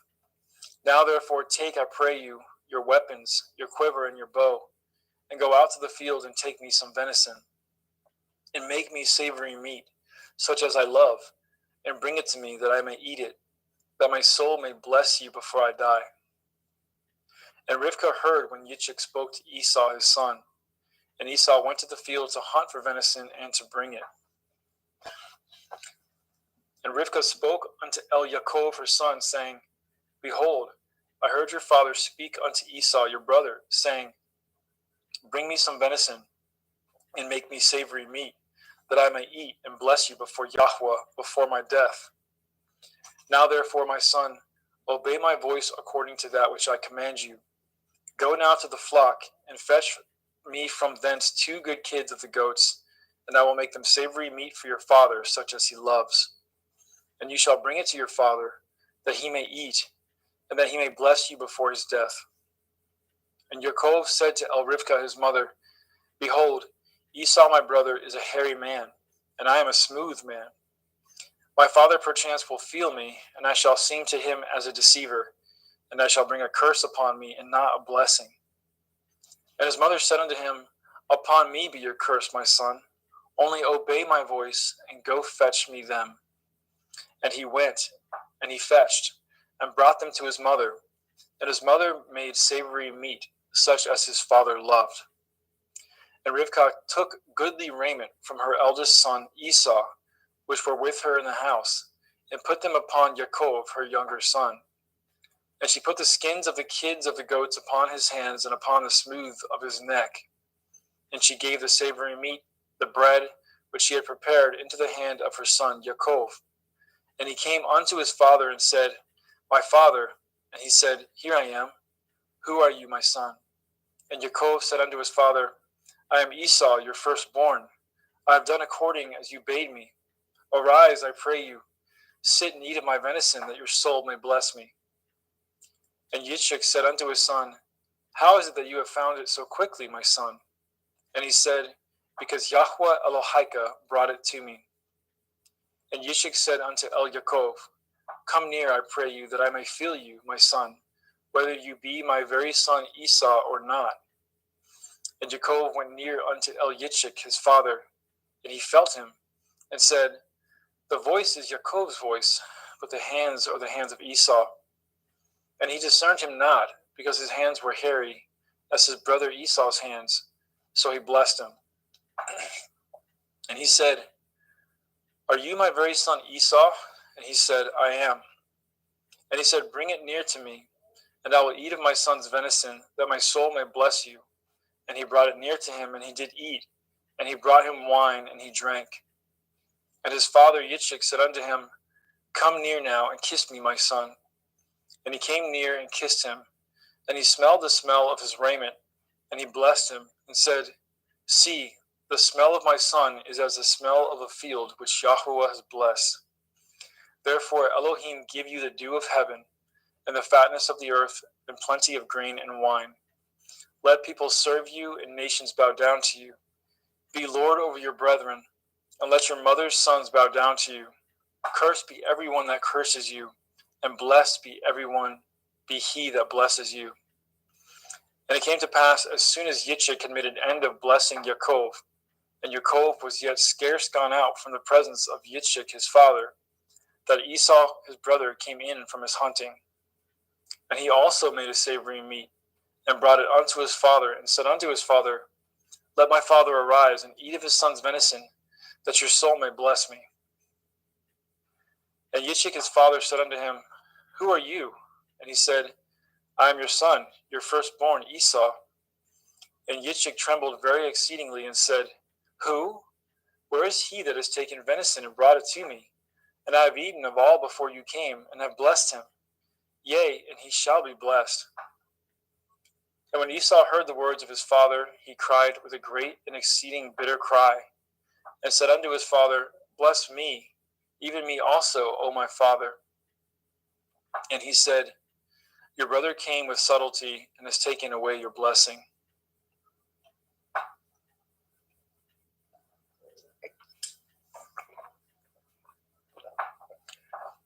And he said, Is not he rightly named Yaakov? For he has supplanted me these 2 times. He took away my birthright, and behold, now he has taken away my blessing. And he said, Have you not reserved a blessing for me? And Yitzchak answered and said unto Esau, Behold, I have made him your lord, and all his brethren have I given to him for servants, and with grain and wine have I sustained him. And what shall I do now unto you, my son? And Esau said unto his father, Have you but one blessing, my father? Bless me, even me also, O my father. And Esau lifted up his voice and wept. And Yitzchak his father answered and said unto him, Behold, your dwelling shall be the fatness of the earth, and of the dew of heaven from above. And by your sword shall you live, and you shall serve your brother. And it shall come to pass, when you shall have the dominion, that you shall break his yoke from off your neck. And Esau hated Yaakov because of the blessing wherewith his father blessed him. And Esau said in his heart, The days of mourning for my father are at hand. Then will I slay my brother Yaakov. And these words of Esau, her elder son, were told to Rivkah. And she sent and called Yaakov, her younger son, and said unto him, Behold, your brother Esau, as touching you, comforts himself, purposing to kill you. Now therefore, my son, obey my voice and arise. Flee to Lavan, my brother, to Haran, and tarry with him a few days until your brother's fury turns away, until your brother's anger turn away from you, and he forget that which you have done to him. Then I will send and fetch you from thence. Why should I be deprived also of you both in one day? And Rivkah said to Yitzchak, I am weary of my life because of the daughters of Heth. If Yaakov take a woman of the daughters of Heth, such as these which are of the daughters of the land, what good shall my life do to me? Genesis 28. And Yitzchak called Yaakov and blessed him, and charged him, and said unto him, You shall not take a woman of the daughters of Canaan. Arise, go to Padan Aram, to the house of Bethuel your mother's father, and take you a woman from thence of the daughters of Lavan your mother's brother. And El Shaddai bless you, and make you fruitful, and multiply you, that you may be a multitude of people, and give you the blessing of Abraham to you, and to your seed with you, that you may inherit the land wherein you are a stranger, which Elohim gave unto Abraham. And Yitzchak sent away Yaakov, and went to Padan Aram unto Lavan, son of Bethuel the Arami, the brother of Rivkah, Yaakov and Esau's mother. When Esau saw that Yitzchak had blessed Yaakov, and sent him away to Padan Aram, to take him a woman from thence, and that as he blessed him, he gave him a charge, saying, You shall not take a woman of the daughters of Canaan, and that Yaakov obeyed his father and his mother, and was gone to Padan Aram. And Esau, seeing that the daughters of Canaan pleased not Yitzchak his father, then went Esau unto Yishmael, and took unto the women which he had Machalath, the daughter of Yishmael, Abraham's son, the sister of Nevaioth, to be his woman. And Yaakov went out from Beersheba and went towards Haran. And he lighted upon a certain place and tarried there all night, because the sun was set. And he took the stones out of that place and put them for his pillows, and lay down in that place to sleep. And he dreamed, and behold, a ladder set up on the earth, and the top of it reached to heaven. And behold, the angels of Elohim ascending and descending on it. And behold, Yahweh stood above it and said, I am Yahweh Elohai of Abraham your father, and the Elohai of Yitzchak, the land whereon you lie. To you will I give it, and to your seed. And your seed shall be as the dust of the earth, and you shall spread abroad to the west, and to the east, and to the north, and to the south. And in you and in your seed shall all the families of the earth be blessed. And behold, I am with you, and will guard you in all places whither you go, and will bring you again into this land, for I will not leave you until I have done that which I have spoken to you of. And Yaakov awoke out of his sleep, and he said, Surely Yahweh is in this place, and I knew it not. And he was afraid and said, How dreadful is this place! This is none other but the house of Elohim, and this is the gate of heaven. And Yaakov rose up early in the morning, and took the stone that he had put for his pillows, and set it up for a pillar, and poured oil upon the top of it. And he called the name of that place Beit El, but the name of that city was called Luz at the first.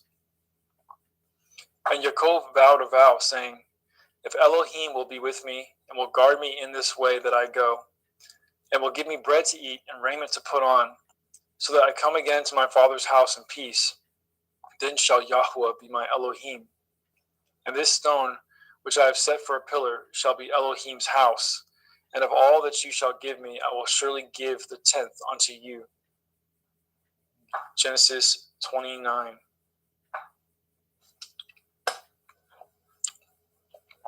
Then Yaakov went on his journey and came into the land of the people of the east. And he looked, and behold, a well in the field, and lo, there were 3 flocks of sheep lying by it. For out of that well they watered the flocks, and a great stone was upon the well's mouth. And thither there were all the flocks gathered. And they rolled the stone from the well's mouth, and watered the sheep, and put the stone again upon the well's mouth in his place. And Yaakov said unto them, My brethren, whence be ye? And they said, Of Haran are we. And he said unto them, Know ye Lavan the son of Nachor? And they said, We know him. And he said unto them, Is he well? And they said, He is well. And behold, Rachel his daughter comes with the sheep.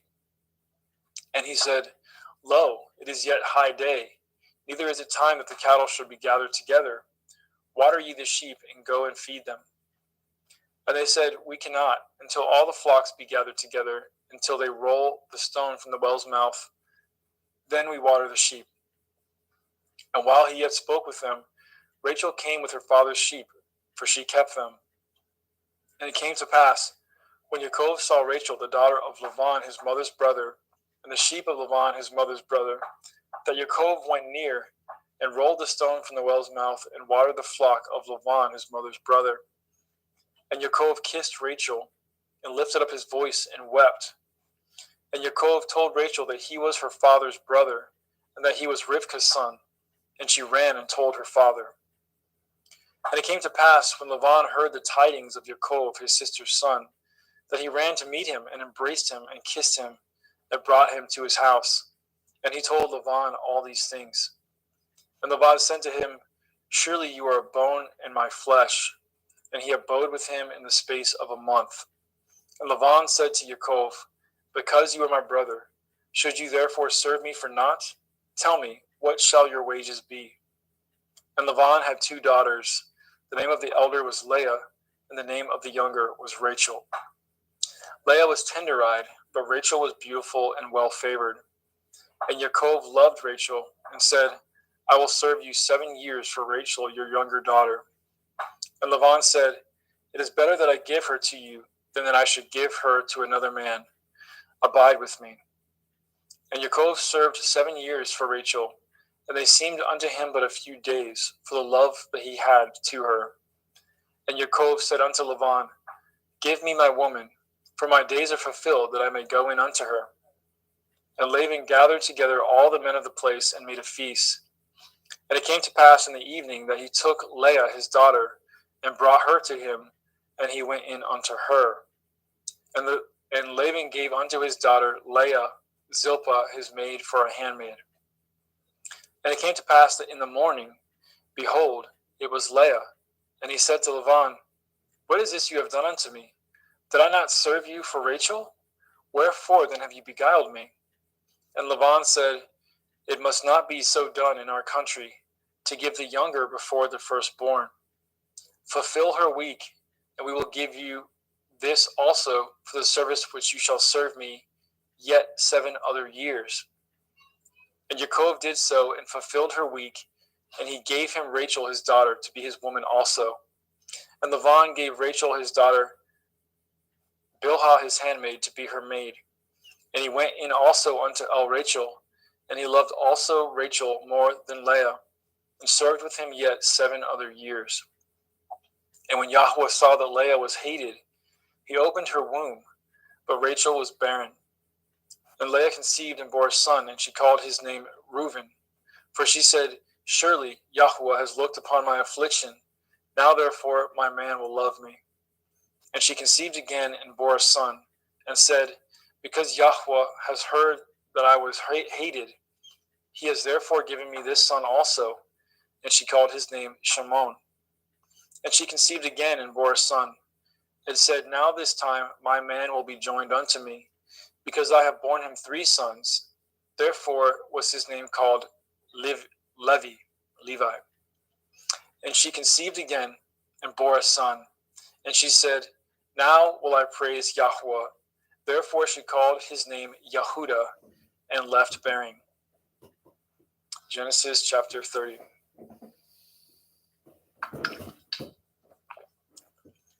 And when Rachel saw that she bore Yaakov no children, Rachel envied her sister, and said unto Yaakov, Give me children, or else I die. And Yaakov's anger was kindled against Rachel, and he said, Am I in Elohim's stead, who has withheld from you the fruit of the womb? And she said, Behold, my maid Bilhah, go in unto her, and she shall bear upon my knees, that I may also have children by her. And she gave him Bilhah her handmaid to be his woman, and Yaakov went in unto her.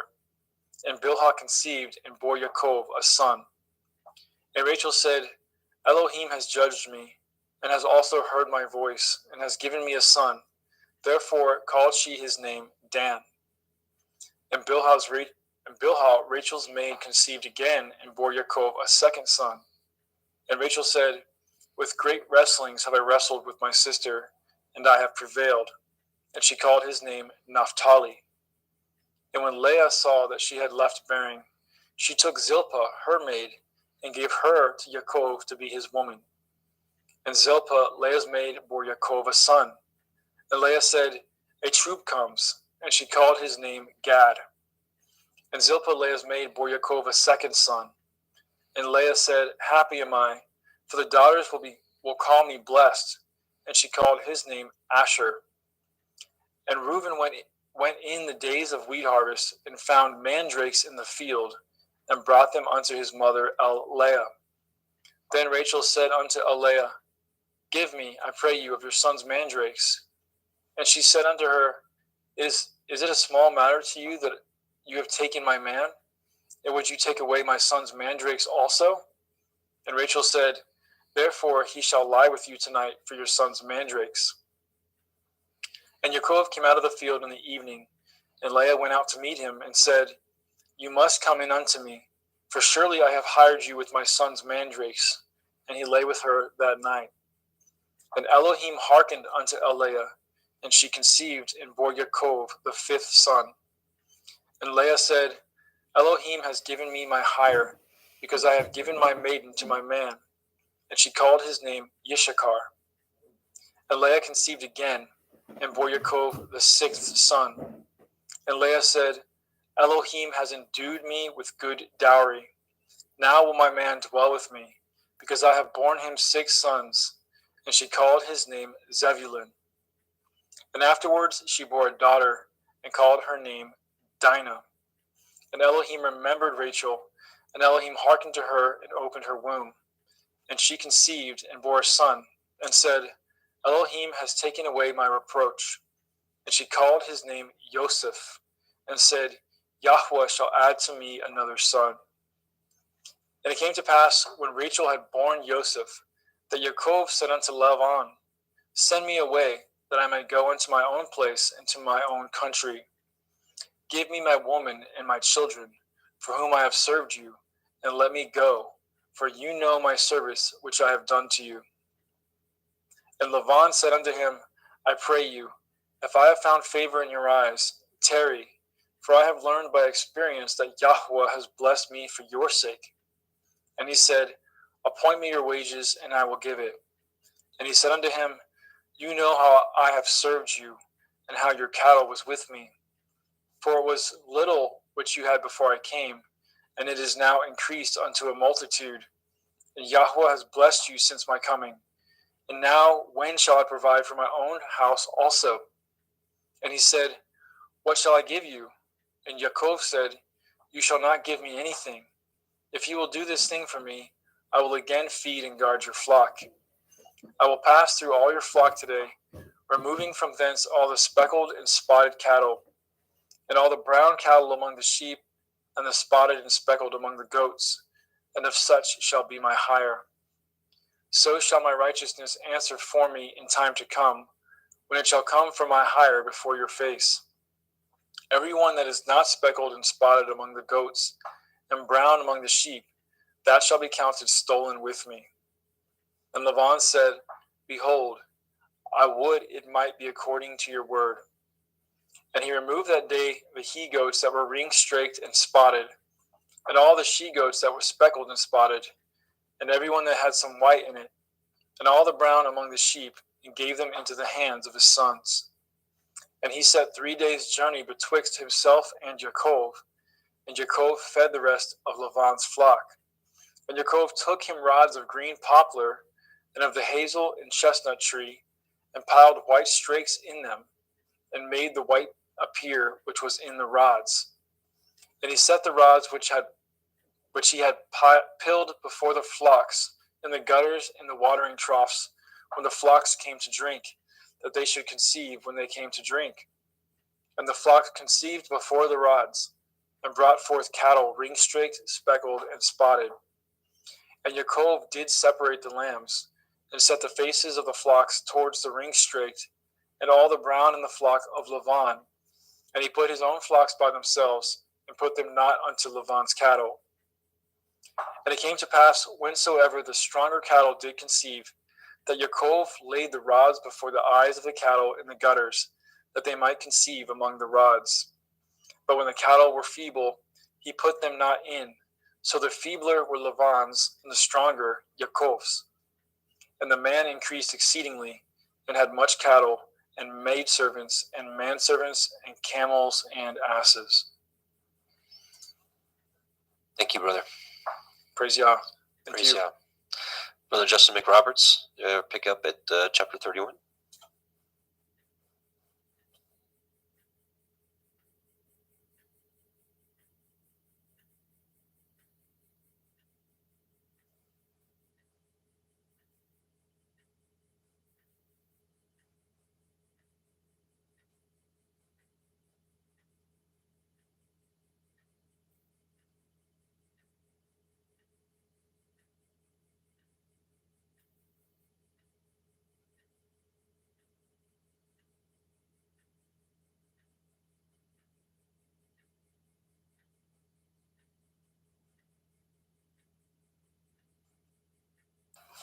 I apologize for that. Genesis 31.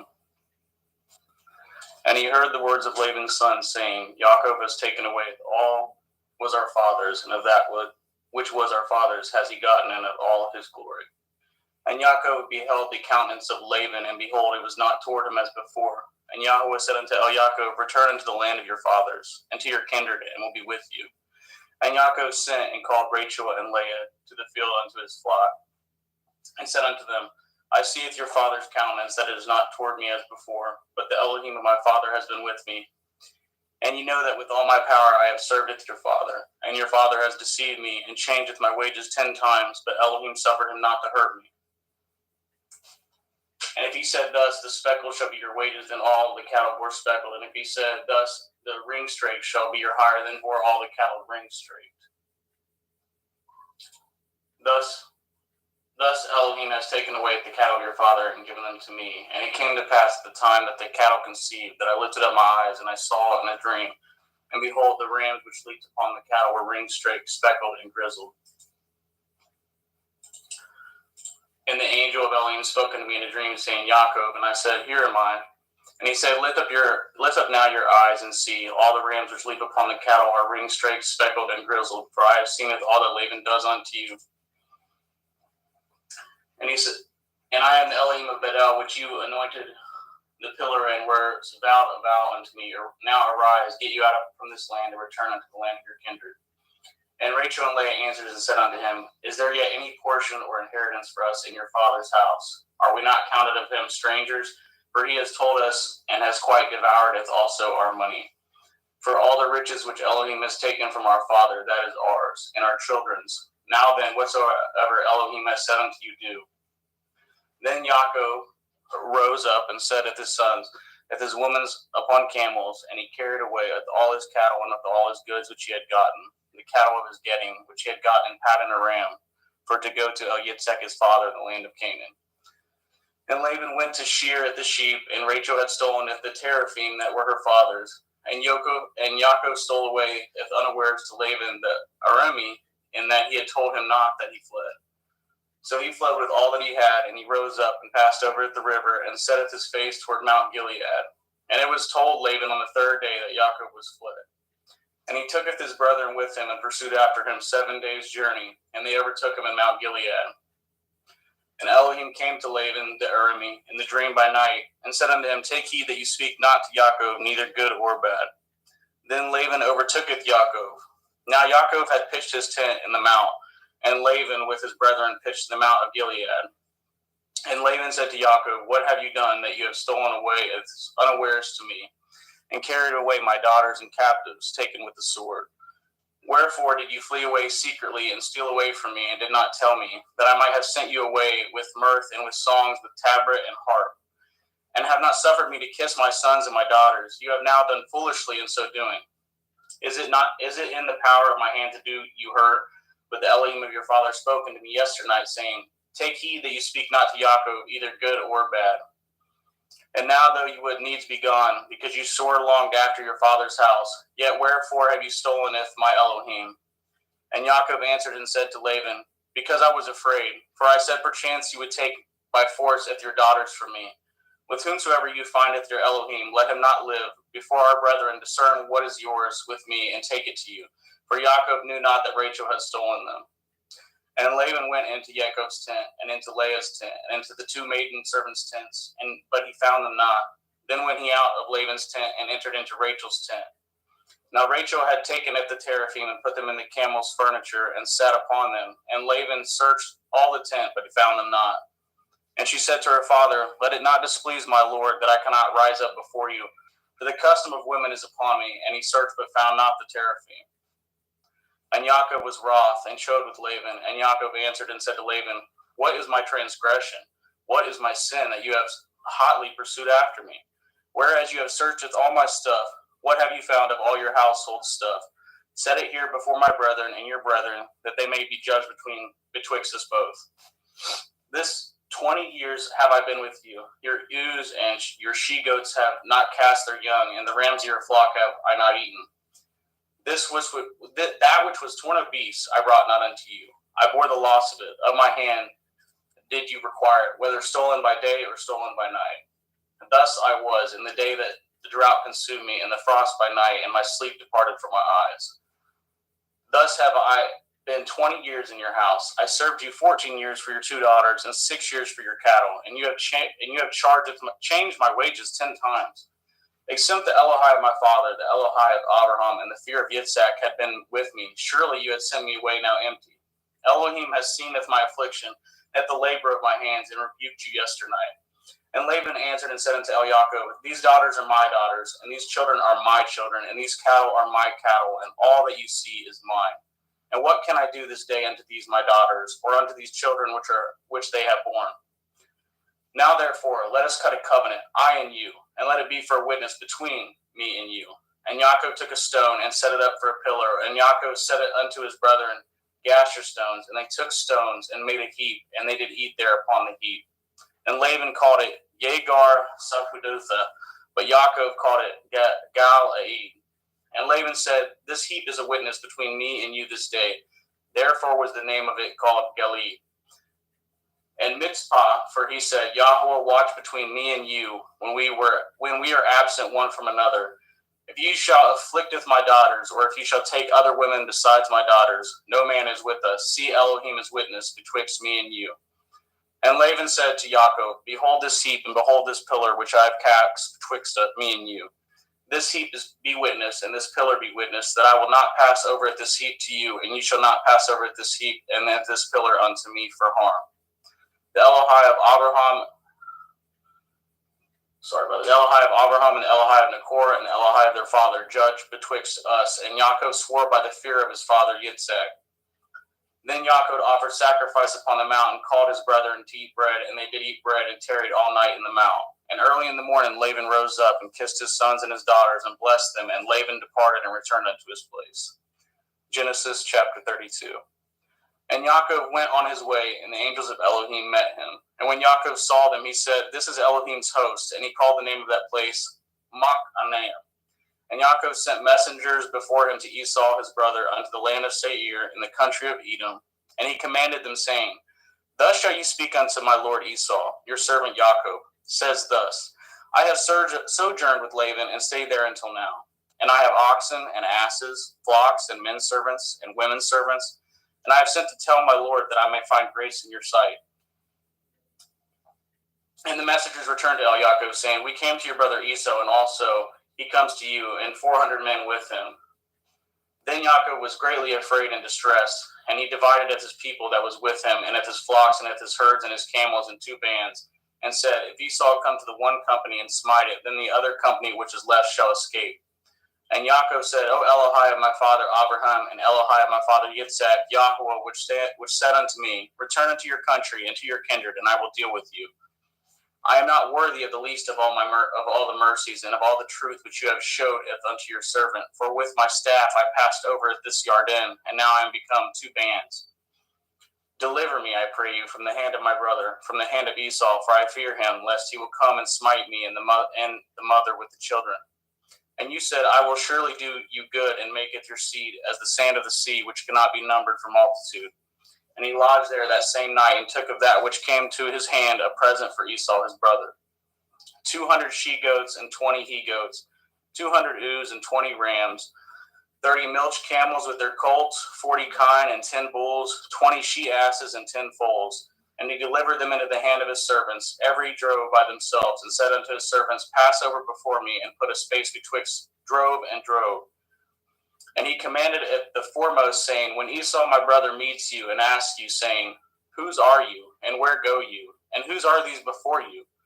Then you shall say, They be your servant Yaakov's. It is a present sent unto my lord Esau, and behold, also he is behind us. And so command he at the second and the third, and of all that follow the drove, saying, On this manner shall you speak unto Esau when you find him. And say ye moreover, Behold, your servant Yaakov is behind us. For he said, I will appease him with the present that goes before me, and afterward I will see his face. Perchance he will accept of me. So went the present over before him, and himself lodged that night in the company. And he rose up that night, and tooketh his 2 women, and his 2 women servants, and his 11 sons, and passed over the ford Yabok. And he took them and sent them over at the brook, and sent over as he had, and Yaakov was left alone. And there wrestled a man with him until the breaking of day. And when he had saw that he prevailed not against him, he touched the hollow of his thigh, and the hollow of Yaakov's thigh was out of joint as he wrestled with him. And he said, Let me go, for the day breaks. And he said, I will not let you go, except you bless me. And he said unto him, What is your name? And he said, Yaakov. And he said, Your name shall be called no more Yaakov, but Yashrael. For as a prince have you power with Elohim and with men, and have prevailed. And Yaakov asked him and said, Tell me, I pray you, your name. And he said, Wherefore is it that you do ask after my name? And he blessed him there. And Yaakov called the name of that place Penuel, for I have seen Elohim face to face, and my life is preserved. As he passed over Penuel, the sun rose upon him, and he halted upon his thigh. Therefore the children of Yashrael eat not of the sinew which shrank, which is upon the hollow of the thigh unto this day, but because he touched the hollow of Yaakov's thigh and the sinew that shrank. Genesis 33. And Yaakov lifted up his eyes and looked, and behold, Esau came, and with him 400 men. And he divided the children unto Leah, and unto Rachel, and unto the two handmaids. And he putteth the handmaids and if their children foremost, and if Leah and her children after, and if Rachel and if Joseph hindermost. And he passed over before them and bowed himself to the ground 7 times until he came near to his brother. And Esau ran to meet him and embraced him and fell on his neck and kissed him, and they wept. And he lifted up his eyes and saw at the woman and at the children, and said, Who are those with you? And he said, The children which Elohim has graciously given your servant. Then the handmaidens came near, they and their children, and they bowed themselves. And Leah also with her children came near and bowed themselves. After came Joseph near and Rachel, and they bowed themselves.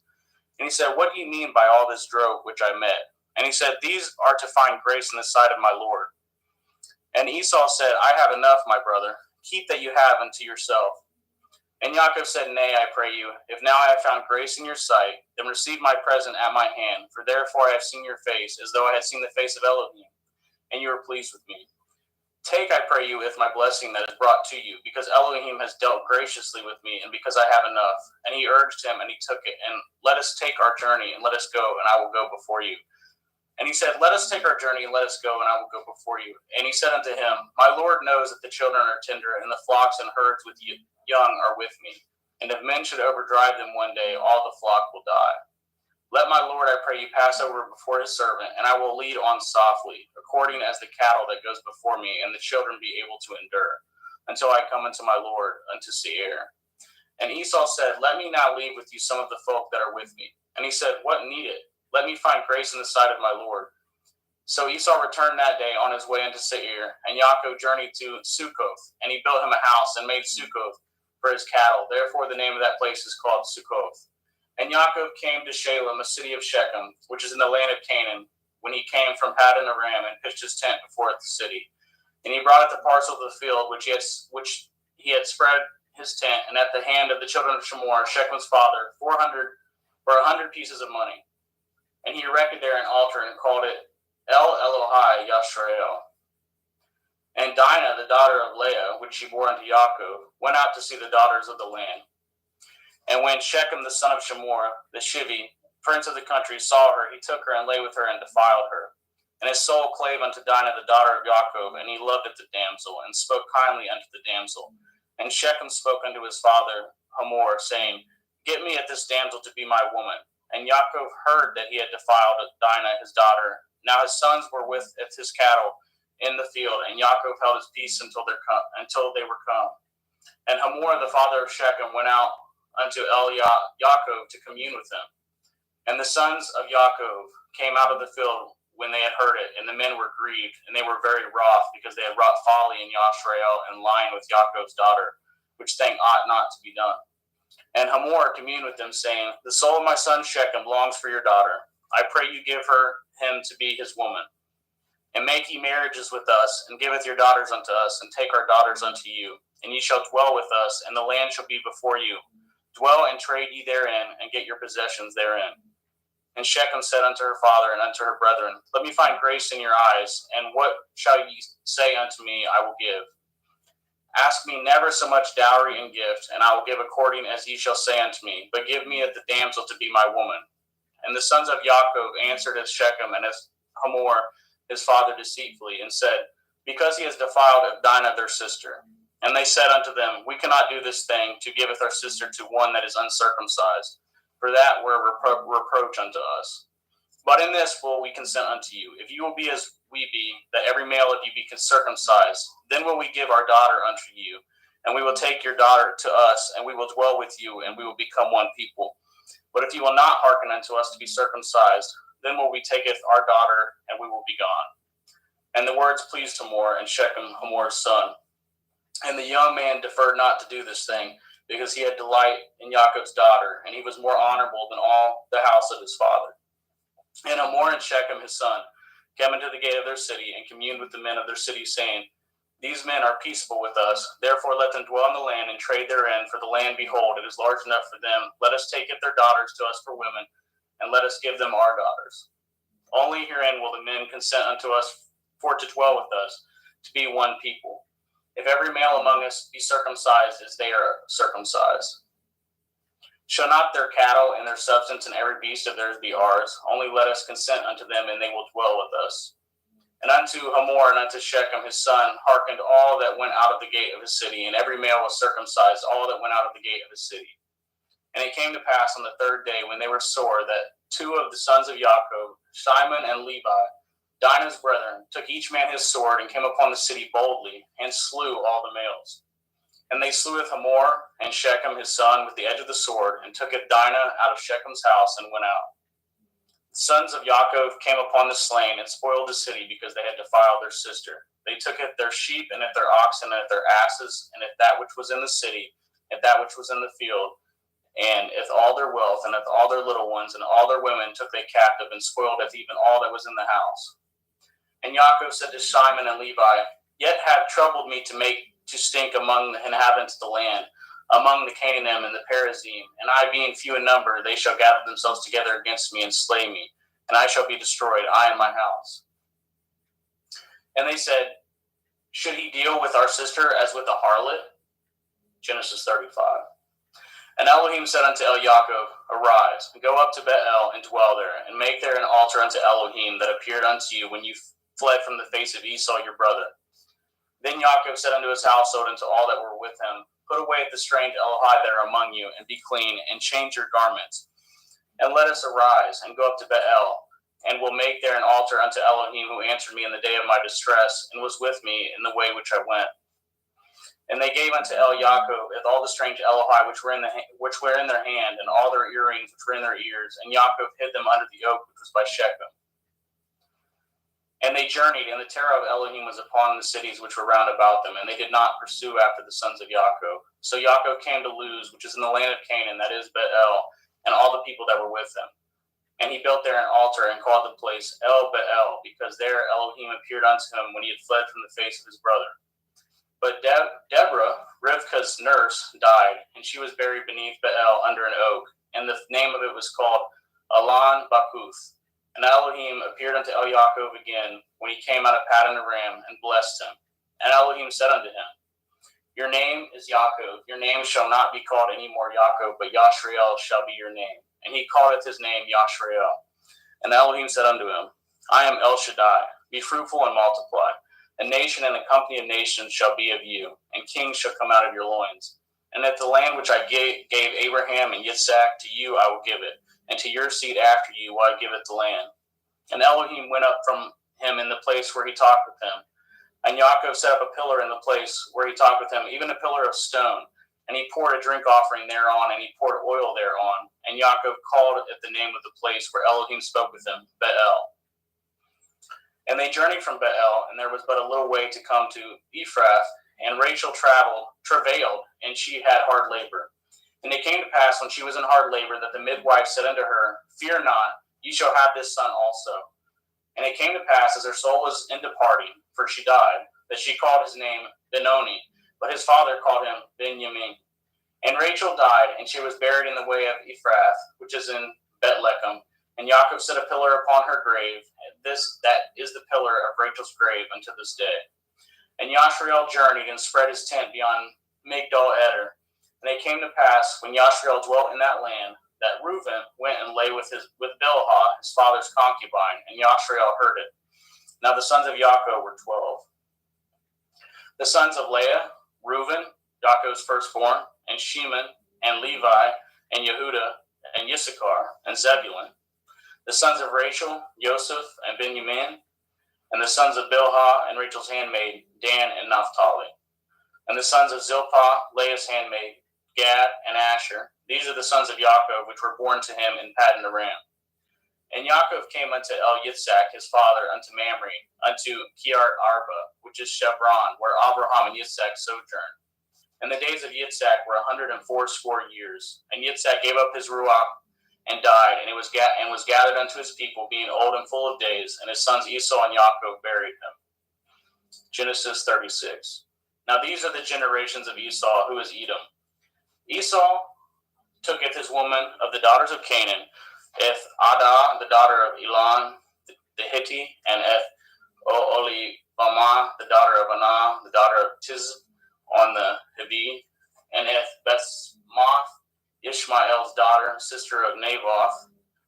And Adah bore to Esau Eth Eliphaz, and Basmath bore Eth Reuel, and Oholivamah bore Eth Yeish, and Eth Ya'alam, and Eth Korah. These are the sons of Esau, which were born unto him in the land of Canaan. And Esau tooketh his woman, and his sons, and his daughters, and all the persons of his house, and his cattle, and all his beasts, and all his substance which he had got in the land of Canaan, and went into the country from the face of his brothers Jacob. For the riches were more than that they might dwell together, and the land wherein they were strangers could not bear them both because of their cattle. Thus dwelt Esau in Mount Seir, and Esau is Edom. And these are the generations of Esau, the father of the Edim, in Mount Seir. These are the names of Esau's sons: Eliphaz, the son of Adah, the woman of Esau; Reuel, the son of Basmath, the woman of Esau. And the sons of Eliphaz were Taman, Omar, Sapho, and Gatam, and Canaz. And Timnah was concubine to Eliphaz, Esau's son, and she bore to Eliphaz Eth Amalek. And these were the sons of Adah, Esau's woman. And these are the sons of Reuel, Nakath, and Zerach, Shema, and Mizah. These were the sons of Basmath, Esau's woman. And these were the sons of Olivamah, the daughter of Anah, the daughter of Tizivon, Esau's woman. And she bore to Esau Eth Yeish, and Eth Ya'alam, and Eth Korah. And these were dukes of the sons of Esau, the sons of Eliphaz, the firstborn son of Esau: Duke Taman, Duke Omar, Duke Sapho, Duke Canaz, Duke Korah, Duke Gatam, and Duke Amalek. These are the dukes that come of Eliphaz in the land of Edom. These were the sons of Adah. And these are the sons of Reuel, Esau's son: Duke Nakath, Duke Zerach, Duke Shema, Duke Mizah. These are the dukes that came of Reuel in the land of Edom. These are the sons of Basmath, Esau's woman. And these are the sons of Oholivamah, Esau's woman: Duke Yeish, Duke Ya'alam, Duke Korah. These were the dukes that came of Olivamah, daughter of Anah, Esau's woman. These are the sons of Esau, who is Edom, and these are their dukes. These are the sons of Seir, the Hori, who inhabited the land: Lotan, and Shoval, and Tizivon, and Anah, and Dishon, and Etzer, and Dishon. These are the dukes of Horium, and the children of Seir in the land of Edom. And the children of Lotan were Harai and Haman, and Lotan's sister was Timnah. And the children of Shoval were these: Elion, Menakath, and Ebal, Shephi, and Onam. And these are the children of Tevion, both Ayah and Anah. And this was Anah that founded the mules in the wilderness, and he fed the asses of Tiziv on his father. And the children of Anah were these: Dishon and Oholivamah, the daughter of Anah. And these are the children of Dishon: Himdan, and Eshban, and Yithran, and Haran. The children of Etzer are these: Bilhan, and Zabon, and Akon. The children of Dishon are these: Uts and Aran.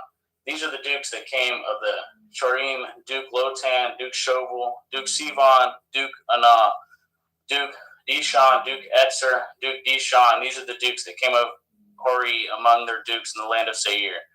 And these are the kings that reigned in the land of Edom, before they reigned any king over the children of Yashrael. And Bela, the son of Beor, reigned in Edom, and the name of his city was Dinhabah. And Bela died, and Jovab, the son of Zerach of Botzrah, reigned in his stead. And Jovab died, and Shusham of the land of Taimani reigned in his stead. And Husham died, and Hadad, son of Bedad, who smoteth Midian in the field of Moab, reigned in his stead, and the name of his city was Aviath.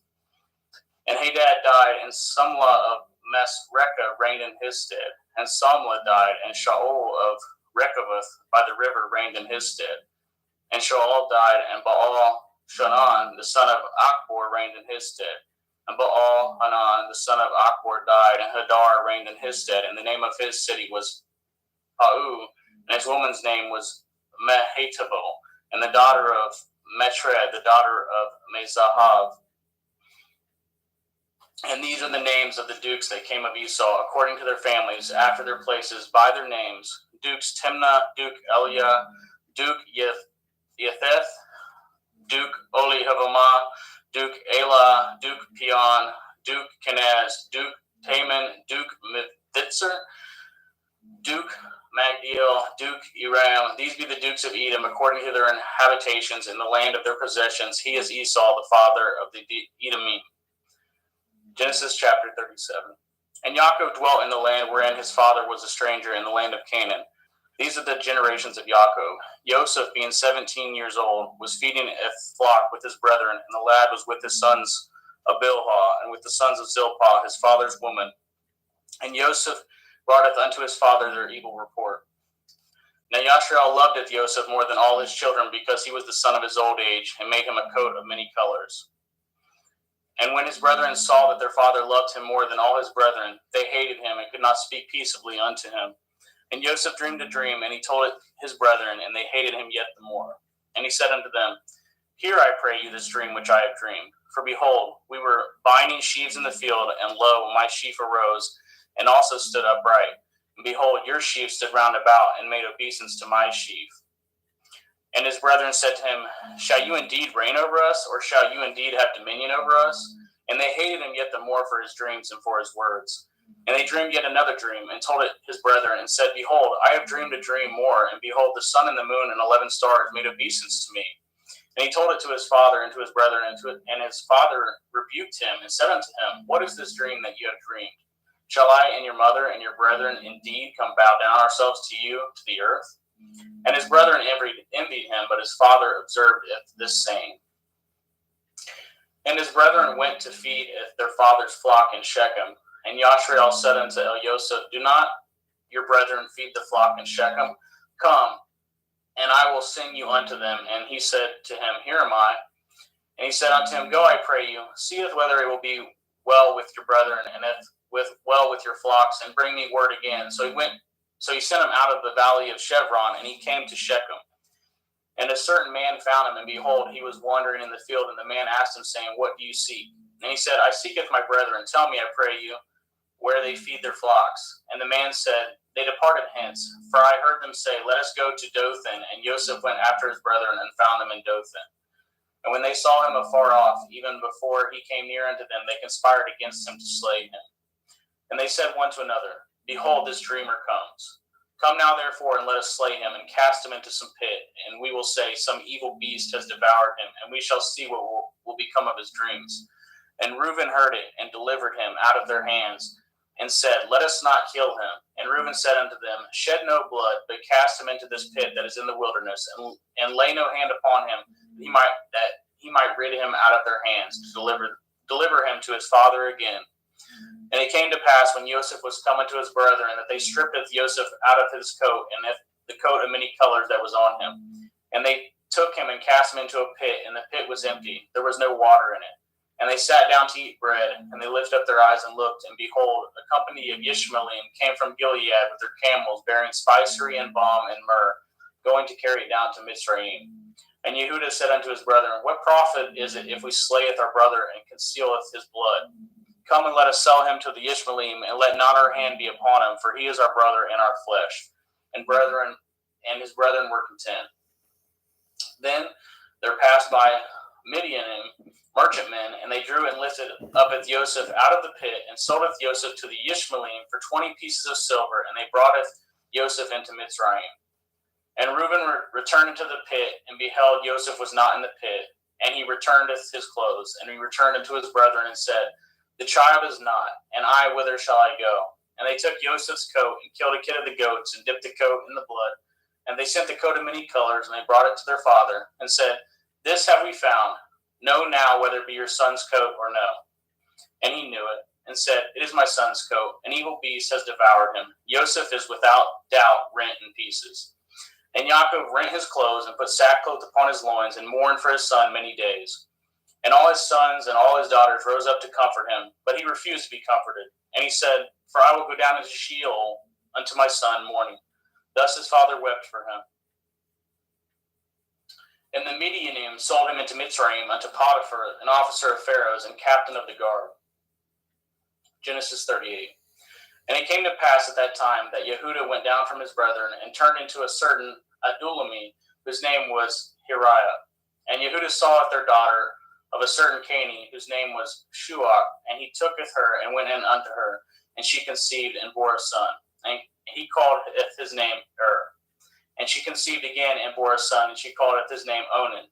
And yet she again conceived and bore a son, and called his name Shelach. And he was at Kaziv, and when she bore him.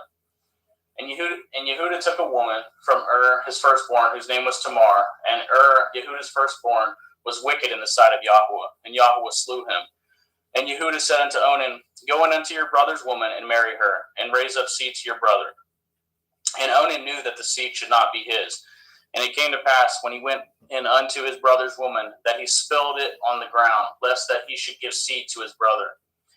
And the thing which he did displeased Yahweh, wherefore he slew him also.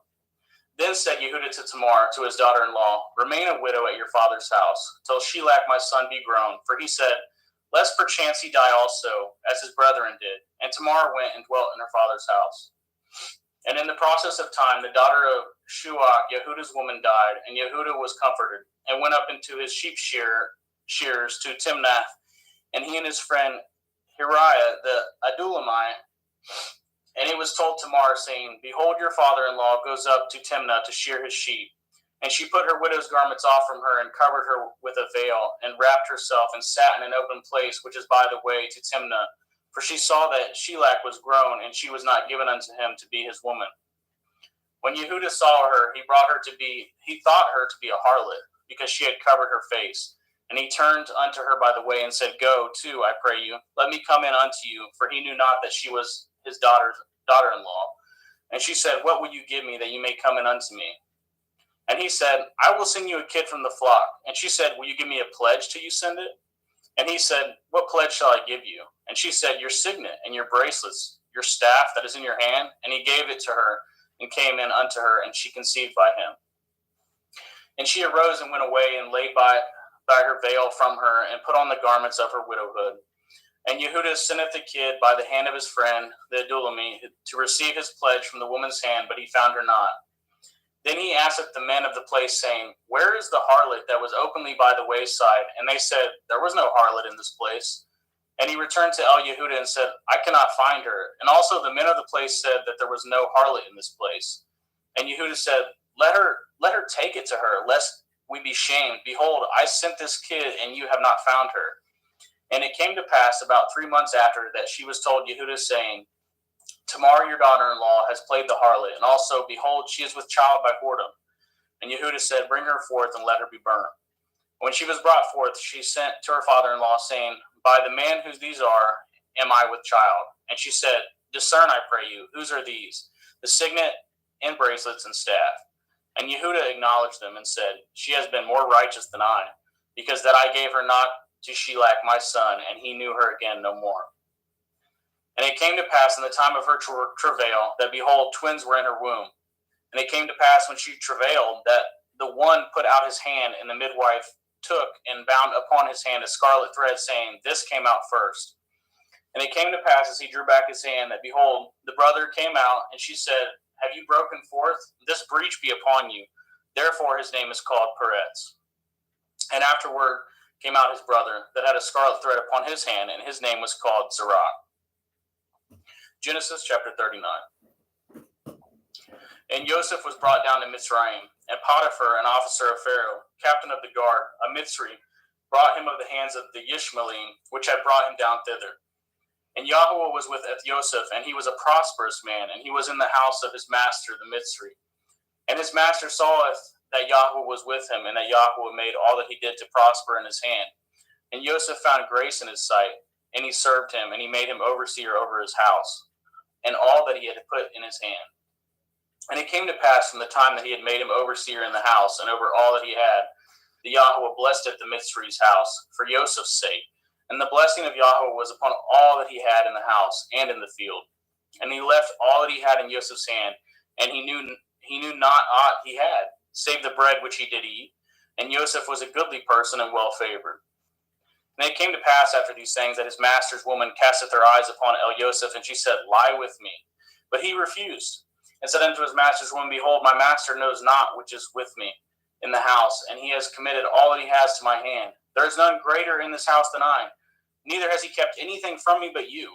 Because you are his woman, how then can I do this great wickedness and sin against Elohim? And it came to pass, as she spoke to Joseph day by day, that he hearkened not unto her, to lie by her, or to be with her. And it came to pass about this time, that Joseph went into the house to do his business, and there arose none of the men of the house there within. And she caught him by the garment, saying, Lie with me. And he left his garment in her hand, and fled, and got him out. And it came to pass, when she saw that he had left his garment in her hand, and was fled forth, that she called unto the men of the house, and spoke unto them, saying, See, he has brought in an Ivri unto us, to mock us. He came in unto me to lie with me, and cried with a loud voice. And it came to pass, when he had heard that I lifted up my voice and cried, that he left his garment with me, and fled, and got him out.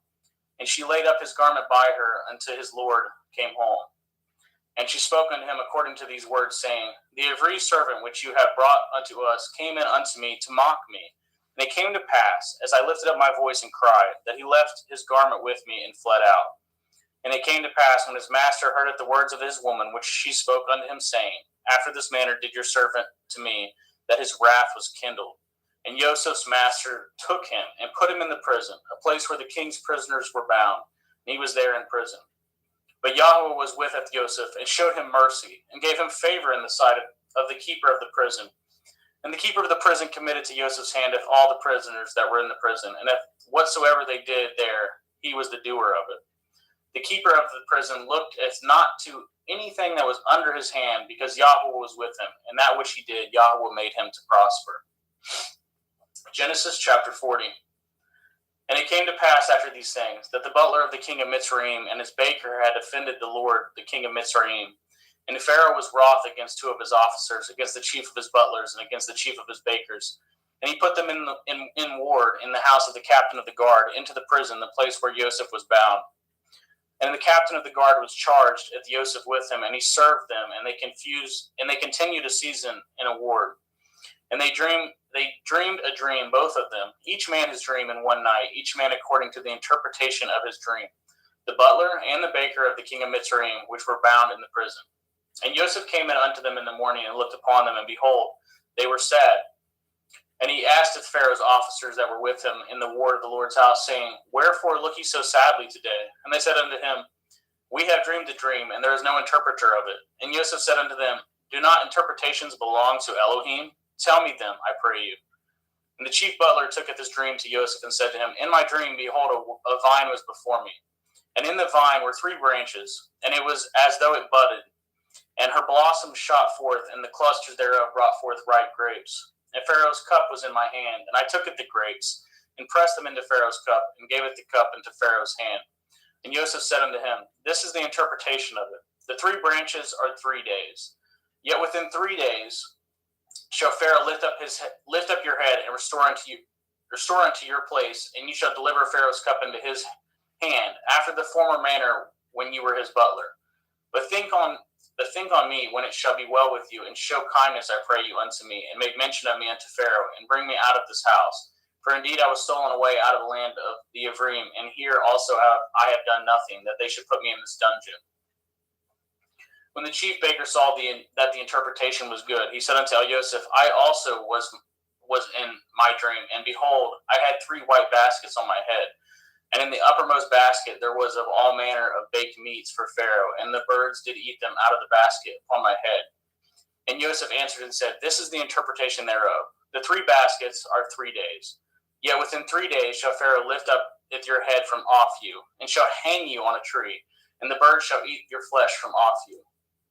And it came to pass the 3rd day, which was at Pharaoh's birthday, that he made a feast unto all his servants, and he lifted up his head off the chief butler and the chief baker among the servants.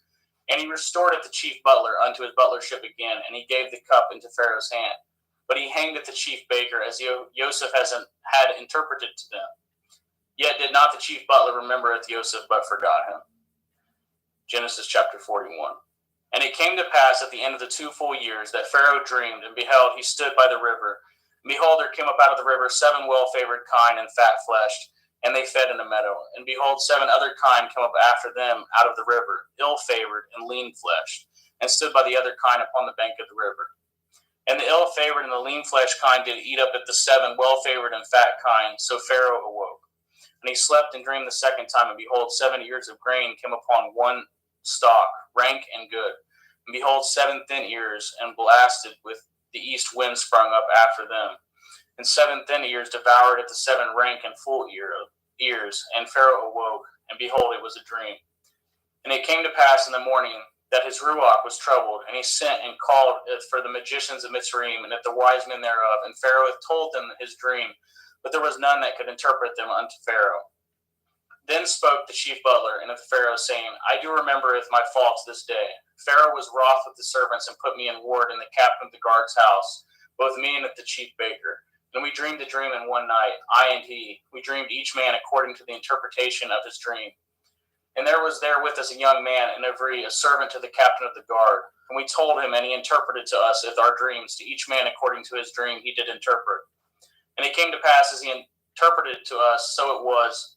Me he restored into my office, and him he hanged.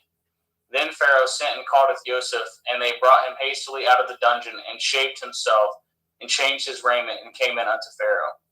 And Pharaoh said unto Joseph, I have dreamed a dream, and there is none that can interpret it. I have heard say of you that you can understand a dream to interpret it. And Joseph answered the Pharaoh, saying, It is not in me. Elohim shall give Pharaoh an answer of peace. And Pharaoh said unto Joseph, In my dream, behold, I stood upon the bank of the river, and behold, there came up out of the river 7 kine fat-fleshed and well-favored, and they fed in a meadow. And behold, 7 other kine came up after them, poor and very ill-favored and lean-fleshed, such as I had never saw in the land of Mitzrayim for badness. And the lean and the ill-favored kine did eat up the first 7 fat kine. And when they had eaten them up, it could not be known that they had eaten them, but they were still ill-favored as at the beginning. So I awoke. And I saw in my dream, and behold, 7 ears came up in one stalk, full and good. And behold, 7 ears withered thin, and blasted with the east wind sprung up after them. And the thin ears devoured it, the 7 good ears. And I told this unto the magicians, but there was none that could declare it unto me. And Joseph said unto Pharaoh, The dream of Pharaoh it is one. Elohim has showed Pharaoh what he is about to do. The 7 kine are 7 years, and the 7 good ears are 7 years. The dream is one. And the 7 thin and ill-favored kine that come up after them are 7 years, and the 7 empty ears blasted with the east wind shall be 7 years of famine. This is the thing which I have spoken unto Pharaoh. Oh, what Elohim is about to do, he shows it unto Pharaoh. Behold, there come 7 years of great plenty throughout all the land of Mitzrayim, and there shall rise after them 7 years of famine, and all the plenty shall be forgotten in the land of Mitzrayim. And the famine shall consumeth the land. And the plenty shall not be known in the land by the reason of the famine following, for it shall be very grievous. And for that the dream was doubled unto Pharaoh twice. It is because the thing is established by Elohim, and Elohim will shortly bring it to pass. Now therefore let Pharaoh look out a man discreet and wise, and set him over the land of Mitzrayim. Let Pharaoh do this, and let him appoint officers over the land to take up a 5th part of the land of Mitzrayim in the 7 plenteous years. And let them gather all the food of those good years that come, and lay up grain under the hand of Pharaoh, and let them guard food in the cities, and that food shall be for store to the land against the 7 years of famine, which shall be in the land of Mitzrayim, that the land perish not through the famine. And the thing was good in the eyes of Pharaoh, and in the eyes of his servants. And Pharaoh said unto his servants, Can we find such a one as this, a man in whom the Ruach Elohim is? And Pharaoh said unto Joseph, For as much as Elohim has showed you with all this, there is none so discreet and wise as you are. You shall be over my house, and according to your word shall all my people be ruled. Only in the throne will I be greater than you. And Pharaoh said unto Joseph, See, I have set over you all the land of Mitzrayim. And Pharaoh took off his ring from his hand, and put it upon Joseph's hand, and arrayed him in vestures of fine linen, and put a gold chain about his neck. And he made him to ride in the second chariot which he had, and they cried before him, bowed the knee, and he made him ruler over all the land of Mitzrayim. And Pharaoh said unto Joseph, I am Pharaoh, and without you shall no man lift up this hand, and at this foot in all the land of Mitzrayim. And Pharaoh called Joseph's name Sopheth Panah, and he gave him to be his woman Asenath, the daughter of Potiphar's priest of On. And Joseph went out over all the land of Mitzrayim. And Joseph was 30 years old when he stood before Pharaoh, king of Mitzrayim. And Joseph went out from the presence of Pharaoh and went throughout all the land of Mitzrayim. And in the 7 plenteous years the earth brought forth by handfuls. And he gathered up all the food of the 7 years which were in the land of Mitzrayim, and laid up the food in the cities, and the food of the field, which was round about every city, laid he up in the same. And Joseph gathered grain as the sand of the sea, very much, until he left numbering, for it was without number. And unto Joseph were born 2 sons before the years of famine came, which Asenath, the daughter of Potiphar, priest of On, bore unto him. And Joseph called up the name of the firstborn Manasseh, for Elohim said, He has made me forget my toil in all my father's house. And at the name of the second he called Ephraim, for Elohim has called me to be fruitful in the land of my affliction. And the 7 years of plenteous that was in the land of Mitzrayim were ended, and the 7 years of famine began to come, according as Joseph had said. And the famine was in all the lands, but in all the land of Mitzrayim there was bread. And when all the land of Mitzrayim was famished, the people cried to Pharaoh for bread. And Pharaoh said unto all the Mitzrayim, Go unto Joseph, what he says to you do. And the famine was over all the face of the earth. And Joseph opened all the storehouses and sold unto the Mitzrayim. And the famine was waxed sore in the land of Mitzrayim. And all the countries came into Mitzrayim to Joseph to buy grain, because that the famine was so sore in all the lands. Genesis 42. Now when Yaakov saw that there was grain in Mitzrayim, Yaakov said unto his sons, Why do you look one upon another? And he said, Behold, I have heard that there is grain in Mitzrayim. Get you down thither, and buy for us from thence, that we may live and not die. And Joseph's 10 brethren went down to buy grain in Mitzrayim. But if Benjamin, Joseph's brother, Yaakov sent not with his brethren, for he said, Lest perchance mischief befall him. And the sons of Yashriel came to buy grain among those that came, for the famine was in the land of Canaan. And Joseph was the governor over the land, and he it was that sold all the people of the land. And Joseph's brethren came and bowed down themselves before him with their faces to the earth. And Joseph saweth his brethren, and he knew them, but made himself strange unto them, and spoke roughly unto them. And he said unto them, Whence come ye? And they said, From the land of Canaan to buy food. And Joseph knew his brethren, and they knew him not. And Joseph remembered the dreams which he dreamed of them. And he said unto them, Ye are spies, to see if the nakedness of the land ye are come. And they said unto him, Nay, my lord, but to buy food are your servants come. We are all one man's sons. We are true men. Your servants are no spies. And he said unto them, Nay, but to see the nakedness of the land ye are come. And they said, Your servants are 12 brethren, the sons of one man, in the land of Canaan. And behold, the youngest is this day with our father, and one is not. And Joseph said unto them, This is that I spoke unto you, saying, Ye are spies. Hereby ye shall be proved. By the life of Pharaoh ye shall not go forth hence, except your youngest brother come hither. Send one of you, and let him fetcheth your brother, and ye shall be kept in prison, that your words may be proved, whether there be any truth in you, or else by the life of Pharaoh surely ye are spies. And he put them all together intoward 3 days. And Joseph said unto them the 3rd day, This do and live, for I feareth Elohim. If ye be true men, let one of your brethren be found in the house of your prison. Go ye carry grain for the famine of your houses. But bringeth your youngest brother unto me, so shall your words be verified, and ye shall not die. And they did so. And they said one to another, We are truly guilty concerning our brother, in that we saw the anguish of his soul when he besought us, and we could not hear. Therefore is this distress come upon us. And Reuben answered them, saying, Spoke I not unto you, saying, Do not sin against the child, and you would not hear? Therefore, behold, all this blood is required. And they knew not that Joseph understood them, for he spoke unto them by an interpreter. And he turned himself about from them, and wept, and returned to them again, and communed with them, and took from them Ethsheman, and bound him before their eyes. And Joseph commanded to fill up their sacks with grain, and restore every man's money into his sack, and to give them provision for the way. And thus did he unto them. And they laded their asses with the grain, and departed thence. And as one of them opened his sack to give his ass provender in the inn, espied his money, for behold, it was in his sack's mouth. And he said unto his brethren, My money is restored, and lo, it is even in my sack. And their heart failed them, and they were afraid, saying one to another, What is this that Elohim has done unto us? And they came unto Jacob their father unto the land of Canaan, and told him all that befall unto them, saying, The man who is the Lord of the land spoke roughly unto us, and took us for spies of the country. And we said unto him, We are true men, we are no spies. We be 12 brethren, the sons of our father. One is not, and the youngest is this day witheth our father in the land of Canaan. And the man, the Lord of the country, said unto us, Hereby shall I know that ye are true men.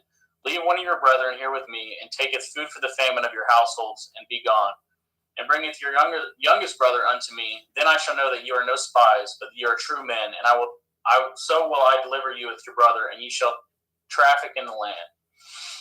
And it came to pass, as they emptied their sacks, that behold, every man's bundle of money was in his sack. And when both they and their father saw the bundles of money, they were afraid.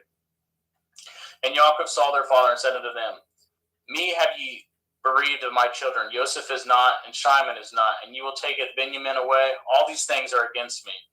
And Reuben spoke unto his father, saying, Slayeth my 2 sons, if I bring him not to you, deliver him into my hand, and I will bring him to you again. And he said, My son shall not go down with you, for his brother is dead, and he is left alone. If mischief shall befall him by the way in which ye go, then shall you bring down my gray hairs with sorrow to Sheol. Genesis chapter 43. And the famine was sore in the land, and it came to pass, when they had eaten up the grain which they had brought out of Mitzrayim, their father said unto them, Go again, buy us a little food. And Yehudah spoke unto him, saying, The man did solemnly protest unto us, saying, Ye shall not see my face, except your brother be with you. If you will sendeth our brother with us, we will go down and buy you food. But if you will not send him, we will not go down. For the man said unto us, Ye shall not see my face, except your brother be with you. And Yashrael said, Wherefore dealt ye so ill with me, as to tell the man whether ye had yet a brother?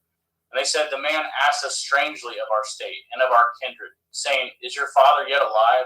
Have ye another brother?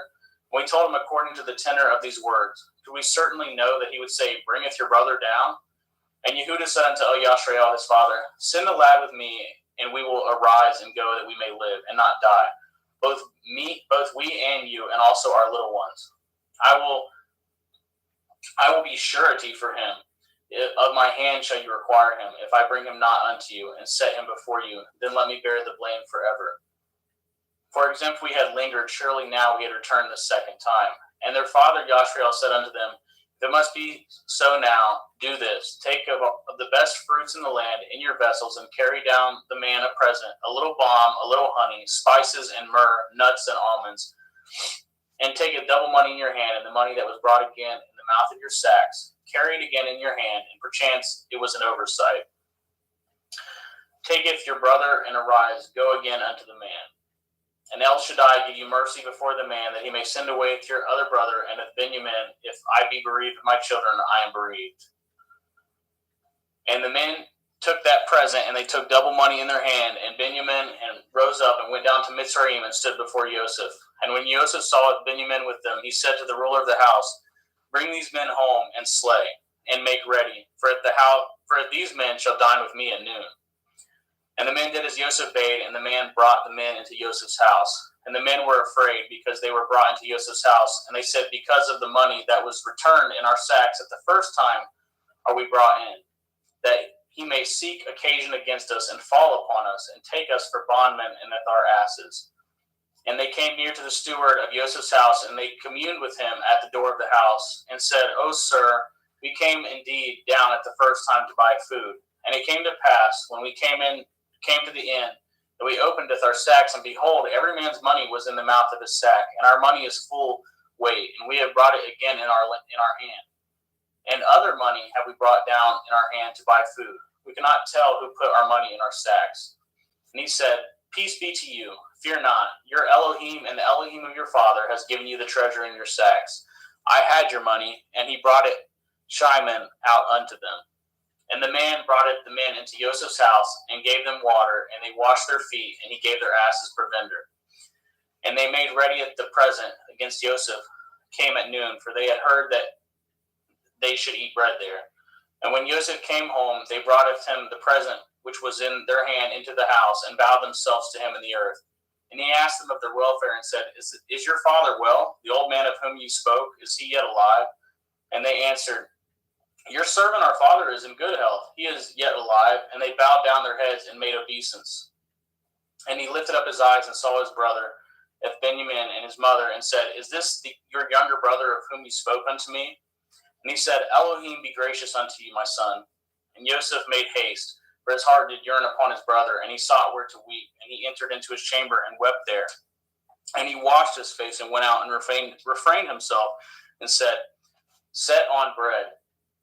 And they set on for him by himself, and for them by themselves, and for the Mitzrayim which did eat with him by themselves, because the Mitzrayim might not eat bread with the Ephraim, for that is an abomination unto the Mitzrayim. And they sat before him, the firstborn according to his birthright, and the youngest according to his youth. And the men marveled one at another. And he took and sent messes unto them from before him. But Benjamin's mess was 5 times so much as any of theirs. And they drank and were merry with him. Genesis 44. And he commanded at the steward of the house, saying, Fill up the men's sacks with food, and as much as they can carry, and put every man's money in his sack's mouth. And putteth my cup, the silver cup, in the sack's mouth of the youngest, and his grain money. And he did according to the word that Joseph had spoken.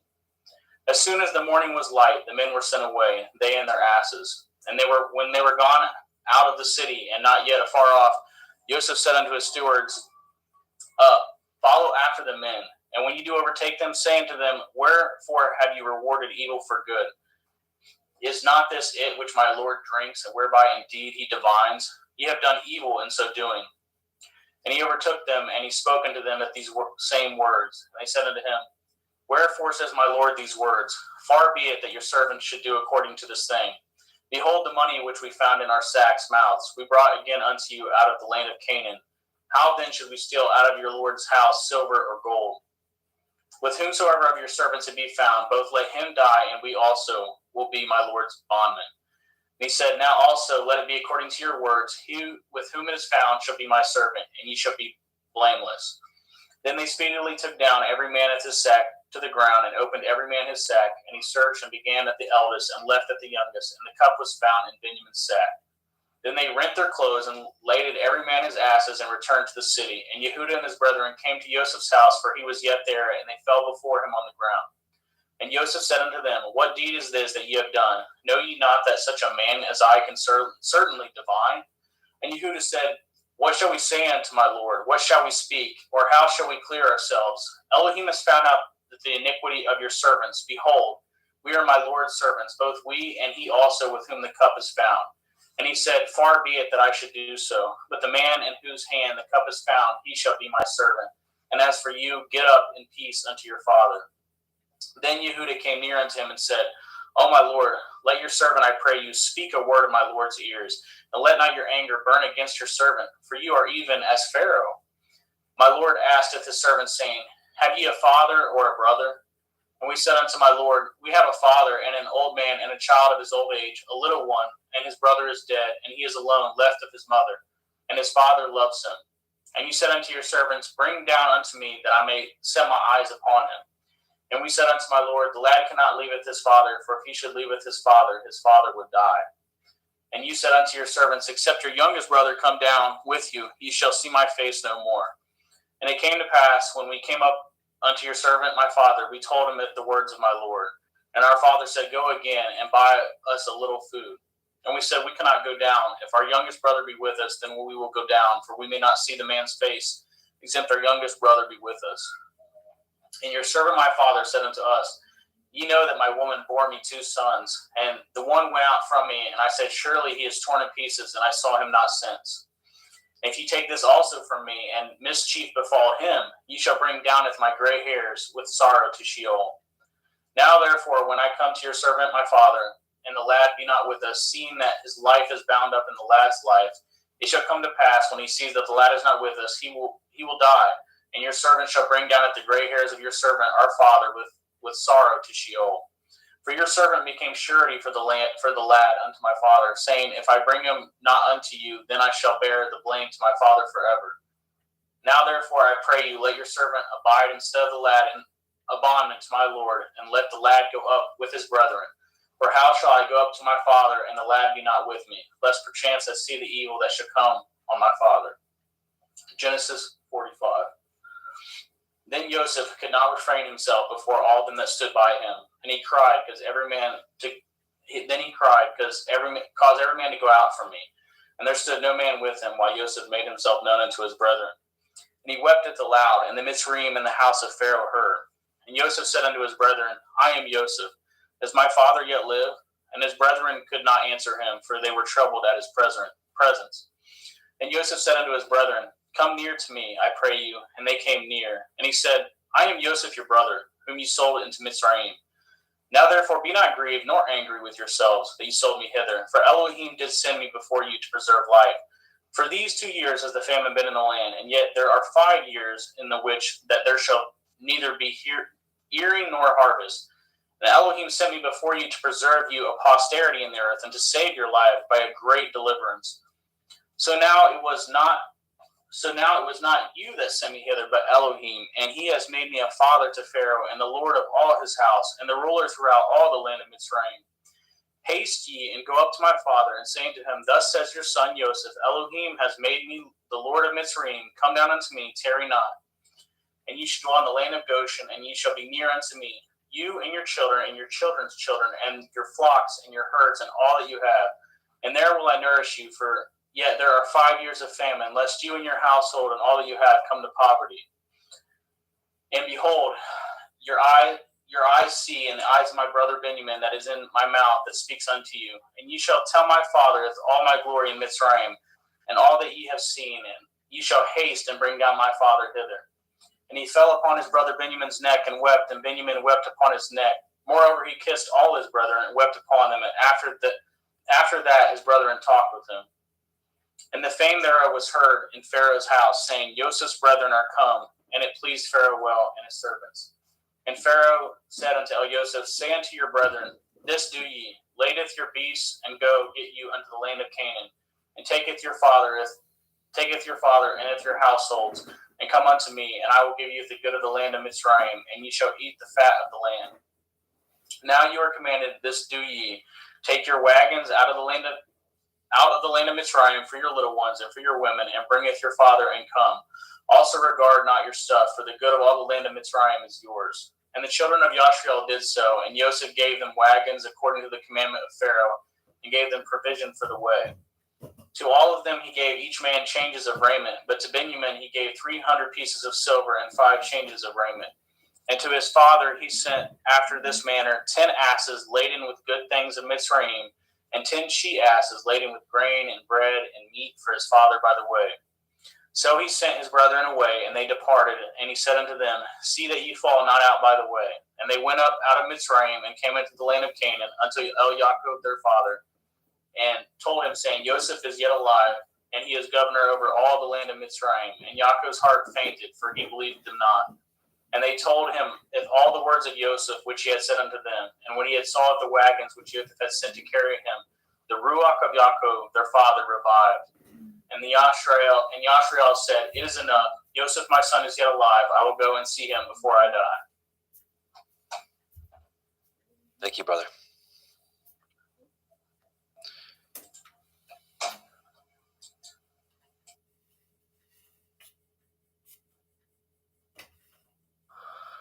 Genesis 46. And Yashrael took his journey with all he had, and came to Beersheba, and offered sacrifices unto the Elohim of his father Yitzchak. And Elohim spoke unto Yashrael in the visions of the night, and said, Yaakov, Yaakov. And he said, Here am I. And he said, I am El, the Elohai of your father. Fear not to go down into Mitzrayim, for I will there make of you a great nation. And I will go down with you into Mitzrayim, and I will also surely bring you up again, and Joseph shall put his hand upon your eyes. And Yaakov rose up from Beersheba, and the sons of Yashrael carried Yaakov their father, and their little ones, and their women, in the wagons which Pharaoh had sent to carry him. And they took their cattle and their goods, which they had gotten in the land of Canaan, and came into Mitzrayim, Yaakov and all his seed with him. His sons and his sons' sons with him, his daughters and his sons' daughters, and all his seed brought he with him into Mitzrayim. And these are the names of the children of Yashrael, which came into Mitzrayim: Yaakov and his sons, Reuben, Yaakov's firstborn. And the sons of Reuben, Chanok, and Palu, and Chetzron, and Carmi. And the sons of Shimon, Yemuel, Yamin, Ochad, and Yakin, and Sochar, and Shaul, the son of a Canaanite woman. And the sons of Levi, Gershon, Kohath, and Merari.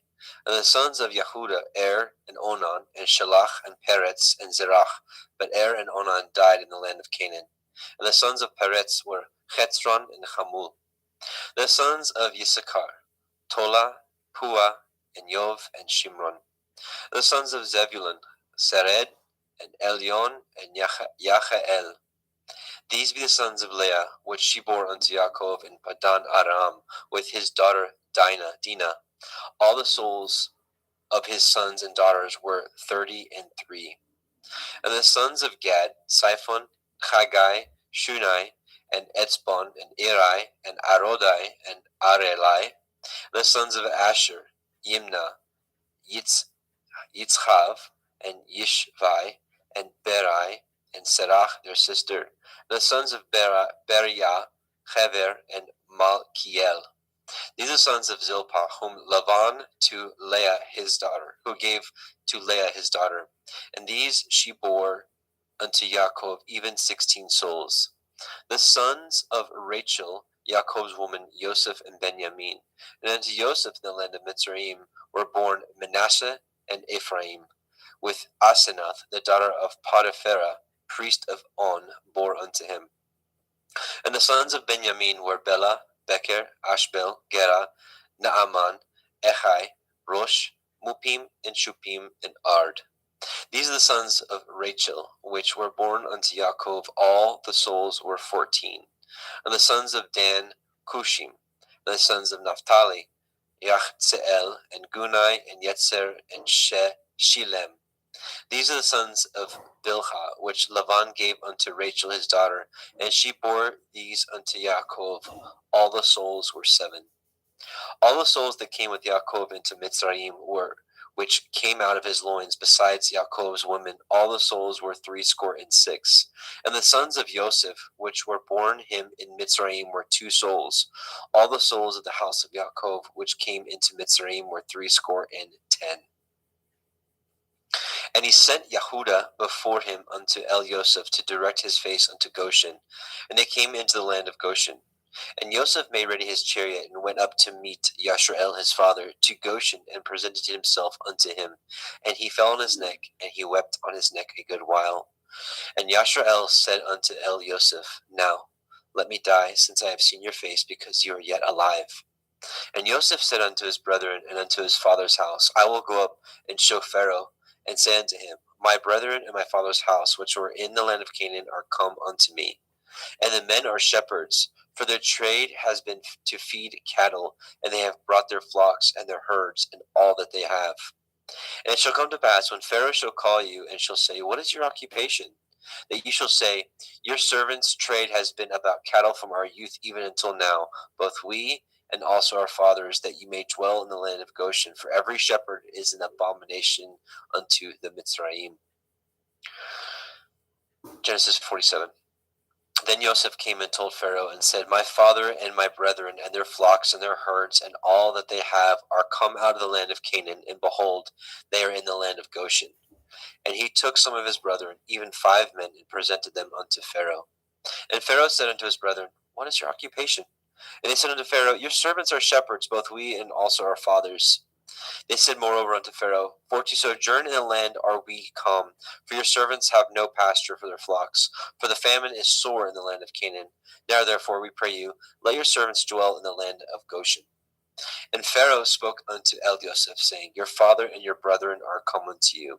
The land of Mitzrayim is before you. In the best of the land make your father and your brethren to do well. In the land of Goshen let them dwell. And if you know any men of activity among them, then make them rulers over my cattle. And Joseph brought in Yaakov his father, and set him before Pharaoh, and Yaakov blessed Pharaoh. And Pharaoh said unto Yaakov, How old are you? And Yaakov said unto Pharaoh, the days of the years of my pilgrimage are 130 years. Few and evil have the days of the years of my life been, and have not attained unto the days of the years of the life of my fathers, in the days of their pilgrimage.